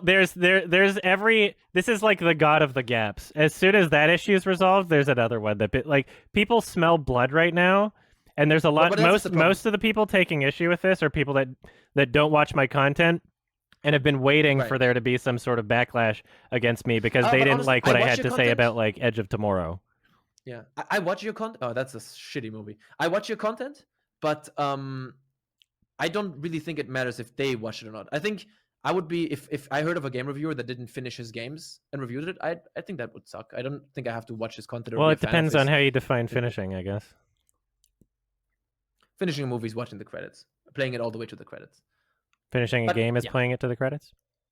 Yeah, just as watching a movie is watching it to the credits. I don't know. I don't know if everybody would agree with that, actually. I said before. You just said that there are other reasons why people are mad. You don't. If you had called it impressions and not reviews, you think people would still be mad? What do you think they'd be mad about? If you just said, "Hey, these are my impressions." No, because based on the I first mean, 10 minutes, most I think that people would are resolve most of misrepresenting what it. I'm saying anyway. Like the if you look at the quote tweets on that Twitter thread, people are acting as if as if all of my reviews that I've made, there are random ones and no one will ever know, and that I've like been exposed cringe, man. that's the impression that a you're lot saying of that you're people honest are about it. I'm 100% honest about it. There's never been a single movie I've skipped where I've pretended otherwise. Yeah. Sounds Yeah, stupid. But so it's weird. talking It's to you right weird that I would now, have to clarify that my impression of something is an impression. Like it doesn't. I don't even see the. I honestly don't even. It's not a review. Yeah, it's weird that I would have to clarify that's really that. where the problem. Exactly. I don't think so. I think these words mean different things. No, but exactly, it's impossible for an impression to be a review. So it's weird that I would have to clarify that. If you said, I haven't seen every single video where that's been the case, right? But if you said the word review in those instances, then I think that's where the misunderstanding could occur. Because if I hear review, me personally, I think a lot of people would agree, or some people would agree, is that when they hear review, they think you're reviewing this piece of media. And reviewing a piece of media requires you to consume it in its entirety, or at least how the creators have intended. But if you're just saying, yo, these are just impressions. Yeah. I don't think people would be mad at you. Okay, well, let's test that because I have another video coming out later this month that's going to do the exact same thing, and I think people are going to be. Now the shitstorm is already rolling. People hate you well, I think people are going to be. So I can say reviews and impressions, and that's fine. What do you mean reviews and impressions? If I add that to my title of my video, isn't it just an impression though? You realize that the video in question right now, and all the videos that this has been an issue with, is a combination of films that I have finished and films that I haven't, because they're a part of a festival. I don't skip every movie at the festival. I watch the majority of them. I think the majority, right? So if the title of my video says review of the Sundance Film Festival, so I would have to say reviews and impressions. Yeah. Okay, I'll put it at the end and impressions in parentheses. Because the title I don't think the title is as important as what you say specifically when you talk about. Oh, but you just said that would solve the whole thing. No, if I called it, yes, and I still say the title is the only place where I call it a review. That's the only place where I call it a review. Is in the title. Do you never use the word review when you talk? No. Okay, not really. I don't know. I don't start out every movie saying, "And here's my review of this movie." What I say is, I also saw blank, and it was blank. Here's what I thought, but I don't use the word review very often. It's just in the title. I think it could help. So if you in your video never use the word review and never use the word impression, then putting it in the title is okay. Then it's okay. But if you use the word "I'm reviewing this" and this is just an impression, I have never said. I don't itself, think I've ever said the word review like in a section where I'm talking about a movie I've like skipped through. Okay. I don't think that's ever happened. Someone could prove me wrong, but I don't think that's ever happened. If you don't use the word review or the word impression in the movie itself, then I think putting reviews and impressions in the title, then it would help, yes. Okay. I think. But at this point, it's too late because this time the shitstorm is already rolling, right? I mean, at this point, honestly. And the thing is also, don't you you fundamentally disagree. No, like you. I don't think it Although matters. I think at this point we don't. I don't think I it think at this matters point at also, all. 'cause Like this the is way it's such semantics. yeah, because Like right what now, the way you constitutes explained it, as a review? Some people apparently think reviews need to be like an objective measurement that other people can adhere to. No, that's I think that a review objective. is just an expression of your experience with a piece of media. 100%, 100%. I agree fully, man. Okay, 100%. but then you disagree over what? No, dude. From based on what you said now, I don't think we disagree now. If Okay. you've said, "Hey, you can't review something based on the first 10 minutes," you have agreed to that. You said, "No, it's an impression." Then you're correct. I agree with you 100%. Then. All right, Because I'm my issue comfortable was with saying that. that I'm reviewing this movie based on the first 10 minutes. That's a problem. That's what I have a problem with. And Yeah. I think that's where most people have a problem with. But you're saying, "Hey, this is my impression of that movie based on the first 10 1 second." That is 100% fair. And I think the word in this case really matters what you use. They have different meanings. Okay. Like if that is the situation, then I honestly think I'm 100% on the same page as you. All I right. agree with you fully. Yeah. Okay. I'll have to like actively put an effort into like remembering not to refer to a review of a festival as a review, but also a review and impressions inside there too. Yeah. But do you think I've been dishonest to you, or like I've been dishonest to you when we talked? Not intentionally, no. Okay. I think the way you've like reframed some things has been dishonest, but I don't think it was malicious. Maybe you know what? Maybe rewatch the beginning of the video and see like the different levels of energy. Maybe that might help, because I just wanted to talk to you, man, and that's okay. That's why I wanted don't you to take it explain personally. a little bit more. No, it's okay. It's okay. I'm not, I just, again, I won't hold it against you. Yeah, it's all good. It's all good. Well, how's is it bad right now? Are you like losing like subs, or what's going on? Is it harming you in any way, or? I mean, yeah, I'm losing a few subs, but I mean, my Lion King video will be out in the next month or whatever, and then I'll bump it back up. I think I have enough that it doesn't matter. Yeah, I did. Did you watch that movie? Yeah. Okay. Multiple times. You know, this is part of what's weird about it is like I don't think that every single film that exists inherently deserves your respect and time to its full commitment. I just don't believe that. I think that anybody that does believe that has not seen very many movies. The thing is, I agree with you there. Yeah. But not if you review it. If you review it, you have to watch the whole thing. But of course, not every movie deserves your full attention. I've stopped watching movies. What I was gonna say is like the amount of like time and effort that I put into specific films. Like I have to choose my battles, right? So the Lion King review is like, okay, I've seen this movie like it depends if we're going to count like going through it and editing, like how many times is that, right? Like the amount of hours that I've 100%. dedicated to this film, or like Synecdoche, New York. By the time I do my next part for that one, I'm going to have watched the movie in full another time before like my part 6, right? So like I care about you know, trying to give as much, I guess not really a chance, but like trying to delve into and experience a movie as much as possible, and research, and you know, different conditions, different age, you know, a different point in your life can change like the way you experience a film. 100%. I believe in that you don't have to wholeheartedly, convince me on the but subjectivity I'm not stuff. doing that to every Subjectivity stuff. movie, and some movies I feel like are just not worth even finishing the first time. And I feel like it would be a disservice to my audience to not report on those movies that I didn't feel were worth finishing. And if you call those impressions, I think that's 100% fair. Okay, I don't think that'll calm down anybody, but I don't know if it will calm down anything, but I don't think the problem with that would have even occurred if you just were very clear in distinguishing. I don't believe distinguishing you. between reviews and impressions. Read my original tweet and see if there's like any reason anybody should be upset. It was literally just me responding to a comment. Let's see. Yeah. Like all of the information and context, like the way people are misrepresenting it is like there's no reason anybody should be confused about it. The thing is, again, I don't even think I say in the beginning. You kind of put me in a situation where I was almost. You kind of put me in a trap in the beginning where I had to misrepresent you because you didn't want to explain the situation. I'm not. Well, better, what I'm you know saying what I mean? right now is not an issue about you misrepresenting me. I'm talking about Right. Okay, because I didn't want to misrepresent you. That's why I asked you to explain it. But Okay. you didn't want to, and then I was forced to explain the situation, and I didn't understand it fully.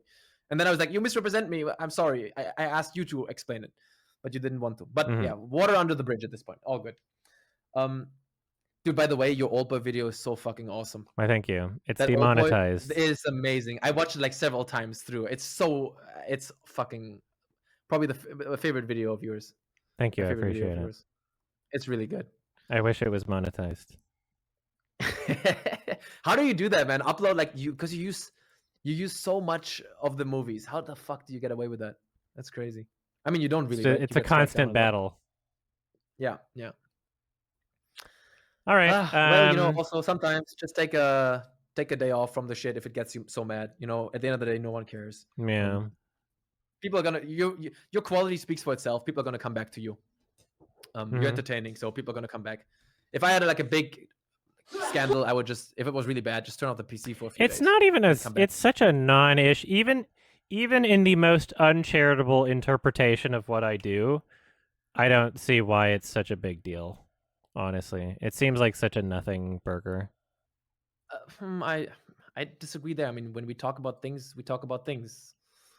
When you don't like something, you say it. If you did, yeah, I don't know. If there's a difference between like talking about month, something and like actively turning it into like a moral issue. I don't know. Yeah. Well, it was good talking to you, man. And you as well. All right, take care, man. Yeah, peace. You too. Bye-bye. Bye. That went well. So okay, like I guess the end of this arc is I add the word and impressions. And then we'll see if people get upset. The drama is not solved. People are still going to be shitty about it, honestly. No, that was a much more productive debate than yesterday. What's weird about this is like if I were to like, it would be a mistake of even promoting this, really, because if I made a tweet right now saying I will now change the title of any video where I haven't finished the movie to reviews and impressions, then that would imply that there's like, then people would take that and be like, oh, what? That means that there's ones that you weren't honest about. When in reality, it's like, I don't really see the difference between like putting that in the title and just saying in the video, I didn't finish the movie. I consider those to be the exact same thing, but I mean, like, I'm fine doing this. Just like it means nothing to add the words and impressions, but it's just as much context as just saying in the review I didn't finish the movie. It's a really cringe controversy. All right, well, now the only possible thing anybody could like have an argument about is like the IMDb rating, which is just a really silly thing to argue about, right?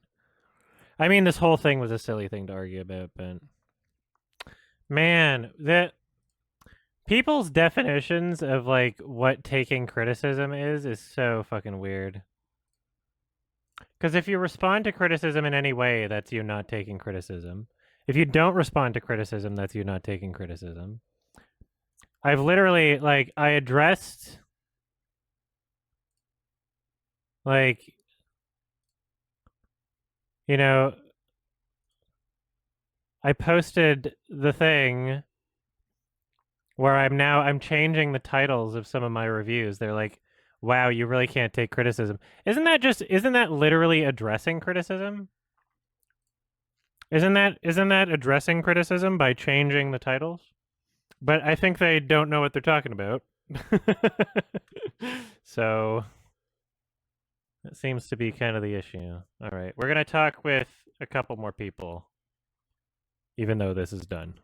But they wanted to talk earlier, and so it's not a debate. They're just asking some shit. Hello, you're on stream. What's Hi. How are you? How you doing? I'm not doing too bad. Into trouble last couple of days. Yeah, you broke I the guess law, so. my friend. How did I you do guess that? so. Did you watch any of the shit today? No. No, I'm not caught up on the new memes. Because it's funny, I saw all of it happen right after I watched your video, and honestly, I've told a friend of mine this. I didn't even fucking notice an issue, and I think it's because I'm just so used to your reviewing style at this point that I know what you mean by what you're doing. Mhm. But then I was like, oh right, normies. They'll share the soundbite of I don't reviewing know shit if it's without watching it. normies. I think it's just people that are already uncharitable towards me, because in terms of like what I was responding to in the YouTube comments section, there were like barely any comments. But I felt like it was worth addressing since I had criticisms against that same sort of thing last year. When I was doing my Oscars roundup or whatever, I skipped Promising Young Woman after the first, I don't know, half an hour or something, and people were like, "No, you have to watch the rest of it." Blah blah blah blah blah. And so I was like, okay, well, if this is gonna happen again, I might as well address it in a way where I can like type up a big like, okay, here's why this is bullshit. And so I posted it on Twitter, and it was the posting on Twitter that turned it into a controversy, not really me doing it, Right. because the people getting mad were not Right. people that had watched my videos. It was people taking the post on Twitter and assuming, having the most uncharitable interpretation of it in a way where it's not accurate anymore. Wow. Yeah. Fair enough. So today I I'm pretty talked much with just gonna be another. listening, so. Sorry. Oh, go ahead. So today I talked with another YouTuber, and by the end of it, it was a really heated conversation, but it was really funny, and it was actually, Oh, no. it was pretty well. It was more enjoyable than the ones I had yesterday, because yesterday it was like I didn't really feel like anything was accomplished, but in the conversation I had today, by the end of it, it was like I was like, okay, like I don't really consider these to be full reviews anyway, and so we were like, okay, why don't we just call them impressions? And so what I did is I went to my It's a meme. I literally changed that on my channel too. Like it wasn't just a meme on Twitter. So now it's called Sundance Film Festival 2022 Reviews and Impressions, which, I mean, honestly, in my own opinion, like I think that does the exact same thing as me just saying I didn't finish the movie as I'm talking about it. I don't see how that's different, but if people, I think apparently something I was not aware of is that the average person seems to have like a really hard line definition of what review is, and I'm the type of person where I'm like, oh, a review can be anything because I like creativity, I like expression, I like variety. I was like, yeah, a review can be anything. Like I don't care how you define a review, but apparently a lot of people are really hung up on the word review. So yeah, I mean, like this is basically the conclusion at this point. Right. Yeah. I guess it depends on what someone's definition of a review is, whether or not something qualifies as a review or not. Well, yeah, I guess what's like the TLDR on the position itself in terms of reviewing, or I guess talking about something that you have not watched to completion? Yeah, I think you should be able to talk about whatever portion of whatever piece of media in whatever way you want, and it's not like a moral obligation as long as you're being honest about it. The purpose of a reviewer is to give people some sort of indication of how they might want to experience a product. It should be it's kind of like a barometer, not necessarily some sort of like, hard line objective like this is exactly how you should feel about it. It's like I don't subscribe to that idea. So Right. like, And by the way, to be clear, I'm not like I'm not like vehemently, passionately against your position. I guess I'm just curious to explore the topic. yeah, I'm like basically done with it. So, but I mean, I'm not Right. saying like we have to end the conversation right now. I'm good to talk for a few minutes, but Sure. I feel like anything that could have been resolved from it is resolved. It won't mean anything to a lot of people because the people who are the angriest are people that don't watch my videos anyway. Right. So like they won't know that there was a change that took place. They won't know that there was any kind of Well, no, they were just there for the dunk. That's it. They just wanted to get the quick dunk on the internet and then move on. Yeah. I'm not sure that there was much interest in like, well, it's Twitter, right? I guess I'm sure that you've addressed this, but like, what is the what's the goal in terms of a partial review of a film? Because if I don't, then people will ask why I didn't cover it. Because it's when I post a partial review of a film, I don't post that as its own video. I don't go like, oh, here I saw the Batman and I reviewed half of it because I only watched half of it. Blah blah blah. I don't do that. These are the context of this is that these are in reviews where I'm reviewing the entire experience of like a festival or the entire like a category of films. So Oscar nominees video, right? Where I go through all of the goal of the video is to go through all of the Oscar nominees and share my experience with those films. An experience that I could share about one of them would be I was bored and disinterested and turned it off after 20 minutes. Here's what I thought of that 20 minutes. It could have been great after. I don't know. I wasn't willing to go through the whole thing, right? So it's not like I'm capitalizing off of it in any way where I'm making more money than if I didn't include them. They're all like the video itself is like the coverage of an entire festival or an entire category of movies. So yeah, if I made a video of all the Oscar nominees, people would ask why I didn't include one or however many, you know, if I just decided I'm not allowed to say anything about it. Or I also think that it would be a disservice to my audience. It would be a disservice to people that use my ratings to decide what to watch if I were to get so bored and annoyed by a movie that I shut it off and then not share that experience, right? That would be a disservice to the people that follow me. So I guess the question would be, do you think that when doing reviews, in a sense, there is an obligation to impart accurate information, and that even if you accurately talk about like the first third or half of a movie, that it might inadvertently mislead people? I don't think it's misleading if you're honest about, you know, the fact that you left it. If I leave at hour, you know, at minute 30, as long as I say that's when I left and I skipped through the rest of it, that's not misleading in any way. That's all of the context that anyone could possibly need for that. Do you give them number scores though, right? Like yeah, the partial ones. I guess. Do you think? Well, I guess you don't think that they should be reserved for just the films that you watch to completion. No, I don't see why not. I'm allowed to. Yeah, like guess, in the context of the video, the number is to reflect my experience with the film from what I saw, right? And then in the context of me pressing a button on IMDb, it's just for logging that information for myself, really. So do you the number scores go into IMDb for the films that are partially watched? Yeah. Okay. Yeah. I guess is there a concern? Well, I guess you'd recognize it's possible that you could watch a film and then the first half you're like, wow, this sucks, it's a 2. 100%. But then you not to that degree. It wouldn't go from like a 2 to like an 8. There's so much that goes into a movie. It would be rare. It would be rare that happens for sure. If I didn't like the first third of One Cut of the Dead, that could be one of them. But I can't think of like another movie where the entire thing is recontextualized and by the end it's like, oh no, the bad parts were good. I don't think that's many movies.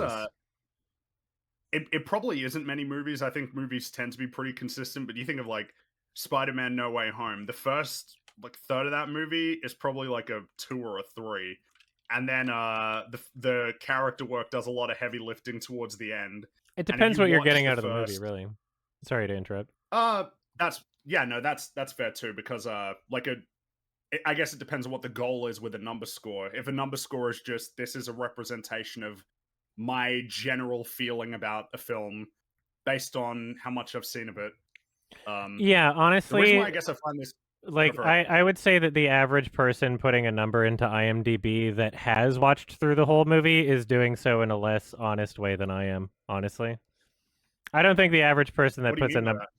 I don't think... People like will give a 1 or a 10 just because they, you know, just being like, oh, I'm mad at this. Yeah, right. You know, like people review Bob shit all the time. Like, it's just...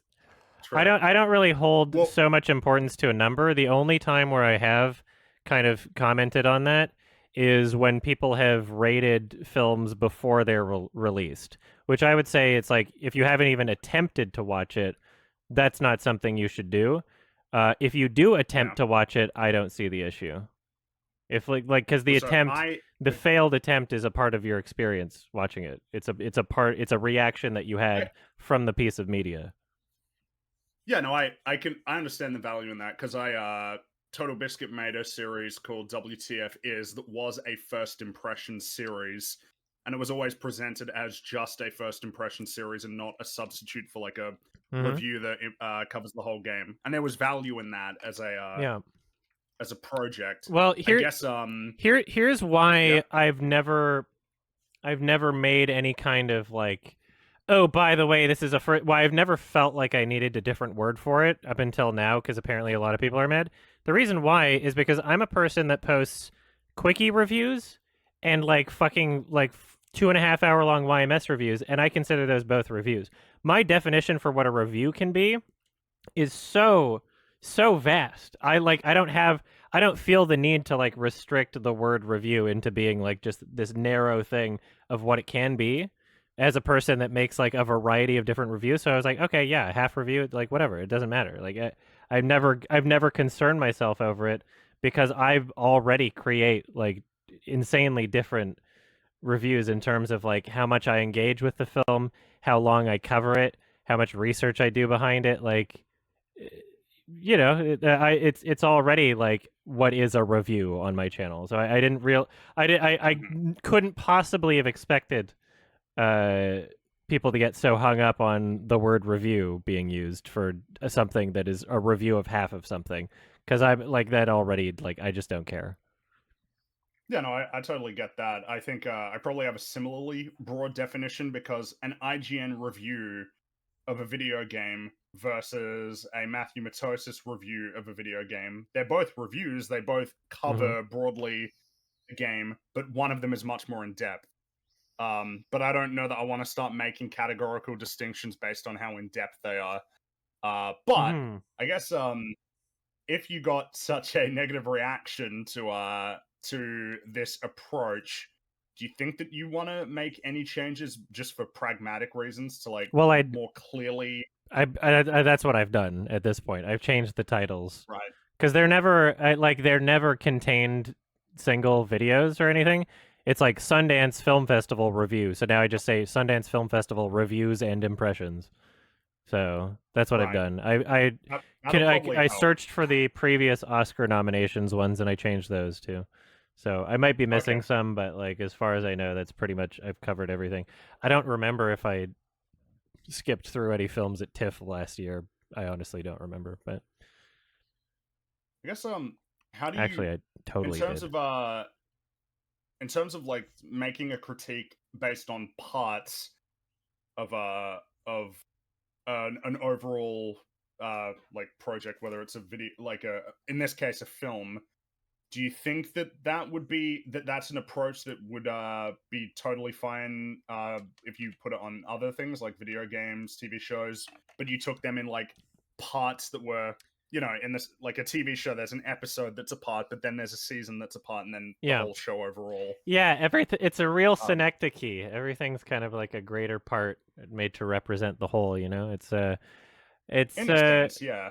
I mean, 'cause I was saying like, okay, well, what is completing a game? Like, if you abandon all the side quests and you just do the bare minimum to get to the end credits, like, you know, those are two different experiences. Also, you know, different experiences like 100% completionist achievements, you know, like that's a different experience. Yeah. A game is much more interactive, so like I don't know, people just whenever I try to make an analogy to help people understand where I'm coming from in the perspective of like a movie, like people just no one will accept any of my analogies because it's impossible to like make a correct one. I think it's tough because I think video games are distinctly different. In that if you play one for like 5 hours versus 100, these are pretty radically different experiences that one's getting. But the film is, I guess, just because it's shorter. Yeah, but then if I'm doing 30 movies in a festival, it's not like those add up. It's not just that. It's not just like, oh, one movie I'm watching this week, you know. So I have to choose my battles, and I have to be like that. I think that's an equally important part of my job as someone covering movies is to be able to know what to pick and choose in terms of how I cover things and how much time I'm willing to spend on something. I've made the argument, and I still believe this, I've made the argument that there are certain films you haven't seen unless you've seen them twice, right? It's all depending on how much you're willing to engage with something, and I don't think every film that ever exists, just by its inherent nature of being a movie, I don't think that they automatically deserve your time and respect. I think that every person should be able to say, you know what, I've seen enough, and this is not for me, and maybe later they can express why it's not for them and say, this is what I thought of it, right? That's my perspective. Do you think that there's a distinction to be drawn between watching a film in the sense of not getting a full picture of something, that there is a distinction between watching a film partway through and watching a film once that you probably ought to watch again? I mean, only in terms of like social norms and expectations and taboos. Like I'm the type of person where it's like, if we really break everything down, like things only have as much value as human beings place on them. Like, what's a word? It's a word. A swear word only has as much power as human beings give it, right? So, there's no proper way to answer that question because, like I said, like I think that there are certain pieces of media that do require a second watch, that even insist it, by nature of them existing. Sure, the common understanding is that to watch a movie from beginning to end is having experienced a movie. But if you get philosophical about it, like the conditions under which you experience a movie can alter your experience with the movie. There are directors that argue that you haven't had the full experience of the movie unless you've seen it in IMAX or whatever, right?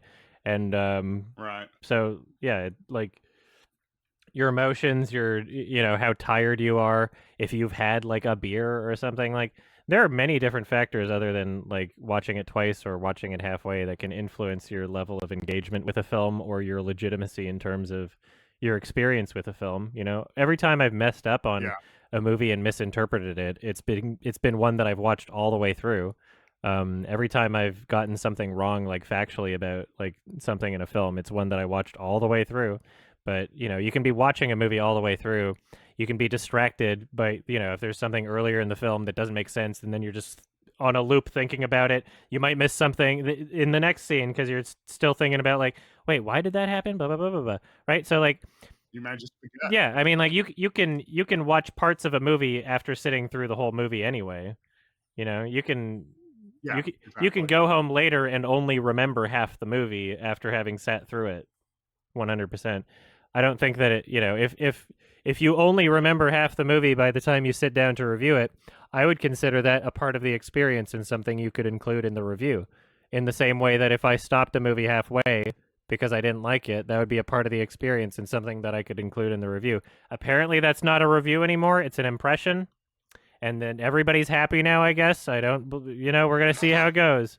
But I mean, what's changed other than the way that you've labeled it? Exactly. It's silly.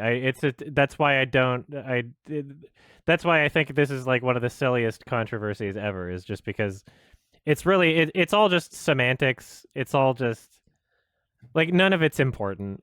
None of it's important at all. I haven't done anything morally wrong here. I've just provided my perspective in a way that people don't enjoy. I feel like the most important part is as long as someone is clear that they haven't watched it in its totality. Exactly. Exactly. I haven't done anything morally wrong here. And I guess at that point, the only baggage would be on labeling, or I guess number scores. The idea that number scores ought to be. I'm a person that doesn't put a lot of weight into number scores, even regardless of whether or not I'm rating movies that I've only seen half of. I don't think that a number score is the end all be all. I think people put too much importance on them anyway. So absolutely, they do. Number scores don't tell me anything. If I see something that's got a 7, what does that tell me? It doesn't tell me anything about the character work or the plotting, or if it's got a strong theme that would appeal to me. It doesn't tell me anything.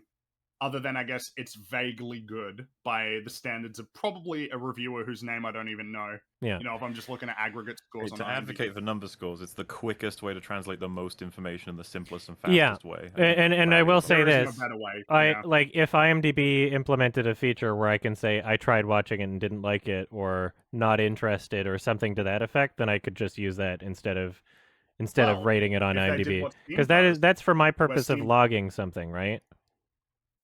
Like I Right. don't want to the amount of films that I watch, the amount of incredibly forgettable movies that I watch. I don't want to watch something, remove it from my watch list, and then 2 years later someone tells me, "Oh, have you seen this?" And I go, "Oh, no, I haven't," and then download it, and then I'm like, "Oh, wait, I have seen this." That's happened before. So that's why I Right, have to okay. log it, right? So unfortunately IMDb just doesn't have that option. And also, no, I'm not getting Letterboxd. The community there sucks, and they don't let you rate TV shows. Sorry. But like, if that was the only motivation, you could just make a notepad, right, and put the name in. No, because it doesn't. That's all of my ratings are in one spot with IMDb. I'm not going through that effort by having a notepad. That where I'm gonna Control F every single movie before I try watching it. You make that no sound way. like it's an arduous task. I It don't know. is. It is, especially for Might someone be with if you watch, tendinitis. 10,000 movies. It is, No, and you I have would no to idea. refuse on that one. Yeah, like that would be a very large annoyance. Yeah. But you search for them in your current listing, right? No, I search for the I you'd search have for the to. title to see the film, Yeah. and then I go like, oh, whether or not I've seen it. But I'm gonna So search it up on theoretically IMDb either way, so that would be like twice. Oh, right, and that if you And I look would up a film twice on plus IMDb, me it would typing it into the list in the first place. You know. I guess, but there would be a recognition then that on IMDb, if somebody were to look at your list of your reviews, there would be no way for them to be able to identify quickly and easily whether or not you watched it in full. I would change the word reviews there to ratings. But yeah. Right. I don't consider Ratings, a number to be a though, review. that would be. Yeah. I guess if there is an awareness that can't be communicated easily to people who use your IMDb scores, I don't think they could there should. be the argument I think that's on them. Okay. I don't it's happened. Okay, there's been enough times where I've done this to a movie, and then people were like, "No, you didn't give it a fair chance. You got to watch it." And I watch it again. I'm like, "Okay, it's exactly what I thought it was, or it's slightly worse." Like it's never like it doesn't change that far off of like what my impression is. And this has happened quite a few times. It's like, yeah, it's literally impossible to know. Like, it's impossible for me to be like, this is for sure a 4 out of 10 movie from beginning to end. I would never make that statement, right? Surely the important question, though, is if these were films where you go, oh shit, that was actually better, would that then change your system here? It wouldn't change my system. It would change my rating of the film. I don't think it's like a big deal to rate a number on IMDb, honestly. Because people just like nobody, the average person doesn't actually put a lot of like critical thought into it anyway. Right. I think that like the top 250 and IMDb in general is just like the rating system is like generally trash. It's painful. Endgame is higher than like several fucking great films on that list, for example. Yeah. I think it's above Unforgiven, it's above Django. It's like, man, I don't know what I'm meant to do with this. Like, shit. What do you think that you would lose if you chose to never give number scores to anything that you haven't watched completely, and like you never even talked about the films that you watched on IMDb or in my video? No, I think I'd say in general. Like, what do you think you'd be losing by only reviewing films that you've seen completely? Sorry if it sounds rude that I'm chewing. I need some calories desperately. No, it's okay. Well, I mean, I think that there's people in my audience that get something out of the number in context with everything else that I say, in the same way that they would for like a full review of a film. They can look at the half review and be like, okay, well, this is how much this part of the movie had like this is how much of an impression it left on him. You know, the difference between like a 5 out of 10 and like a 3 out of 10, that would be like, okay, well, wow, this must have been really trash for that first 30 minutes or whatever, however long, right? So it does, like, it is more information, it's more context. I just, if I thought that there was like, no, I just like, to me, yeah, it's really weird. I don't like being in a situation where I feel like I'm providing less information with a decision, right? I think that the more information I can give somebody, the better, outside of having to commit, so many hours to something where, in terms of like communicating something. If I have a feeling about something, I should be able to communicate it. That's kind of how I. Do you think that might be erroneous though, if it's incomplete? I guess the example I'd use, Muller and I watched the first 1.5 episodes of Peacemaker, and we stopped because we weren't enjoying it.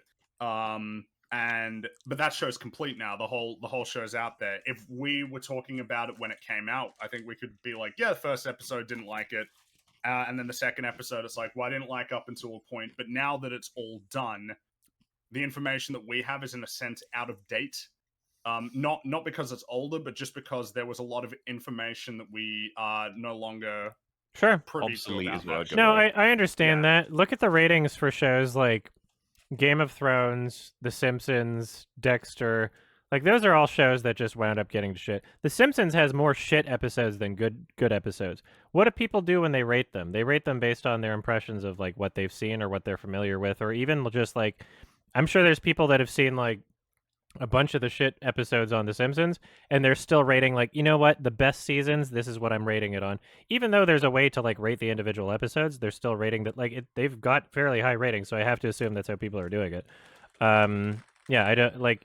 Well, usually, because with The Simpsons, for me, I would only ever speak confidently, I guess, about what I think about the golden age era, and otherwise, I can't say anything about past like season 22 or 3, because I think that's might have been even earlier that I wasn't watching it anymore, so I can't say anything about that. But I can say what I think about the earlier seasons. I guess the difference would be that there is some recognition, whether in the story itself or on a meta level, that if I watch The Simpsons up to season 8, my experience of that is all complete and nothing changes. Whereas if I watch an episode up to the first act, like the first commercial break, I haven't watched it completely. I don't know where it's going to end. I really don't know a whole lot about it at all. Yeah, but remember that this is almost exclusively reserved. Yeah, this is exclusively reserved for things that I didn't connect with anyway, so I don't really feel bad about it. Right. I don't think there's a single thing. I guess, there's no like single film where I don't connect with it in the first half, and then like if I abandon something super early, it's because it's aggressively bad. It's because it's like, okay, there's like, this is like the most cancerous thing I've ever seen. The earlier I leave in a movie, the less of a chance I gave it because it was so bad. And considering that, like, if we were to draw like a graph of like, I don't know, like time spent watching the movie and like what its perceived quality could potentially be, right? Like, there's no movie that I'm gonna like truly connect with that is like that horrendous in the first, however long. So yeah, I just don't. I don't see it. I don't see it as being like a big issue. I'm not. I don't really. I don't lose any sleep over potentially rating a bad movie a little bit lower than I should have. But you do run the risk of potentially rating a film that might be great a lot lower. I wouldn't say great. Well, surely there has to be a world where it's possible that if you watch up I think to it's the possible. first act I just don't think it's very likely. Yeah, it probably is unlikely. I guess it's just that there would be an acceptance that is possible, but that's fine. I think that's Like, you're okay as with that likely trade-off. as watching a movie from start to finish and then just having a complete change of perspective in terms of how I viewed the film or how I thought about the film or perceived the film, and that being like I misinterpreted it and rated it the wrong thing, right? It's not like no one can I have guess, a perfect rating of something anyway. Like these are all just like guidelines of how your impressions and how you But feel. I guess even if we can't all be perfect, should we encourage ourselves to strive to be as accurate as reasonable with every film or video game or TV show that we cover? If I had more respect for the ratings on IMDb, then I would. If I thought that it was like actually important to do that on IMDb, then I would do that. That's like what would inform, because you're talking to the people, I guess, more so on anyone on the internet that strive to try and get everybody making reviews that are fucking accurate. Because goddamn, like everybody makes inaccurate reviews, and so there's a funny realization there, but also that is the fuel. Like IMDb being a place where people will be like, yeah, Endgame is way better than Schindler's List. It's like, okay. But at the same time, it's like, why can't they do that? That's their perspective, I They are suppose. allowed to do that. I guess I just don't value that.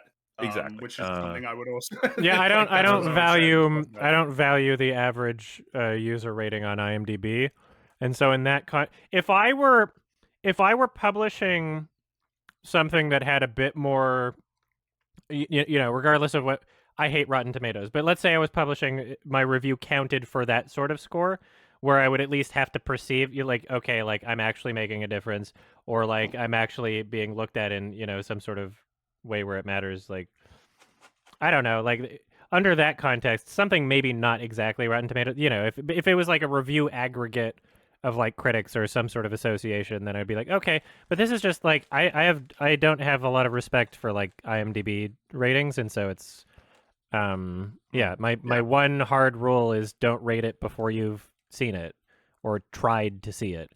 Some people would argue I haven't seen it if I haven't seen the whole thing. That's fine. I would say at least give it a try.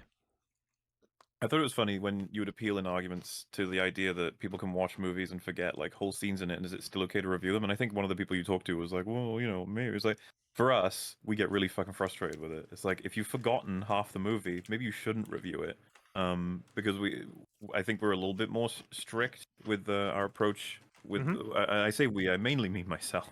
But like I find it frustrating when people literally like describe the movie incorrectly. Do you think about that differently if someone in their review says, I forgot half the movie in their review? Do you think that that's like a big... I think I'd just click off at that point. It's like, this is worthless. Yeah, no, but I think that that's okay, yeah, because it gives people the necessary context and information to decide for themselves whether or not the review is worthless based on that. I agree. It's the reason why I liked Total Biscuit's first impressions, because it was always, this is a first impressions, not a review. This is how much I've played, and based on how much I've played, this is what I think and what I expect if I were to continue playing it. Recommend, don't recommend, there you go. Yeah. But I think that Total Biscuit like was peak example of transparency and honesty and clarity in the approach. And I guess I guess that's interesting, because to me, Total Biscuit's perspective on a game that he has only played for some hours, probably, like, yeah, it would almost certainly be worth a lot more to me than a decent chunk of full-fledged reviews of video games, just because his perspective is valuable. There's an irony here that my preference would be listening to like you review the opening 30 minutes of a film than someone who is like kind of really inexperienced with even talking about movies talk about it after seeing the whole thing, because it really depends on the kind of quality commentary I'm getting. That's why I stand on like a different island with this whole thing. Armand White exists, and he's like a published. Yeah.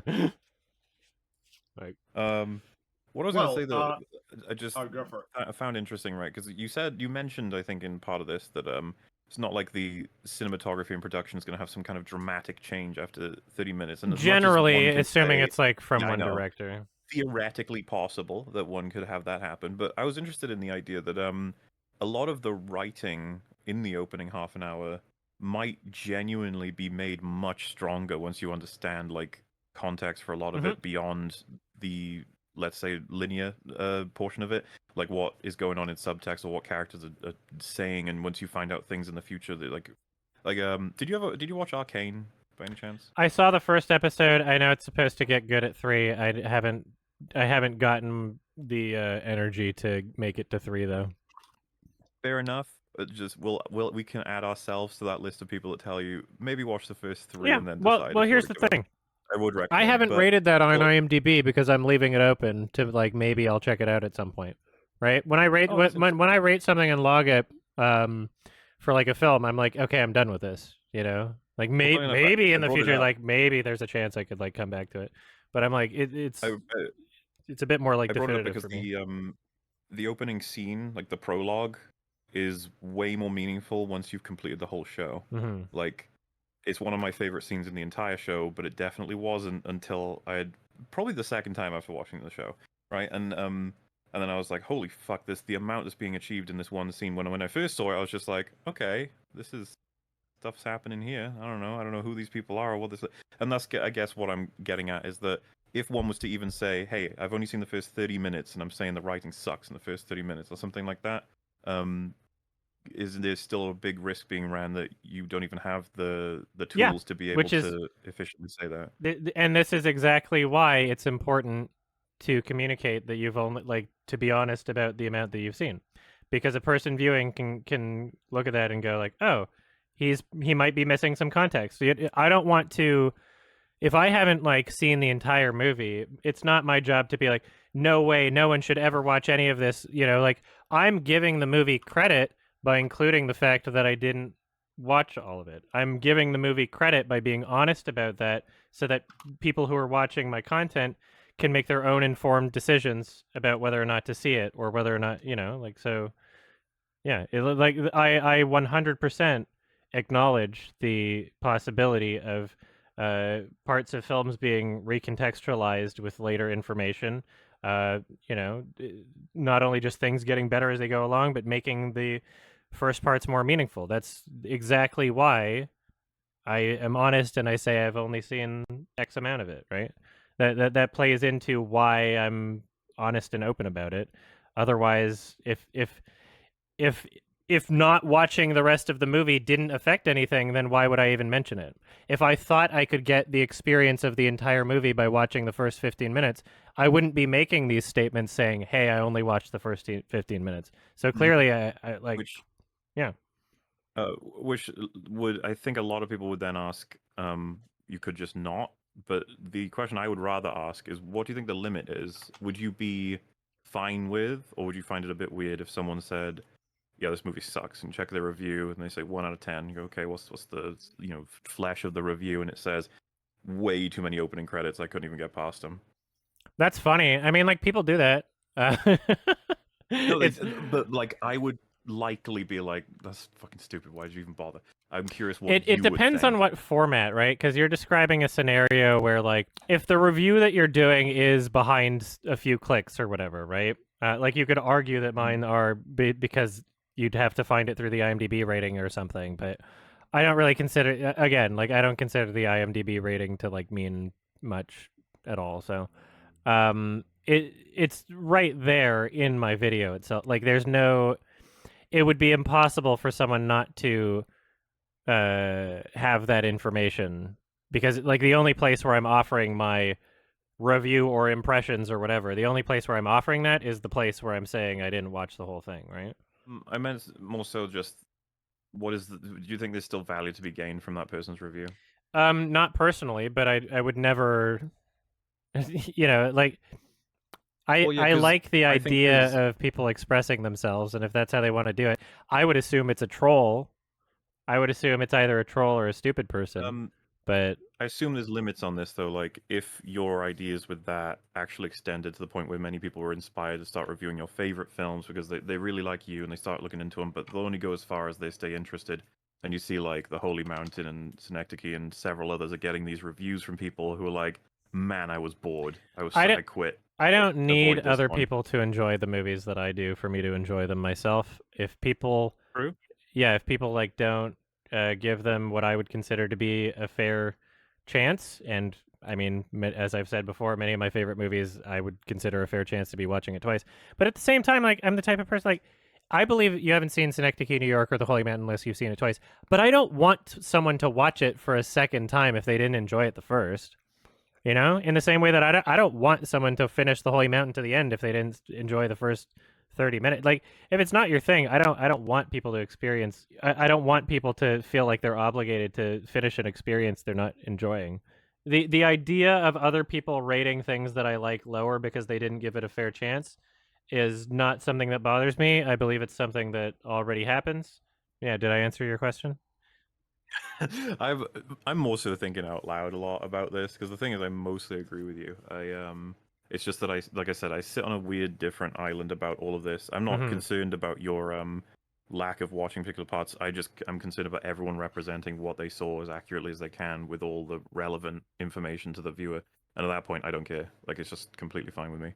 Even people who misrepresent a movie, if they say, I may get some of this wrong because this is just from memory or something like that. It's just like, oh yeah, that's fine. Yeah, I try to do that. If I feel like I'm in a, you know, I think that in my new Matrix video, I was like, I don't remember if they've explained this shit or not, but I'm gonna ask the question anyway because it's stupid. You know, like, am I really? If it's not in the Wikipedia plot summary, how far am I gonna dig after I've seen the movie to find out, like, you know, for a movie that I don't even like really respect? There are several mistakes I've made in my videos. I imagine you've had a similar thing where people be like, "Wait, did you miss this?" And I'm like, "Oh fuck, yeah, there it is." And as far as I'm concerned, that's just a genuine mistake, and there's nothing else that can be done about that. But if you try to be accurate to the best of your ability, I think there's just no way to be critical of that. You're doing the best you can. Accurate to my experience, you know, because that's what I'm selling. I'm not trying to the best of your ability. Yeah. Like, it's not. I don't mean you need to triple check everything you say. I mean you're being 100% honest. This is what you saw. Because I'm less concerned about people making mistakes, more so how they do when they find that out. Yeah. That's I miss YouTube annotations because that was an easy way to make sure people aren't left with the wrong information. I don't want a world where I'm not allowed to share my experience of a film I didn't finish. I think that is a valid experience to have watching a film. It is a valid experience to communicate about a film. Yeah, I like. I don't think that communicating experiences should be as restrictive. And then again, people get hung up on the word review apparently. So like, I'm fine not calling it a review. I think like, that's where the trouble lies in terms of If everything was being called impressions this whole time, I imagine nothing would have happened. Well, but also, I don't think there was no world. I don't think so. I guess people are hung up on the number thing too, but right. Because I guess otherwise, there's no world where someone would, like, if someone said that they walked out of a film, they'd be like, "Why did you've already tainted this conversation by saying that you walked out of it. You've given people an impression of the film based on an incomplete viewing. That's not allowed. You're not allowed to do that. Like, nobody would ever say that you're not allowed to share an opinion you have on something you watched in parts, as long as you make it clear that you are only talking about that part. Yeah. Rather than my assumption, my understanding was that making it clear was just me saying that I didn't finish the movie in the video. So me changing the word to impressions, I feel is doing, in my mind, I feel like it's doing the exact same thing I was already doing by just saying I hadn't watched the movie. But I'm fine changing it still if it means that other people feel better about it. Right. Because but who knows? I guess if you reach a point where everybody's getting mad and not pulling anything from what you're saying, it wasn't even a big deal until I posted on Twitter. So it's not even really. It's most of it is not even from my audience. Yeah, Twitter is just a platform for dunks. Like, yeah, it's not, Movie Bob. a platform where anybody can. It's his home. Movie Robert came after you. I followed him briefly because I was hoping that he'd DM for like a conversation. And every time I opened up Twitter, because things were blowing up, I was opening it like fairly frequently, like, a few times every hour.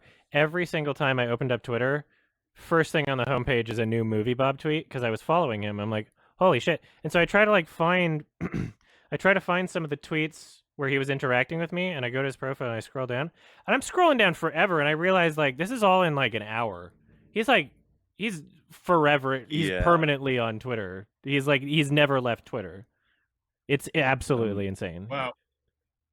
Well, and I thought it was really sad that he would be like, "I'm against you on this position." You're like, "I'd like to discuss that," and he's like, "I ain't gonna promote you." And then I As saw he people quote commenting tweets on it, being me. like, You're I know. promoting me by I quote saw tweeting. people commenting on it, being like, "Wow, YMS gone full debate, bro." It's like, guys, there is such a thing as just having a chat. We've all forgotten that apparently. That's because of true. Twitch culture. Although I wanted to have a conversation with Movie Bob because I know he would look stupid. That's exactly why. It's like Oh, he is right absolutely to he would. assume like malicious intent because I was just like, okay, this would be fun. I was hoping for something funny, is what I wanted. I think my point stands in that people would just naturally assume that about you or anyone saying, "Would you like to talk about this?"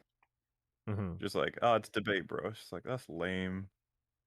Well, yeah, I mean, like I would have killed two potentially birds with one productive. stone, and I would have been able to like accurately, say my feelings on it. The problem, like, Yeah. part of the reason I wanted to talk with him is because his tweet made it clear that he's never seen like any of the videos that he's mentioning. Of course He's like, Oh, you can't pretend that this is like a full review or equate it to like a dissection. I'm like, okay, well, I didn't.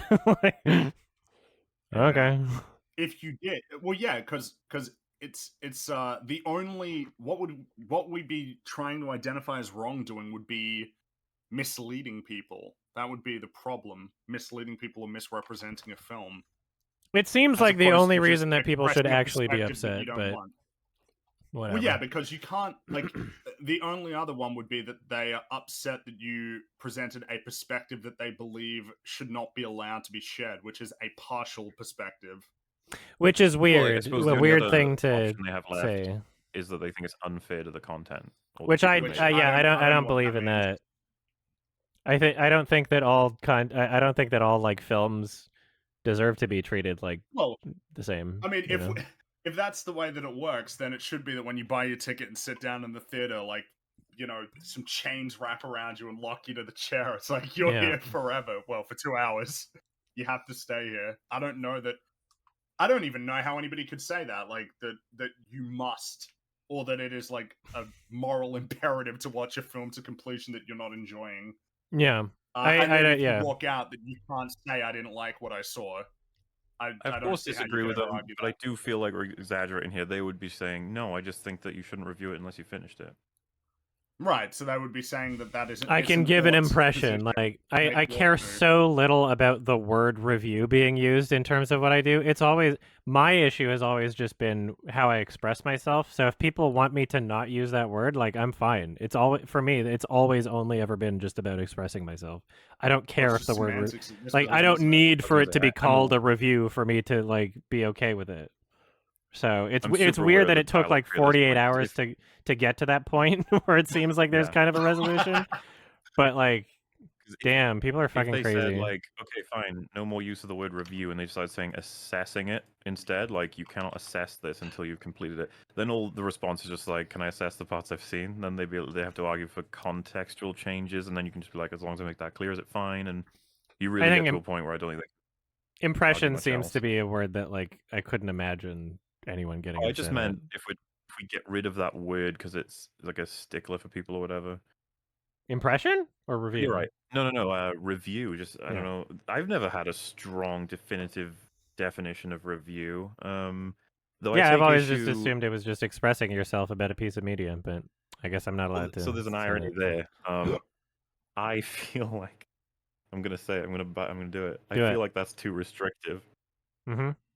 Restrict. Even though the whole point is that you've made it really broad. Yeah.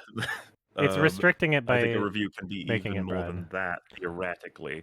If I were, and I'm not saying this because I'm me, but if I were to make a channel that was like, I will only talk about whether or not things logically follow in this. I'm not going to give you my perspective at all, and it's as robotic as you could possibly imagine. At that point, is that a expression of your feelings about a thing, but is it also about is it a I review or mean, not? philosophically, technically, it must be. You know, like if we're going like purely philosophical in terms of like, Well, you know, what it is it okay? like Is it our brain still interprets to just senses, describe and what the it our is? interpretation is then given back out to the world. Even if like the senses, even if we're gonna say like, I am objectively holding a Blu-ray copy of Speed Racer right now, like it's still like it's. I don't know if I'm in a simulation or not, right? If you're gonna make it that broad, though, That's why I said then yeah, I guess philosophically. so, because that means it just there's no winning that definitionally. Yeah. I suppose there's just like everything we say or express in any way, shape, or form becomes that of a personal expression. Is that what you're saying? I mean, yeah, I don't believe in any sort of like philosophically, I don't believe in any sort of like true objectivity. Not Not to even say just not to say as that simple as something like, can't be more objective than something else. well, just like you don't believe there is an objective reality, as in like stones and planets and just stuff No, I'm exists. in principle. In principle, there's no way of like confirming that. So believe is a weird word because I would say that I Mm. live my life under the assumption that there is an objective reality. Right? But believe is like I guess if I were to say am I 100% certain, I would say no. Because I don't believe that's something I can have. Well, if you've got the modifier at all times, if we could be in the Matrix / we could be a simulation of like we're not even in the Matrix, like we're literally a program being ran. I guess so, because we can never undo that potential. Yeah, I don't live my Um, life that way, but I mean it's a but if possibility I that think, influences how I yeah, we would phrase just things. engage an axiom at that point, right? We'd just be like, taken, we aren't in the Matrix / another thing that disables the chance of anything being more real than it appears to be through testing and our senses. Mm-hmm. You don't want to call that an objective reality, but I'm assuming you operate as though that is the case. I'm assuming that everything I feel is real is real. Yeah. That's In which otherwise case, at that I point, wouldn't be you able would to see do the any. difference between a review where someone says like, "I felt really fucking bored" or "I felt incredible," when versus someone who goes, "Batman has been portrayed Yeah. without his legendary gadget." Well, Blah blah blah. From this here's something to think about philosophically. Is even if we don't go with the there is no objective reality, have you considered that what you say about something, even if everything you say about the film is objective, there is room for a personal element in terms of how much of something you include, everything you omit, right, can say something about. You can tell essentially the same story in two different ways where both are completely objective interpretations of a story. And depending on what parts you include or what parts you focus on or what parts you spend more time on, you can frame things in a way where people might be left with like completely different versions of events. That's kind of how like propaganda works sometimes, right? In terms of like yeah, for sure. news media, right? So you can say that even if you're being completely objective about what you're describing, that the personal element is brought out of how you are choosing to cover what you don't have to say something subjective for your objective statements to be part of a subjective experience, is what I'm saying. Does that make sense? I think it does. It's just that we would still at that point probably not categorize it all the same. We would probably go with the person who is saying, "I felt this, I felt this, I felt this," strictly talking emotions with each act in a general broad sense, versus someone who breaks them down scene by scene, describes character names, motivations, build-ups, A to B stuff. I would probably feel like saying, if you said that they're both very subjective reviews or whatever, I'd just be like, I suppose it's just that you're getting different experiences entirely from these two points of view. One, that it really matters more that you know the person saying all of this so that you can get information from it, while the other, you don't even need to know who they are as long as they're telling the truth. Mm-hmm. Yeah, it depends what you're getting out of it. It depends what the purpose of a review is at that point. Because I see it all as an ideal. We strive to be accurate. I don't know there's anyone in the world who's like, I wish I wasn't accurate when describing movies. Like, okay. But even still, if that was that, they could strive to be worse than they are or whatever. But I don't think there's any sense of a perfect review or a perfect retelling or and as you said, like leaving pieces out for sure. it's I think it's the further you dig down, the harder it gets to point out a more personal bias, as in like I said Heath Ledger played the Joker was my personal bias. It's like, well, in the way that you said it, you sounded like it's a positive thing, not quite a neutral thing. Yeah, I think that even like objectivity exists on a spectrum, if that makes sense. No, I agree. Yeah. I mean, that might surprise you. I don't know, but I agree. Okay, that's cool. Yeah, in terms of like a review, like I would never say that like every review inherently has to be for the purpose of expressing your experience with a film. Right. A review can be anything. Right. I don't. Yeah, that's sorry. what started this.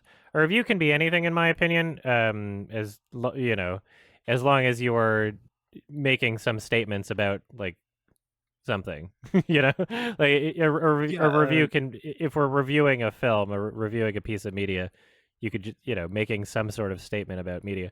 I could like I don't personally. I said earlier, I don't consider a number rating to be a review. That would be for my own standards. Like I don't consider my number rating to be my review. But I could say if somebody wanted to create a YouTube channel just being like my review of this and they're like it's just 5 out of 10 and that's all they say about it.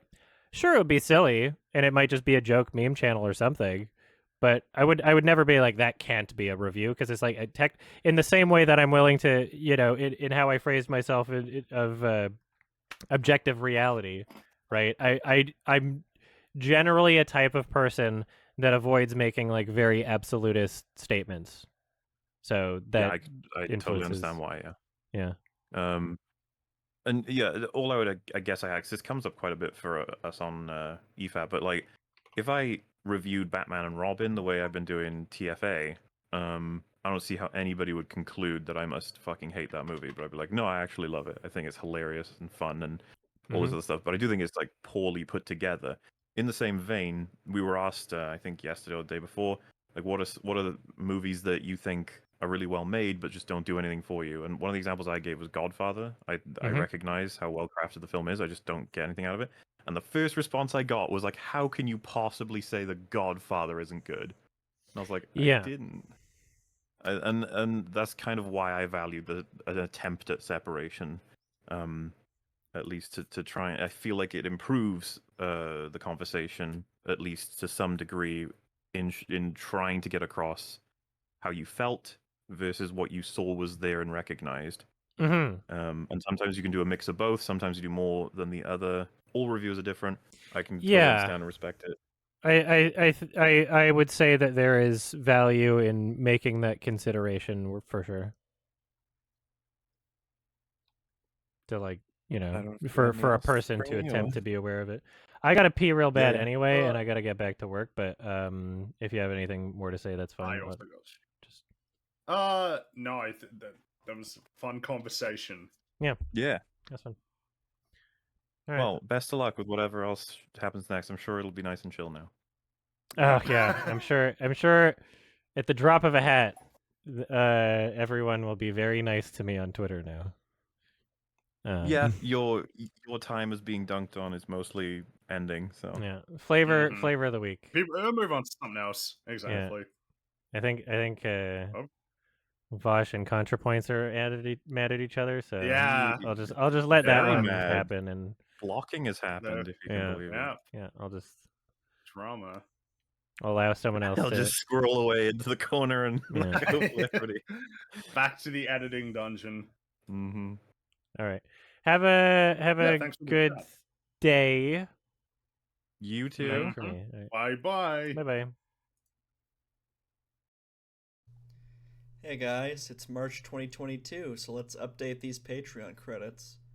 My $5 and up patrons are Wriggle Moss, Speak of the Joker, Yup, Caden Mack, Andre Philippe, Buttrock, Charisma, The Super One Player, Dwyer Tarantino, Jacob Arndt, Zachary Kane, Samjul, Cheat.exe, Gothic Sith, Mandelbro, Kel Hunt, Wales, Bo the Doggo, Kai Butcher, Gabriel Herrera, Hoofido, Ocean Machinery, and Malav Shah. Take care, everyone.